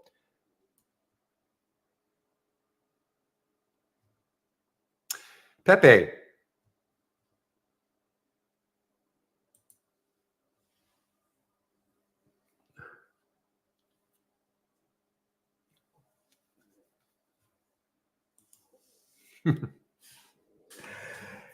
Okay, so when I do the delete browsing, is there any way to sort of specify except for this site? Is there any way to do that? It's not a big deal. I just had to, redo it again. But like browsing history, is there any way to say, okay, except for this site? Sure, I could do a Google search and it'll tell me, but you are my Google.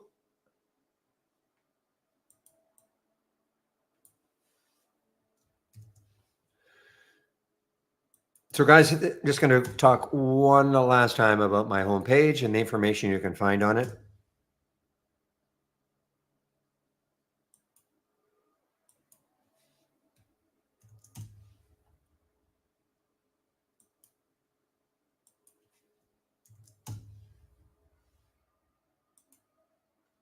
Not really. I didn't think so. So I can't specify, okay, delete all my my cache, my browsing cache, except for this site. Okay, it's not a big deal.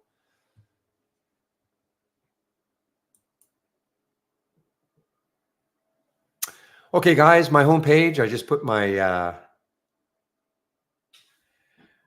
I have a seated one, Torty. I've got 3 monitors. It might be difficult to have a standing one, but I do get up. Every now and then when you hear me say, "Oh, I'll be right back," I get up and I sort of walk around and stretch. Okay, guys, there is my homepage link. So if you want to take out a subscription right now, here is a promo code you can use, Barry25. That'll get you 25% off the first month only or the entire year. So again, I would not hop into a year subscription unless you know the product. Okay, you can always try us out for a month. You'll get 25% off the first month. If you decide that, yeah, I understand and I really like to take out a yearly subscription, if you do it within the 30 days. So in other words, if you took out a subscription today on the 29th, if you did it next month on the 27th, 28th, we'll honor the 25%. You just let us know. Okay. And obviously the reason for taking on an annual subscription, if you've got the cash hanging around, well, your per monthly rate is less. Okay. But you know what? We got lots and lots of subscribers who are just month to month, and that's fine.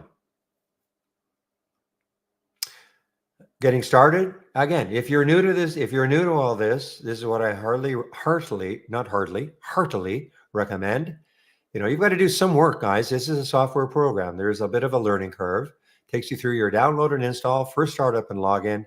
I want to get down here. Introduction to scans, top list windows, and alert windows. Okay. We cover all the important aspects of trade ideas in these 10 short videos. I mean, you've got to have a basis behind it, and that should get you going though. Trading 101, if you're new to trading, series of videos for you, all free. Stock of the day video is free, of course. I do every day. Trade of the week, Steve Gomez was in our YouTube room between 12 and 1 Eastern, just before me, or spelling me today. So he is the originator of the trades of the week. I don't know if he went over this week's trade of the week. Probably he did because, I don't think it triggered. I know it was CXAI. And yeah, I definitely did not trigger because I think the trigger was 260. What are we now? That's so this is today, Thursday, Wednesday. So right there. So yeah, I think the trigger was 265. You can see the high was 259. So it did not trigger. So it's not a bad trade of the week. It's just sort of a non-event. Education section is here. So again, you're going to take out a subscription. You can take a look at, you can take a look at the user guide right now. You don't have to have a subscription. But again, this gives you a lot more detail about what the program is all about. All right. Here's that getting started again. Much more detail about what an alert window is, what a top list window is, the stock racing, the concept behind it, how you can create your own race. I've got one race going here. No, I don't want to get in any third party. It probably will slow it. They always say, get rid of all that stuff. Third party add-ons if if you're finding your system slows down. But thank you. Okay. So again, guys, like anything else, it's there's a lot in the user guide. You don't have to learn everything. But I've certainly you should know what an alert window is, what a top list window is, okay? For sure. Afterwards, I love putting price alerts on charts. And if you want to create your own watch list of symbols you want to follow, here's how you do it. But again, you don't have to learn everything that's in this guide. Last, my scans. So if you click on my homepage link and scroll down, middle section, click here. These are my scans. And so this has been fixed. So this race that I'm displaying is right there. I have 2 other races that I'm sharing. I'm just not displaying. And that's actually for the most part, okay? I have a lot of scans that I've created that you can take a look at. I don't have them all up and running. I have the halts resumes is over here, right over here. The relative strength leaders right here. Now I flipped this one. Anybody's interested in how I got this, I can tell you. Okay. And then here is the upside movers versus downside movers right here. But again, I have other scans that I'm sharing. I do not have them all up and running.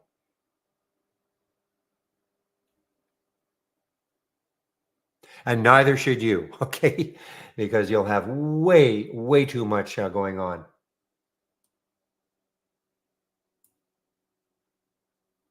So again, you have some questions.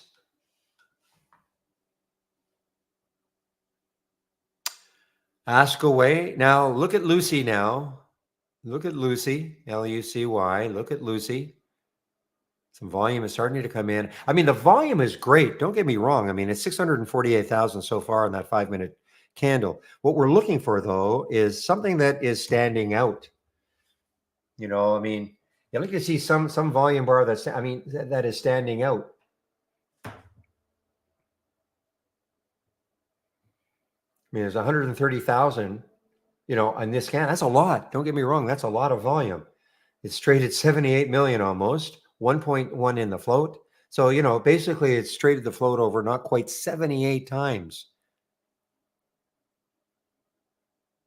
Relative volume is 222 times normal up to this time of day. So, I mean, if you're a day trader, I mean, this is what you're looking for. You're looking, you could look at just these 6, really, if you're looking to go long, trying to figure out a way to trade them, because you're looking for stocks that are trading abnormally. The races, most of the races, the ones that have won races, notice there's Lucy there, XRTX here, BCDA. Interesting. BCDA never won a race today. Interesting.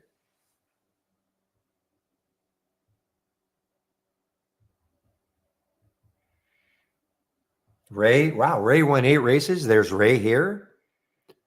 EOSC, did it win a race? It did not win a race. Doesn't mean it's bad if it didn't win a race. In fact, a lot of times the stock could finish second, 20 times in the day. Okay. And so it didn't win a race, doesn't mean, but the second place finish is pretty good too.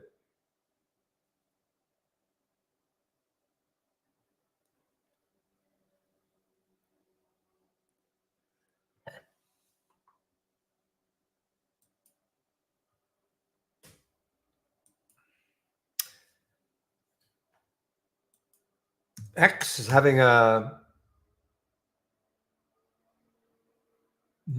well, come on.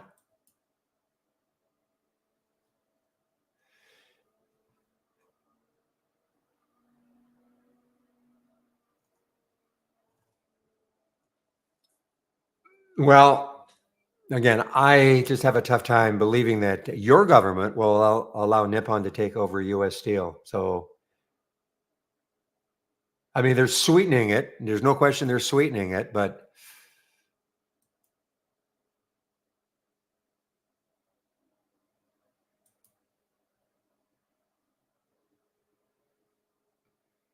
at any rate, that is causing the pop in U.S. Steel. But remember, when U.S. Steel was up here, this was all the rumors, of a potential buyout.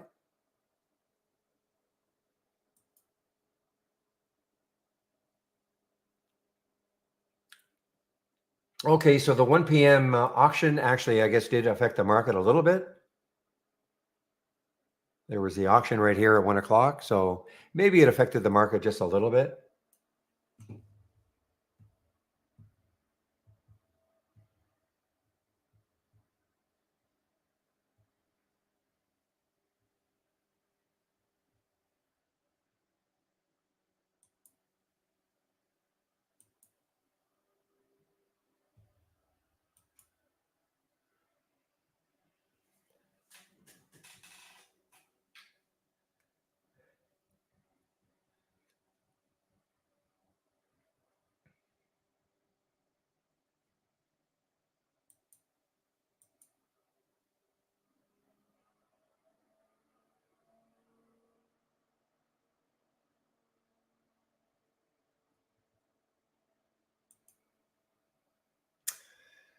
Well, Box showed up on that scan. Okay, Box was an earnings play yesterday. Actually, it did pretty well. Was an earnings play. It was an earnings play yesterday. Did very well, and it's a continuation play, but it's showing up on that scan as a potential short.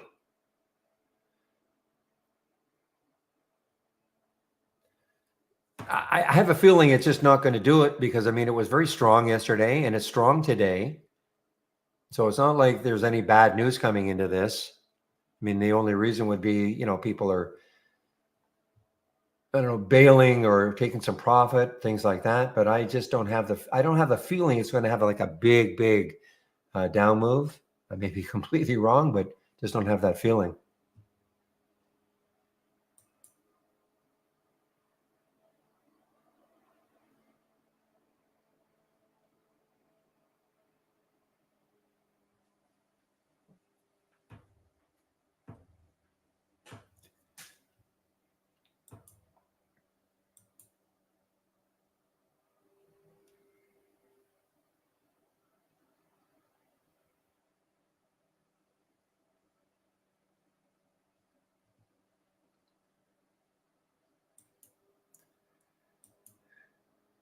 So this SGLY has been, wow, halted on the way down a few times, now halted on the way up a couple of times. A lot of volume now.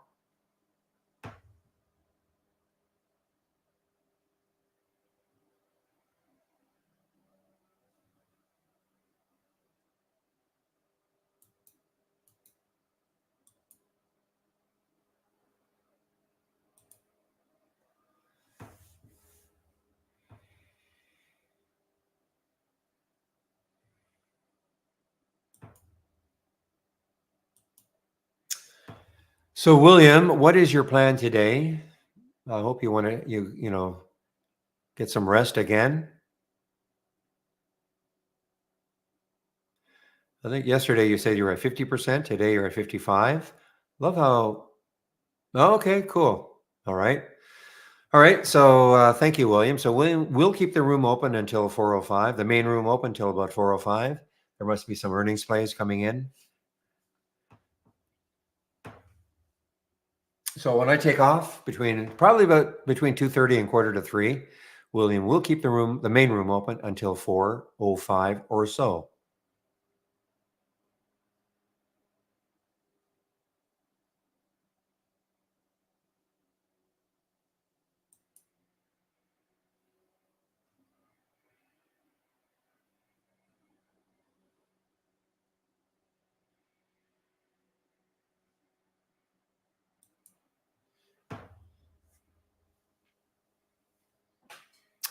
Okay.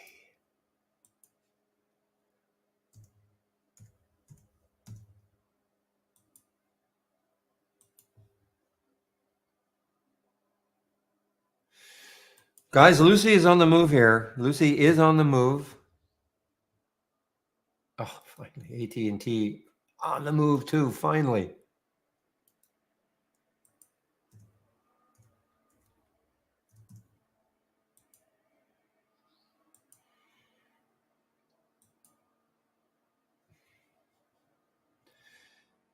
So remember I was talking about AT&T, guys? I said it looked like Foot Locker yesterday in the setup in the afternoon.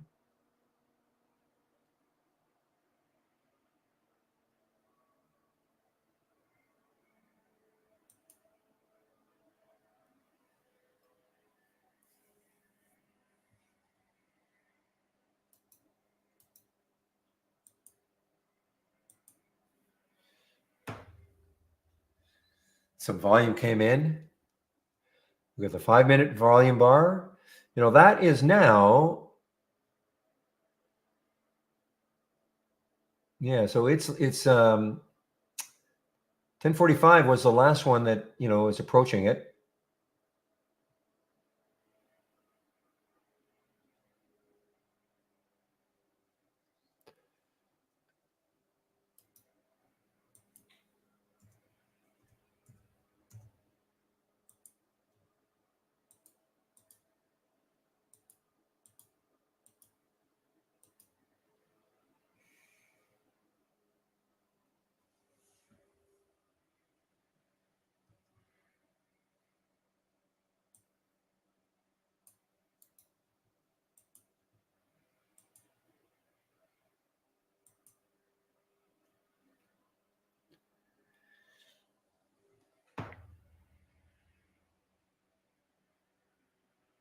Boy, look at that BCDA. I mean, it looked really good. Got up to 360. Now right back down to 3. So I mean, I think you might have got in around 3, but you probably were out a lot sooner, because I think you were talking about that one a long time ago.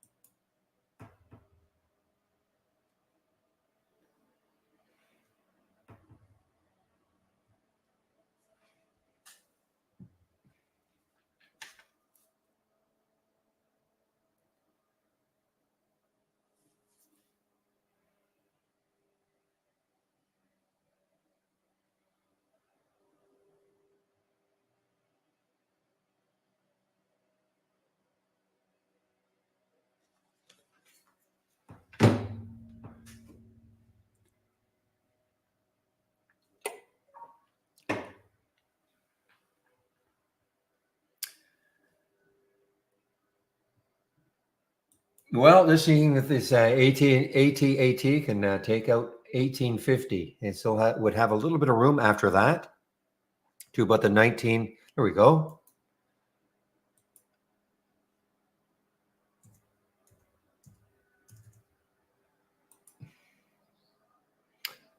Nice.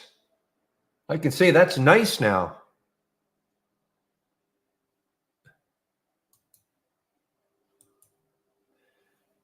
A lot of patience on this one.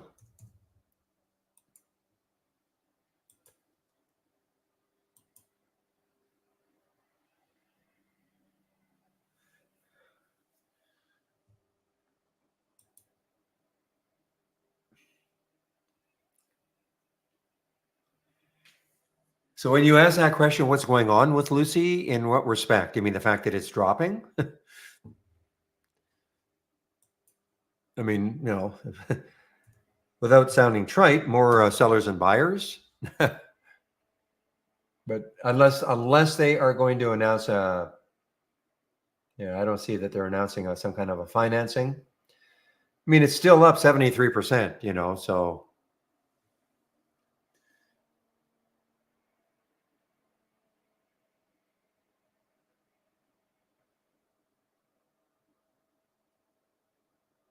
Wow. Guys, this has turned into be way better than I thought. Okay, we're getting into the area, getting close to the high of yesterday, or not yesterday, but AT&T, the high over here. This is what I love about these more obscure earnings plays. Okay. I mean, I've seen this one before, I think. Okay. AT. It's a China stock, but certainly I have not seen it in a long time, but it shows up today because it's an earnings play. And then the relative volume, it's not like it's incredible relative volume, but it showed up as an earnings play. And, it gave us a trade.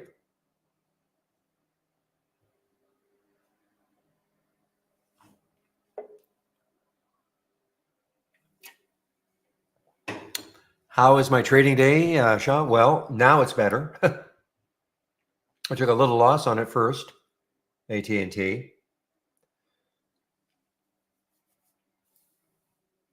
But now with this move, it is made up for the loss and, got me a little bit.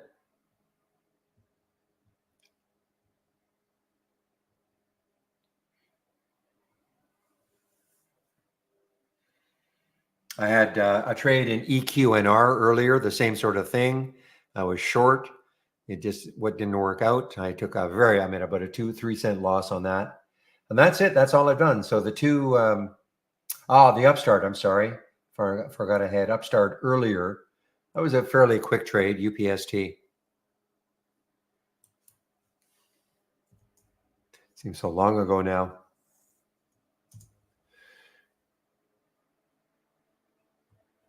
So traded AT twice, EQNR and UPST. That's what I've done.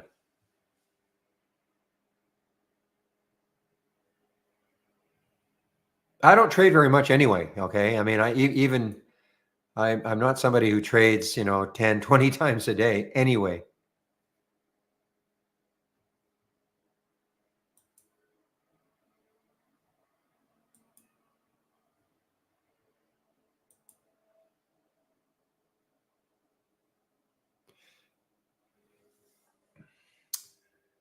What did you miss, Todd? Well, let's see.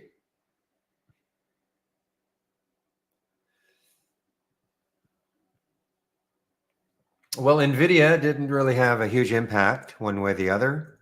Had earnings after hours yesterday, of course, and NVIDIA is still down 3%, excuse me, 3%, but the market has, certainly the tech market has recovered from that.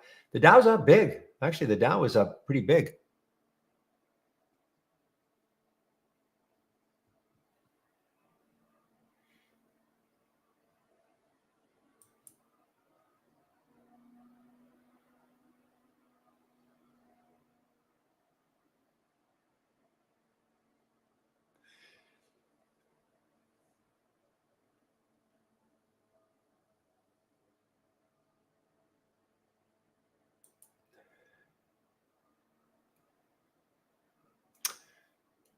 So what aren't you understanding, engineer? 79 million have traded. So yeah, I mean 400,000 is a big lot. Like I don't know, one person did it or not, but it was reasonably absorbed. I mean, it went from 6 down to 550, but remember, I mean, it has traded almost 80 million now, and it's only a million in the float. And if I look at the volume, I mean, the volume that wasn't a bad one, but that was selling volume. You can see right there. So that at least that bar stood out a little bit. But you'd need a bar like that. Some bar like that on buying, get a lot of buying in.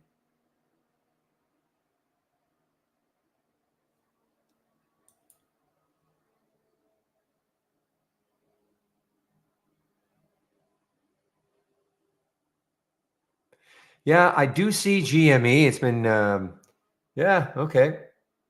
Well,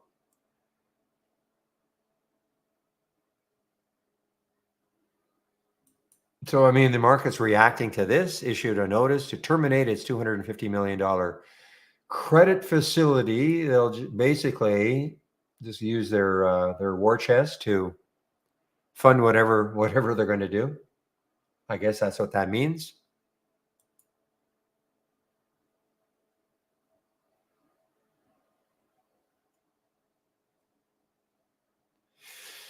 But it came out of the halt well. Oh, you sold everything. Oh, I see. I see what you mean. I'm sorry. I see. Yeah, it came out of the halt. Great.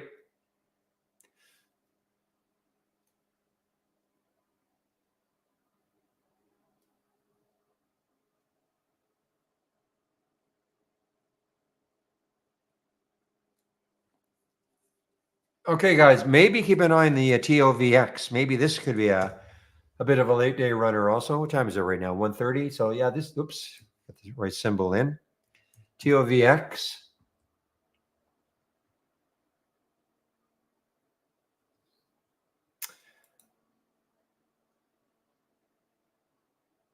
Wow. Well, I just keep putting price alerts above.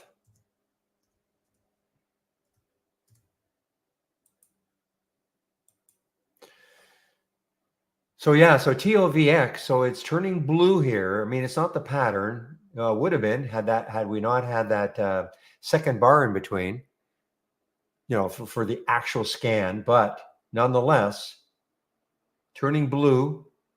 The high today was way up here at 522, which is a little bit above the high. I have to bring up a 15-minute chart because this had the big spike after hours yesterday. Okay, had the big spike after hours yesterday. And it basically, we're right there. No, I'm sorry, that's earlier today. So the high today was a little bit above 520, and the high in the after hours was 514.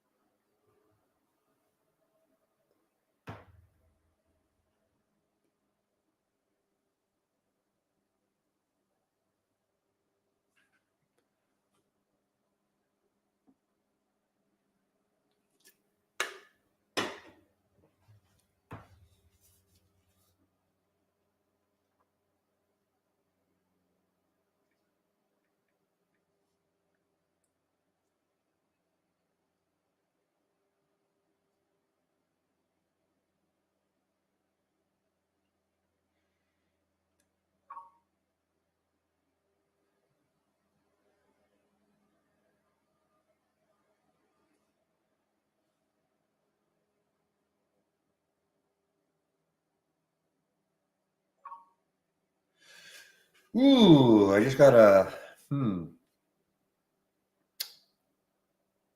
an email from Sebastian, who is the originator of the trading room. He says this platform is going to be discontinued, the old platform, and I have to go to the new one.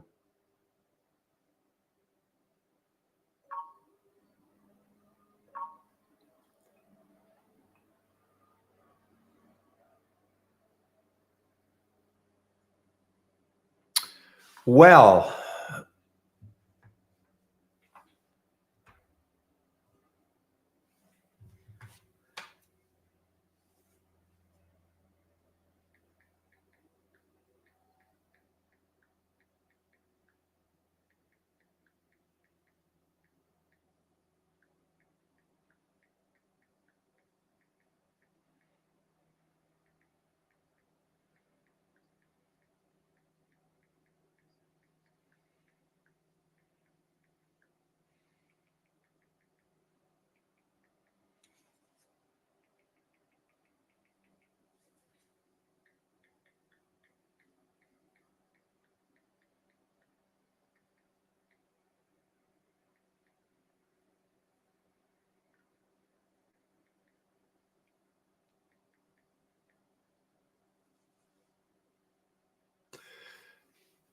I don't know. He just emailed me today. So, I mean, he says literally that the old platform is going to be discontinued soon. He's got a bunch of rooms going, and they're all to the new to his new system. I'm the only one. I'm the only one that has the his old platform. So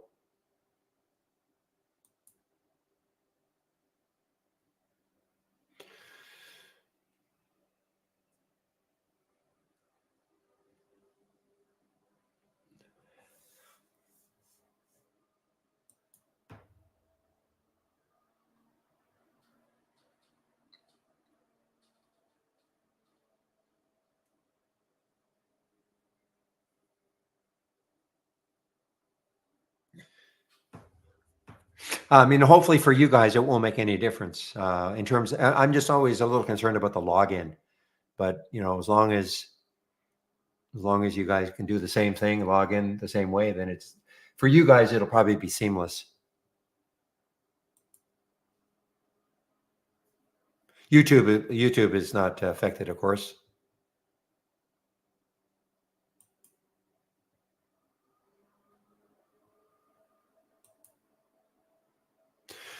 All right, guys, I've taken most of my AT off. I'm looking at that 1890 is potentially the block anyway, so I've taken most of the AT off.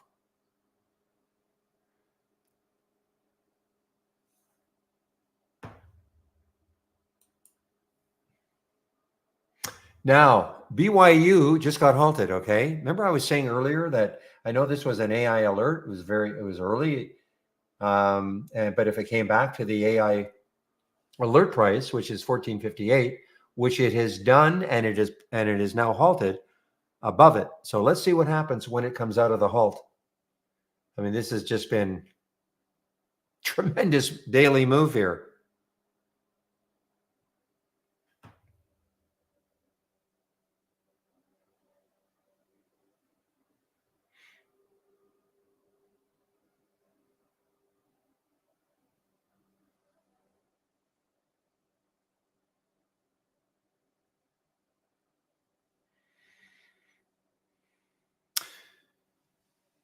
William and Pepe, you guys, we tried this a few months ago, right? And did you guys have any problem getting into the new room that he has with the normal type of a login?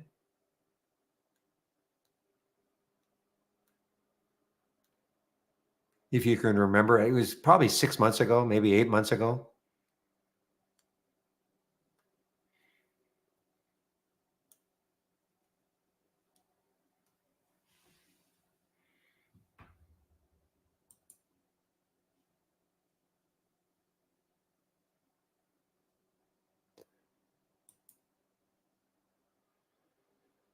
Well, let's see what happens when this opens, okay? BYU halted at 474, so no big clue as to where it's going to open. 474 is right there. So no big clue as to where it's going to open.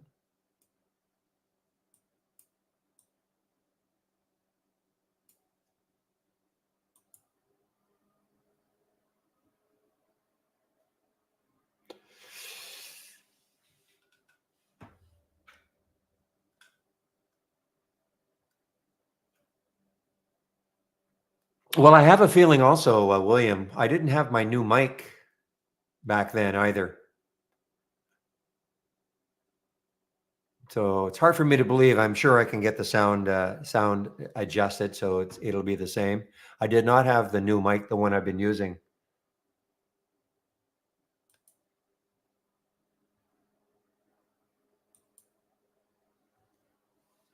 Well, my guess is that it'll certainly probably be next week that we'll make the transition.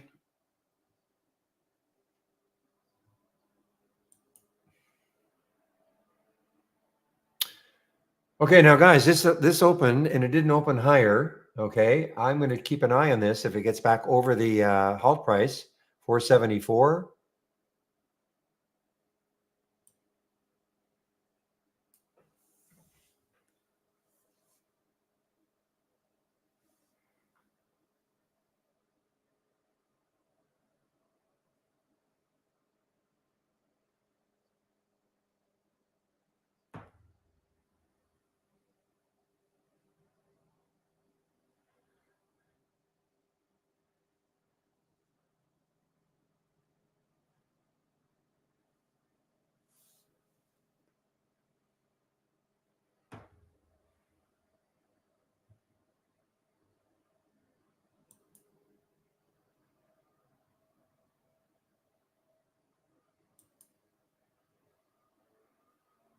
Ooh, I lost sight of the Burke.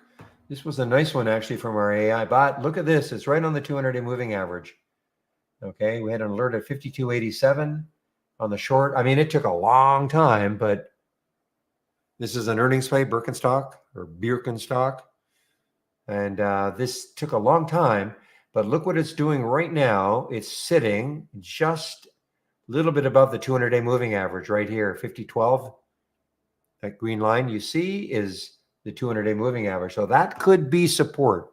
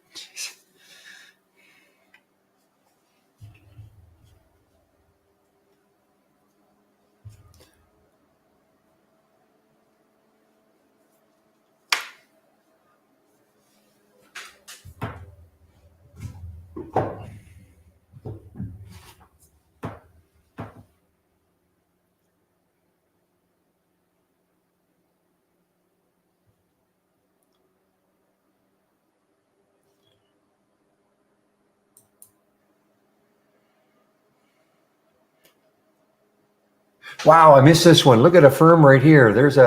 Now the problem is that bar is pretty wide.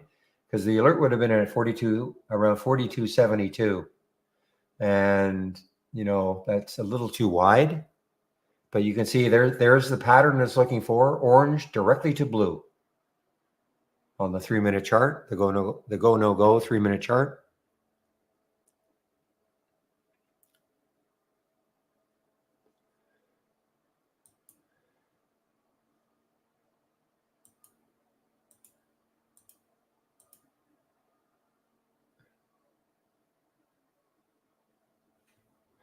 Through the VWAP, yeah, a little while ago, 416 is the VWAP for TOVX.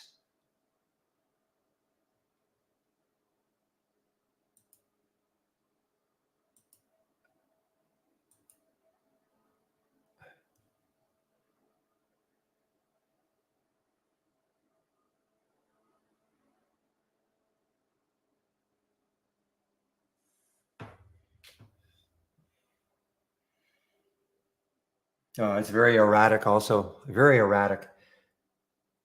Bad spread right now, 421, 433. You tried your best.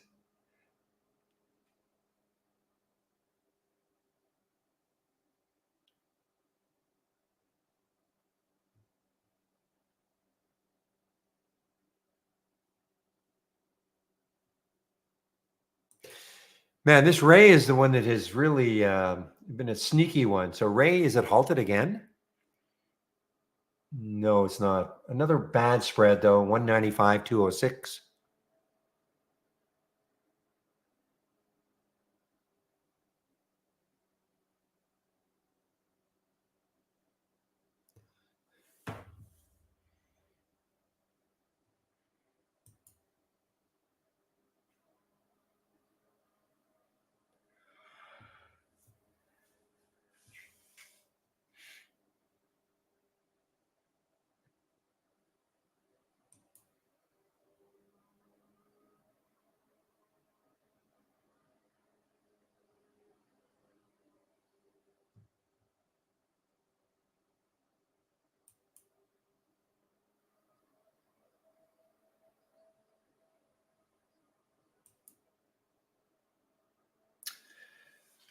All right. Well, yeah, walk. I didn't see this one. Well, I sort of saw it, but I didn't really pay attention to it. 466 was the halt.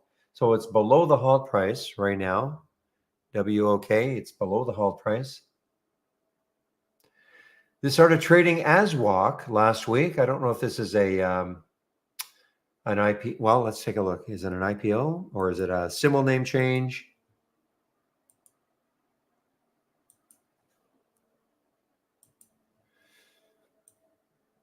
And the answer is IPO.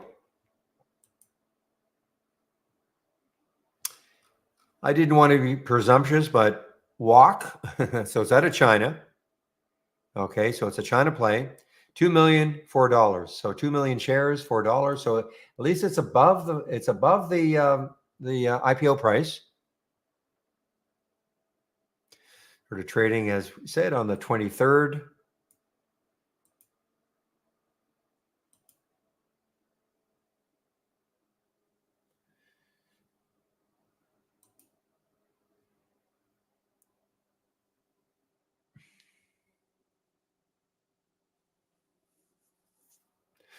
So you can see this is sort of a delayed reaction, okay? I mean, didn't really do anything for 3 days, 4 days, IPO 4 days ago.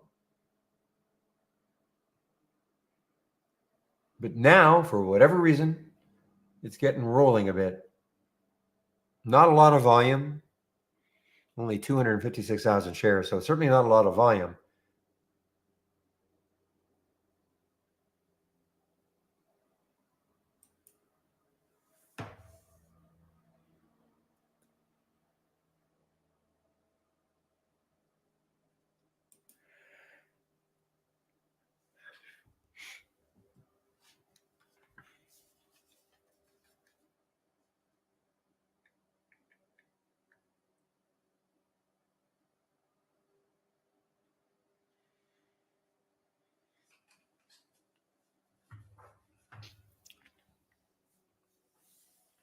I don't think it Linda. I don't think it alerted on walk. If you're talking about the pure alert, the 3 minute, I don't think it alerted on walk. Okay. It's just that we saw the halt here. Yeah, there was no, I mean, it's strong because it's blue, blue, blue, blue, blue, blue, blue. It's very strong. But if you're talking about an alert from here, it didn't trigger. The reason being is that it didn't identify the pattern that was necessary, an orange bar and then blue immediately. So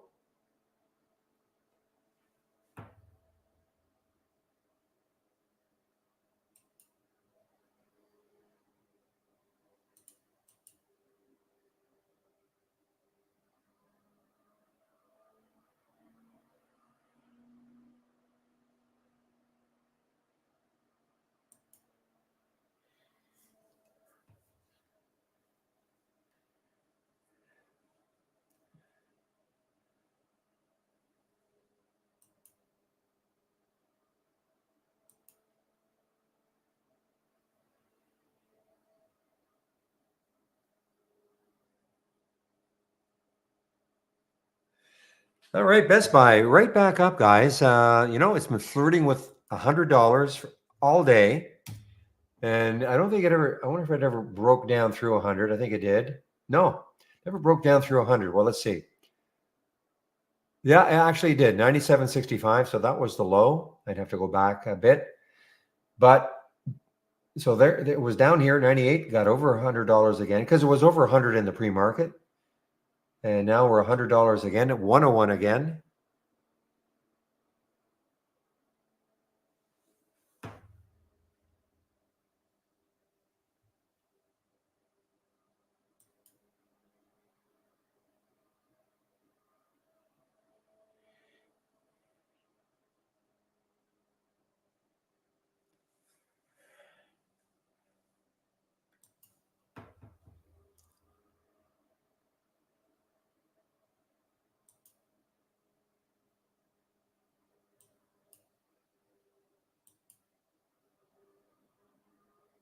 Ooh, I forgot to keep watching this one. So as an example, Linda, let's see, would it have alerted? It should have. Yeah. So we had an alert for BYU as an example, okay? As an example, right here at 470 on that scan. Okay, right there, 470. Why? Because we had an orange bar. We had the little cyan and then the blue. So remember, what the scan is looking for is orange going to blue directly or no more than one bar in between. Okay, so that's what the scan looks for, and it identified it. And so 570 was or 470 was the alert. And look at it go now.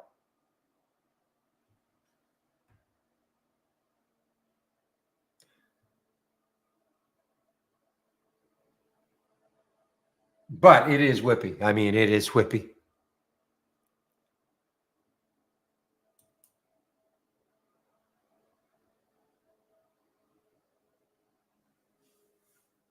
Now, you don't have to have, this scan. I mean, the whole idea of using Go No Go, I mean, you might have your own scans, and that's fine. Just check out to see what the pattern looks like. You don't absolutely have to get, something coming in on this scan in order to take it.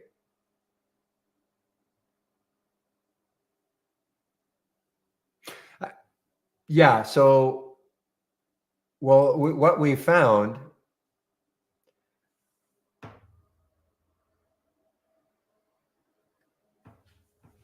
I mean, this is typically, the bullish setup. Okay. The orange bar means don't take the trade at all. Okay. We don't, the system is not, it's not finding an advantage going one way or the other, long or short. So it's basically when you see orange, the theory is stay out of the trade completely. when it goes to cyan, then it's telling you, okay, the trend is starting to get a little bit better. And then when it goes to blue, now it's saying, okay, we're starting to identify a strong trend. Okay, but a lot of times what happens is this, and it doesn't mean it's bad, but you see how in this particular case it went from orange, and then we had two bars in between that blue. I mean, it's still viable, okay, but what we were finding is that it seemed to be more significant if we had orange and then no more than one bar in between the orange and the blue, and even better if it went directly from orange to blue. That's on the long side.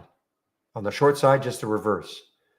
Goes from orange. So right, in theory, this would, it didn't do it, but in theory, orange going to deep purple is a stronger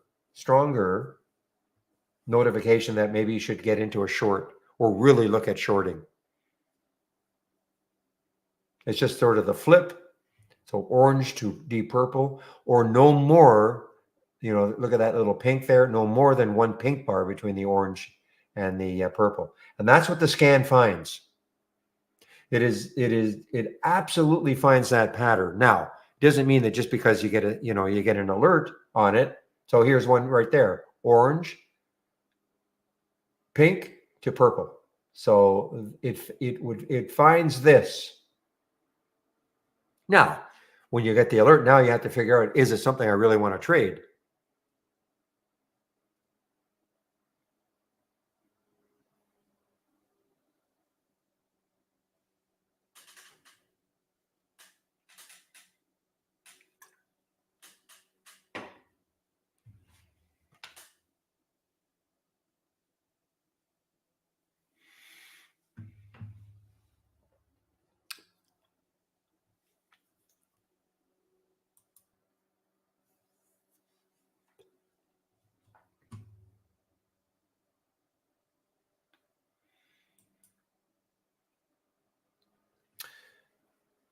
But this is still pretty whippy. I mean, it's not even that low of a float. I mean, 32 million, it's certainly not high, but it is trading like a 1 million float, the BYU.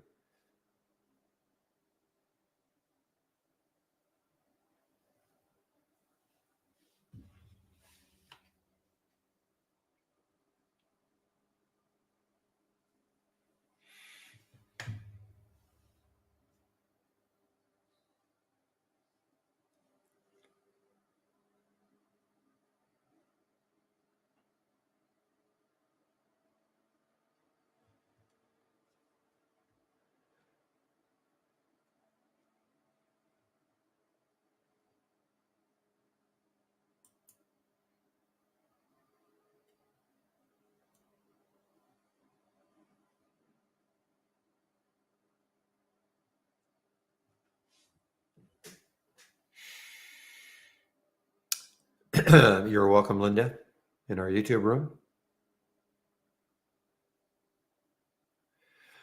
All right, guys, 153. So what's this GROY? Isn't this an ETF of some sort? Yeah.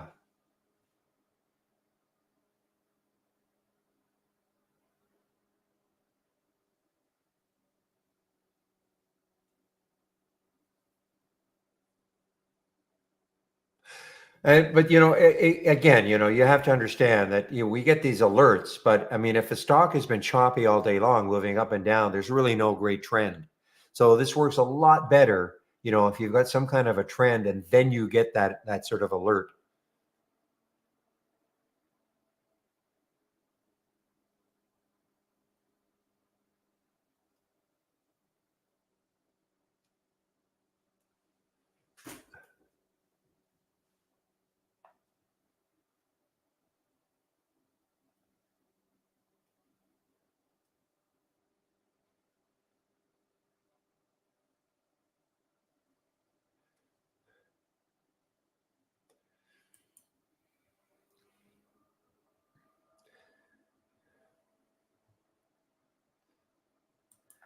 Google is bleeding. Okay. Let's take a look at Google. Yeah, it is sort of, isn't it?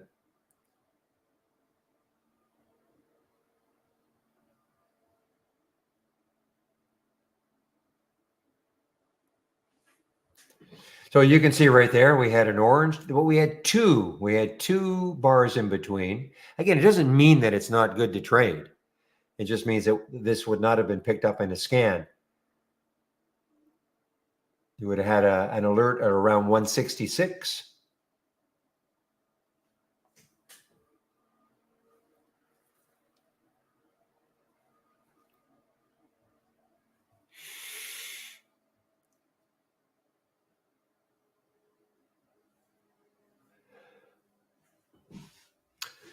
Hey guys, give me a moment. Stretch time.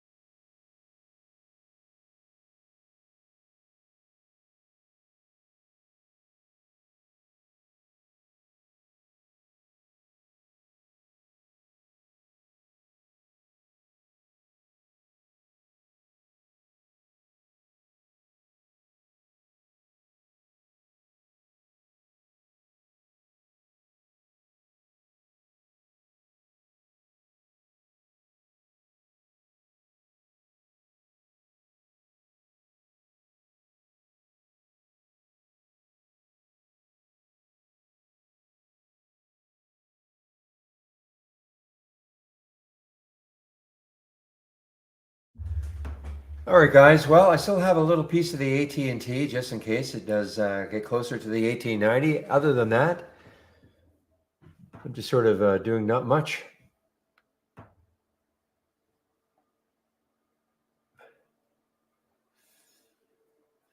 I didn't know that was new news, Peter, but okay. Apple soon to invest in OpenAI.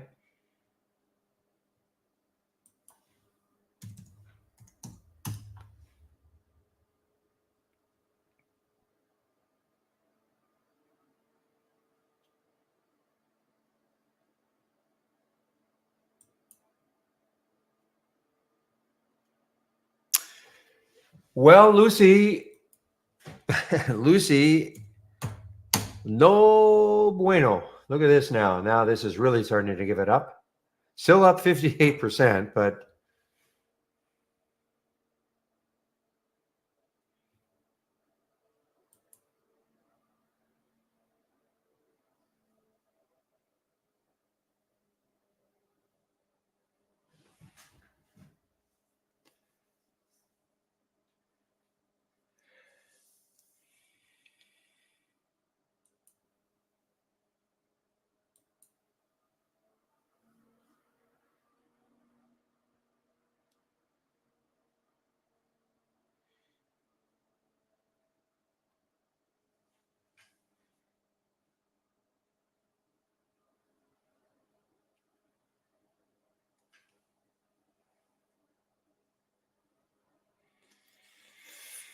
okay. Thank you, Peter, then. All right.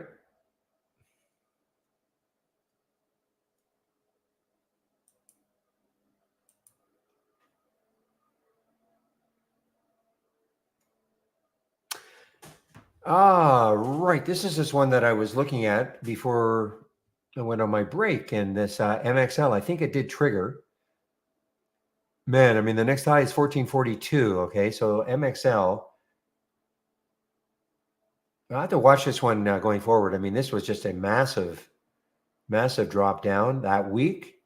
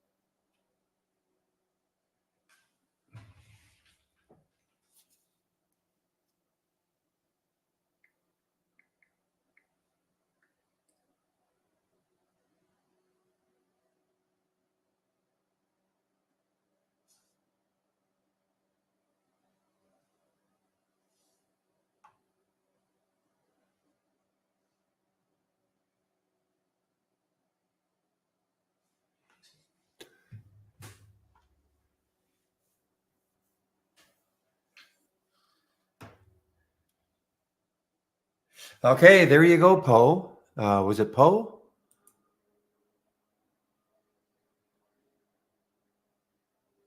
Who's looking at TOVX? Yes, good for you. I was thinking about it, but then it had that got all that bad spread. But right now though, so good for you. Patience for sure. Oh, it was you, Todd. Okay. Well, how come, Paul White? What are you doing taking credit for that? I know all you're saying is yes, sir, because I said Paul. All right. Well, be careful, Todd. Obviously, 432, 440 now on the bid ask.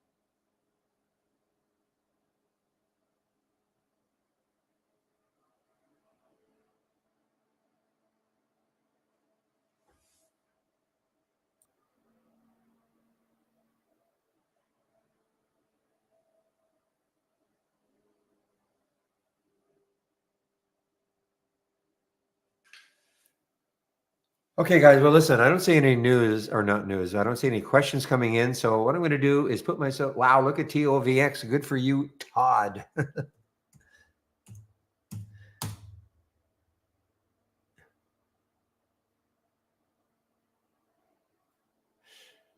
Well, the high was $5 or so.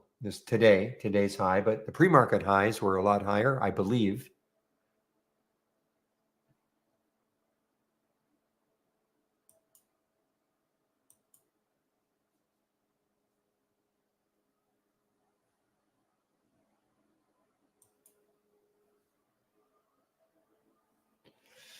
Yeah, this is they're a real choppy action on that XRTX. Up, down, up, down, up, down.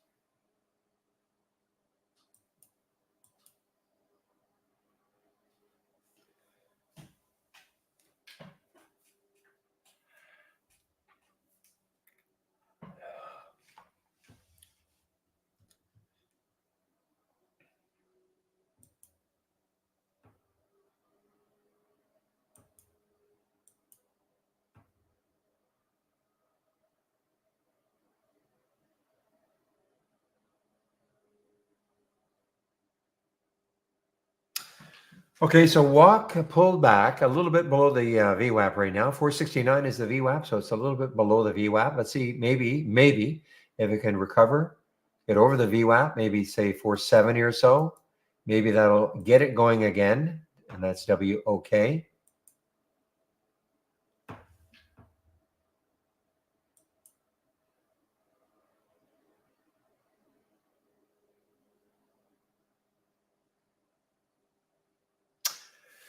Christine, I wasn't posting or anything, but I saw that yesterday. You're talking about taking TOVX after hours. Yes. I saw you posted that in the room. I think it was it Daniel asked if you were doing any or actually I think he put it out there. Is anybody doing any after hours trading? And I think that's when you piped in and said, yeah, TOVX.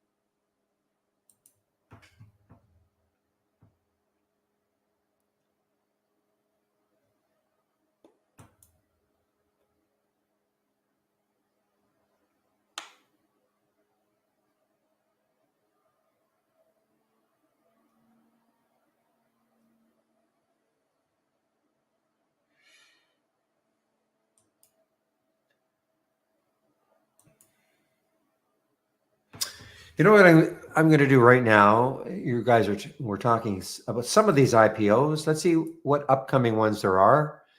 Set some alerts for it. Show you what I do. Give you the website that I use. You guys can do the same thing if you want. So let's run through this. So this is the IPO scoop. This is what I use to find the IPOs. So I will post that. Okay, so there's the website.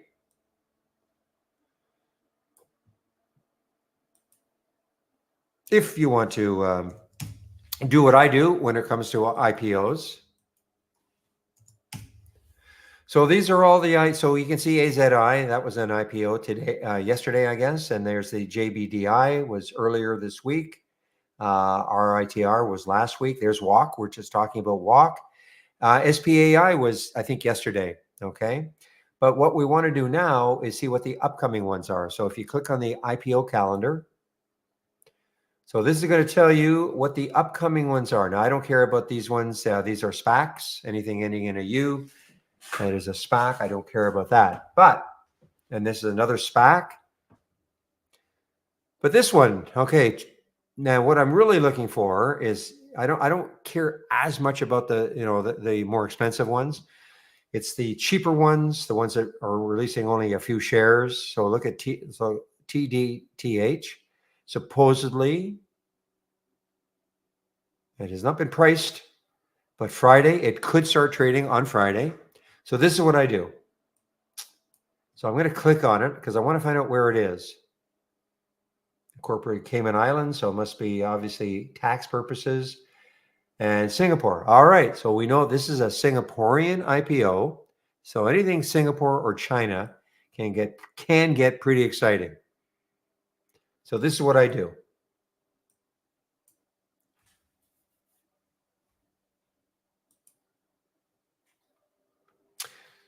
So on a chart, I'll move this over a bit. So on a chart, I'm going to type in TDTH.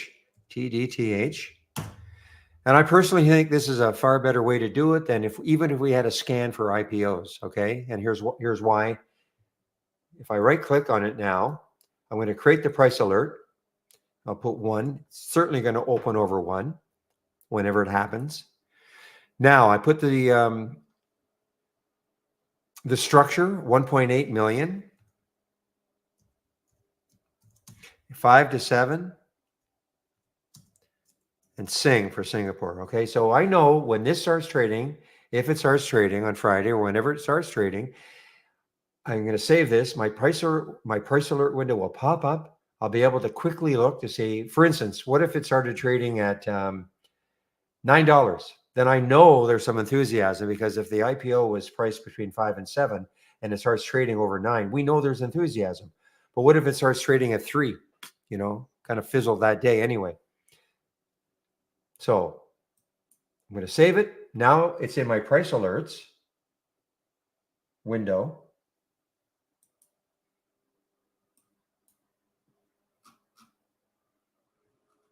You can see right at the very bottom. Okay, right at the very bottom. There it is. If it starts trading, my price alert window will pop up on my screen and I'll see it. It'll be right at the very top. So I quickly see what the structure was without having to try to remember. Now, sometimes, maybe 90% of the time, when it's an IPO, it shows up as a resume in our Hulse resumes. It was not designed that way. It just happens. Okay, not every time, but I'd say 90% of the time. So that's that one. So I just keep going. Cuprina, my guess, probably another one out of, that was a little bit bigger, 3.8 million, 3.8 million. Now we don't even have the week of, so this is down the road. So these are way down the road.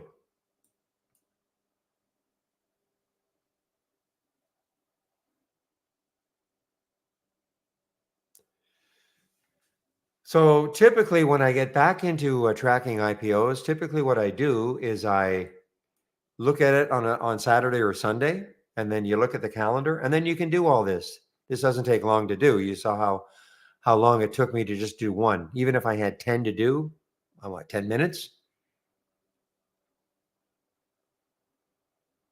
But you can see these are all, yeah, I mean, this might happen next week.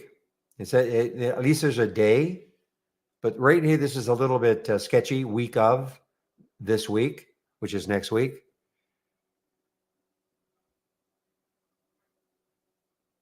But you can see right there, these, well, again, I don't care about SPACs. So you can either do that or don't. It's up to you. But that's what I like to do when it comes to the IPOs.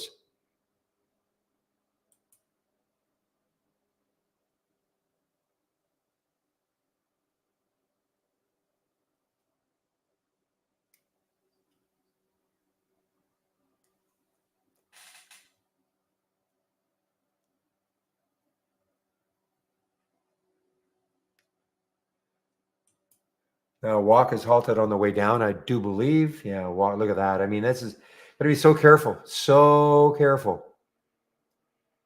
I'll say it again, and I'll say it every day. Don't wander away from your computer. Okay, if you get into one of these low floats, because something like this can happen just like that. That could have happened up here, wiping everything out. Now, if here's your pattern right there on the SPY, orange going right to deep purple. Okay, that's on a 5-minute. Let's take a look at it on a 3-minute, see if it's the same. Orange to deep purple, yes.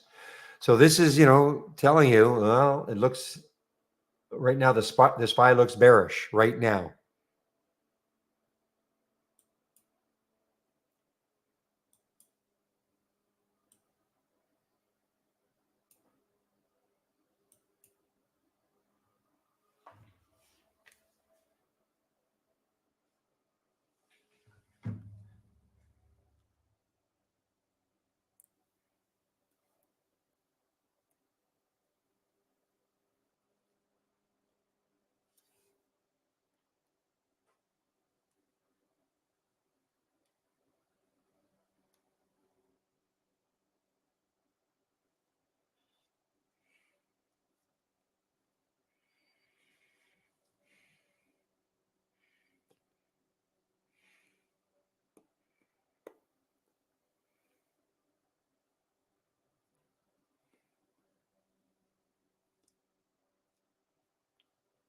Okay, guys, Best Buy is starting to test 100 again. BBY. So glad I don't have to get it mixed up with Bed Bath & Beyond anymore. That went belly up.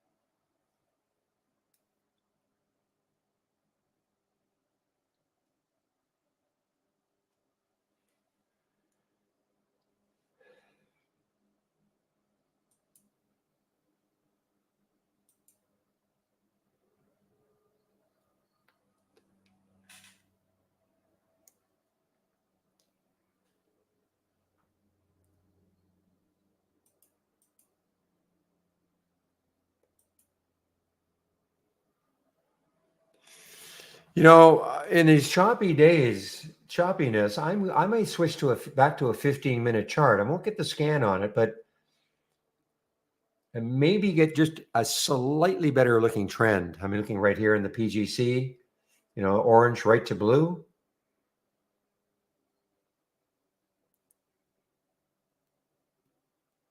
I mean, the idea of going into a 3 is to, catch it. Well, I would have seen it right there too.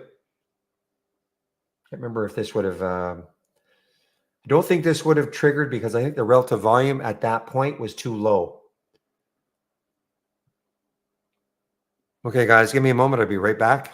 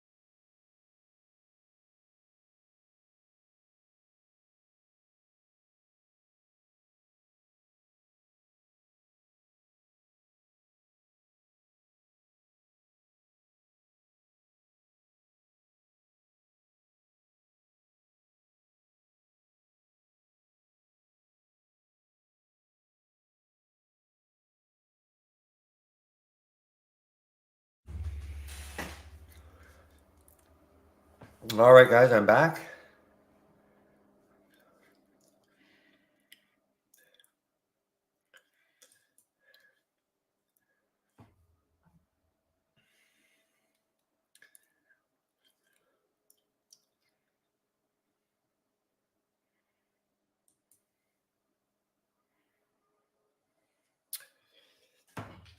Yeah, Shaw. Well, it's amazing how the difference, when you go to a 15-minute time frame and you look at the go no go, it's all blue.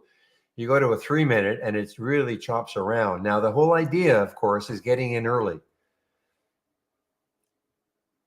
But I'm just finding, yeah, unless you're getting some great trending plays, you can get really chopped around here. But I think what I'll do, yeah, I'll keep the 15. I'll definitely have the 3 still, but I'll keep the 15 up. I mean, that's what I was so used to for years and years and years.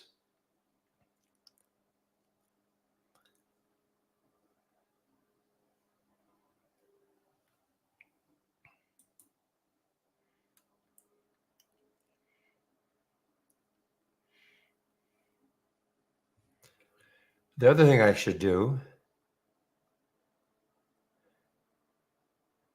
maybe shrink this down a little bit too. It's a slightly better flow rather than having these big candles or big bars.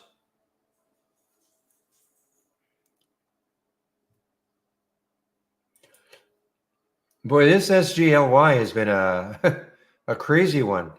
Halted several times on the way down, several times on the way up, and now look at it, SGLY. And it's halted again, right? Yeah, it's halted again. Indicative of a low float. 3.5 million in the float. No news that I can see about it. It's not an earnings play.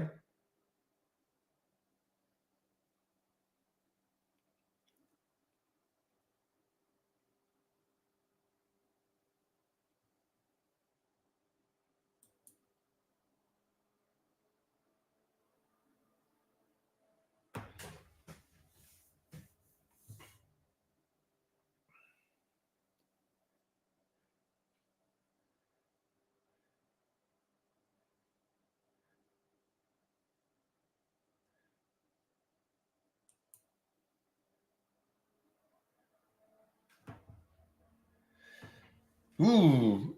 Now this one again would not have shown up. Okay, NVTS would not have. Doesn't they don't all have to show up in the scan? Of course, it helps because then I don't accidentally discover it. But look at this one. Okay, this is classic orange, 1 bar in between, blue. So you would have had an alert around $3. Well, I mean it's moved, but not a huge amount. Would have had an alert around 303, and it's up to 316 now.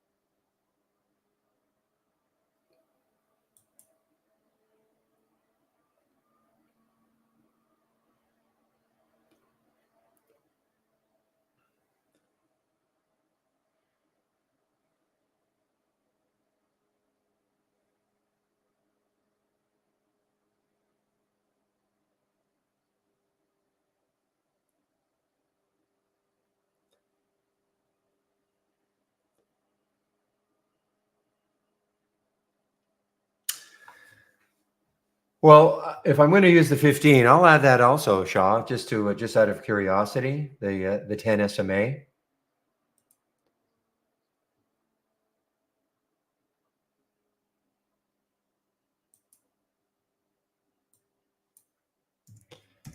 And what color do I want? I don't want blue. How about yellow?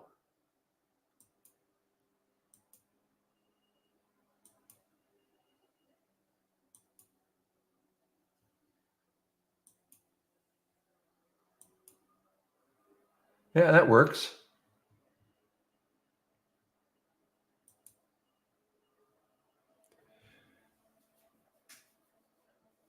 So for those of you who show up on Thursdays between 12 and 1, when Steve has his stint on YouTube, whoa, so there, look at this guy. So again, that was, I was saying, if you're into shorting the SPY, that was a good signal right around in this area.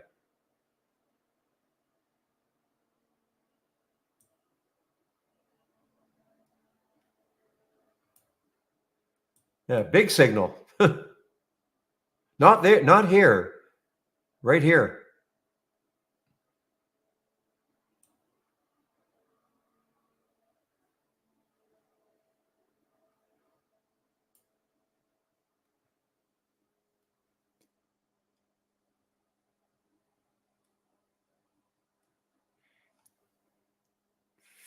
Well, with this downturn, guys, I'm just looking at Best Buy. Best Buy looks like it's going to give up 100. So this looks like it's going to be trading along with the market right now. I know Best Buy is an earnings play, but it looks like it's going to maybe take out 100.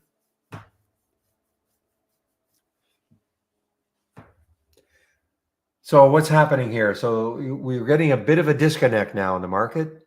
Dow is still up quite a bit. Nas was up, but of course with this SPY downturn, a lot of components in the SPY or NAS stock. So that's why now the NAS is only up a little bit now.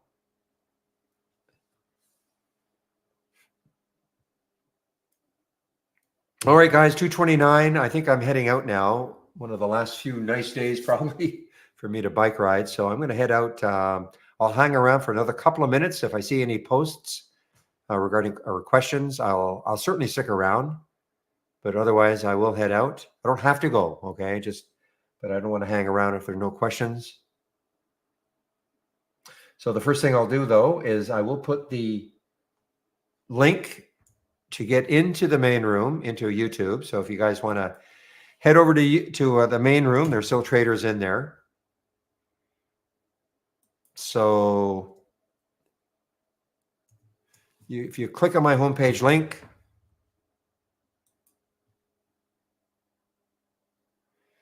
and right there, trading room, okay? So that's for people in YouTube, okay? You can click on the trading room, and that'll get you into the room. I really don't know, Rob. It's more of a time thing for me.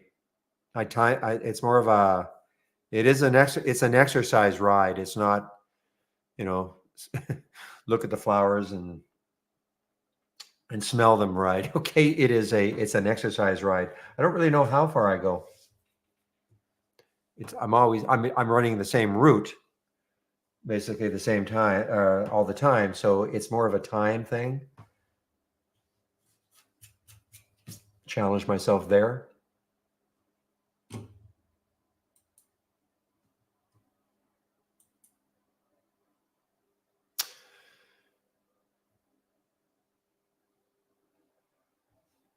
Yeah. So guys, I mean, just here. I mean, if you want to use go, no go, just, I've said this before, just on the SPY. I've seen this quite a bit.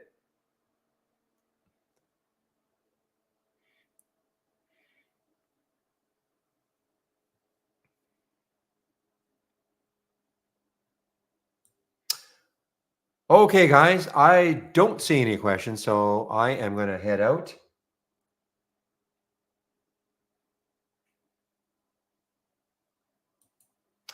So again, thanks for all the help. I'll get on the mic tomorrow at 9 o'clock in the morning. So have a great evening. And William will keep the main room open until 4:05-ish, he said. So that's that. So I'm going to put myself on mute now in the main room. And, well, first of all, stop the screen sharing.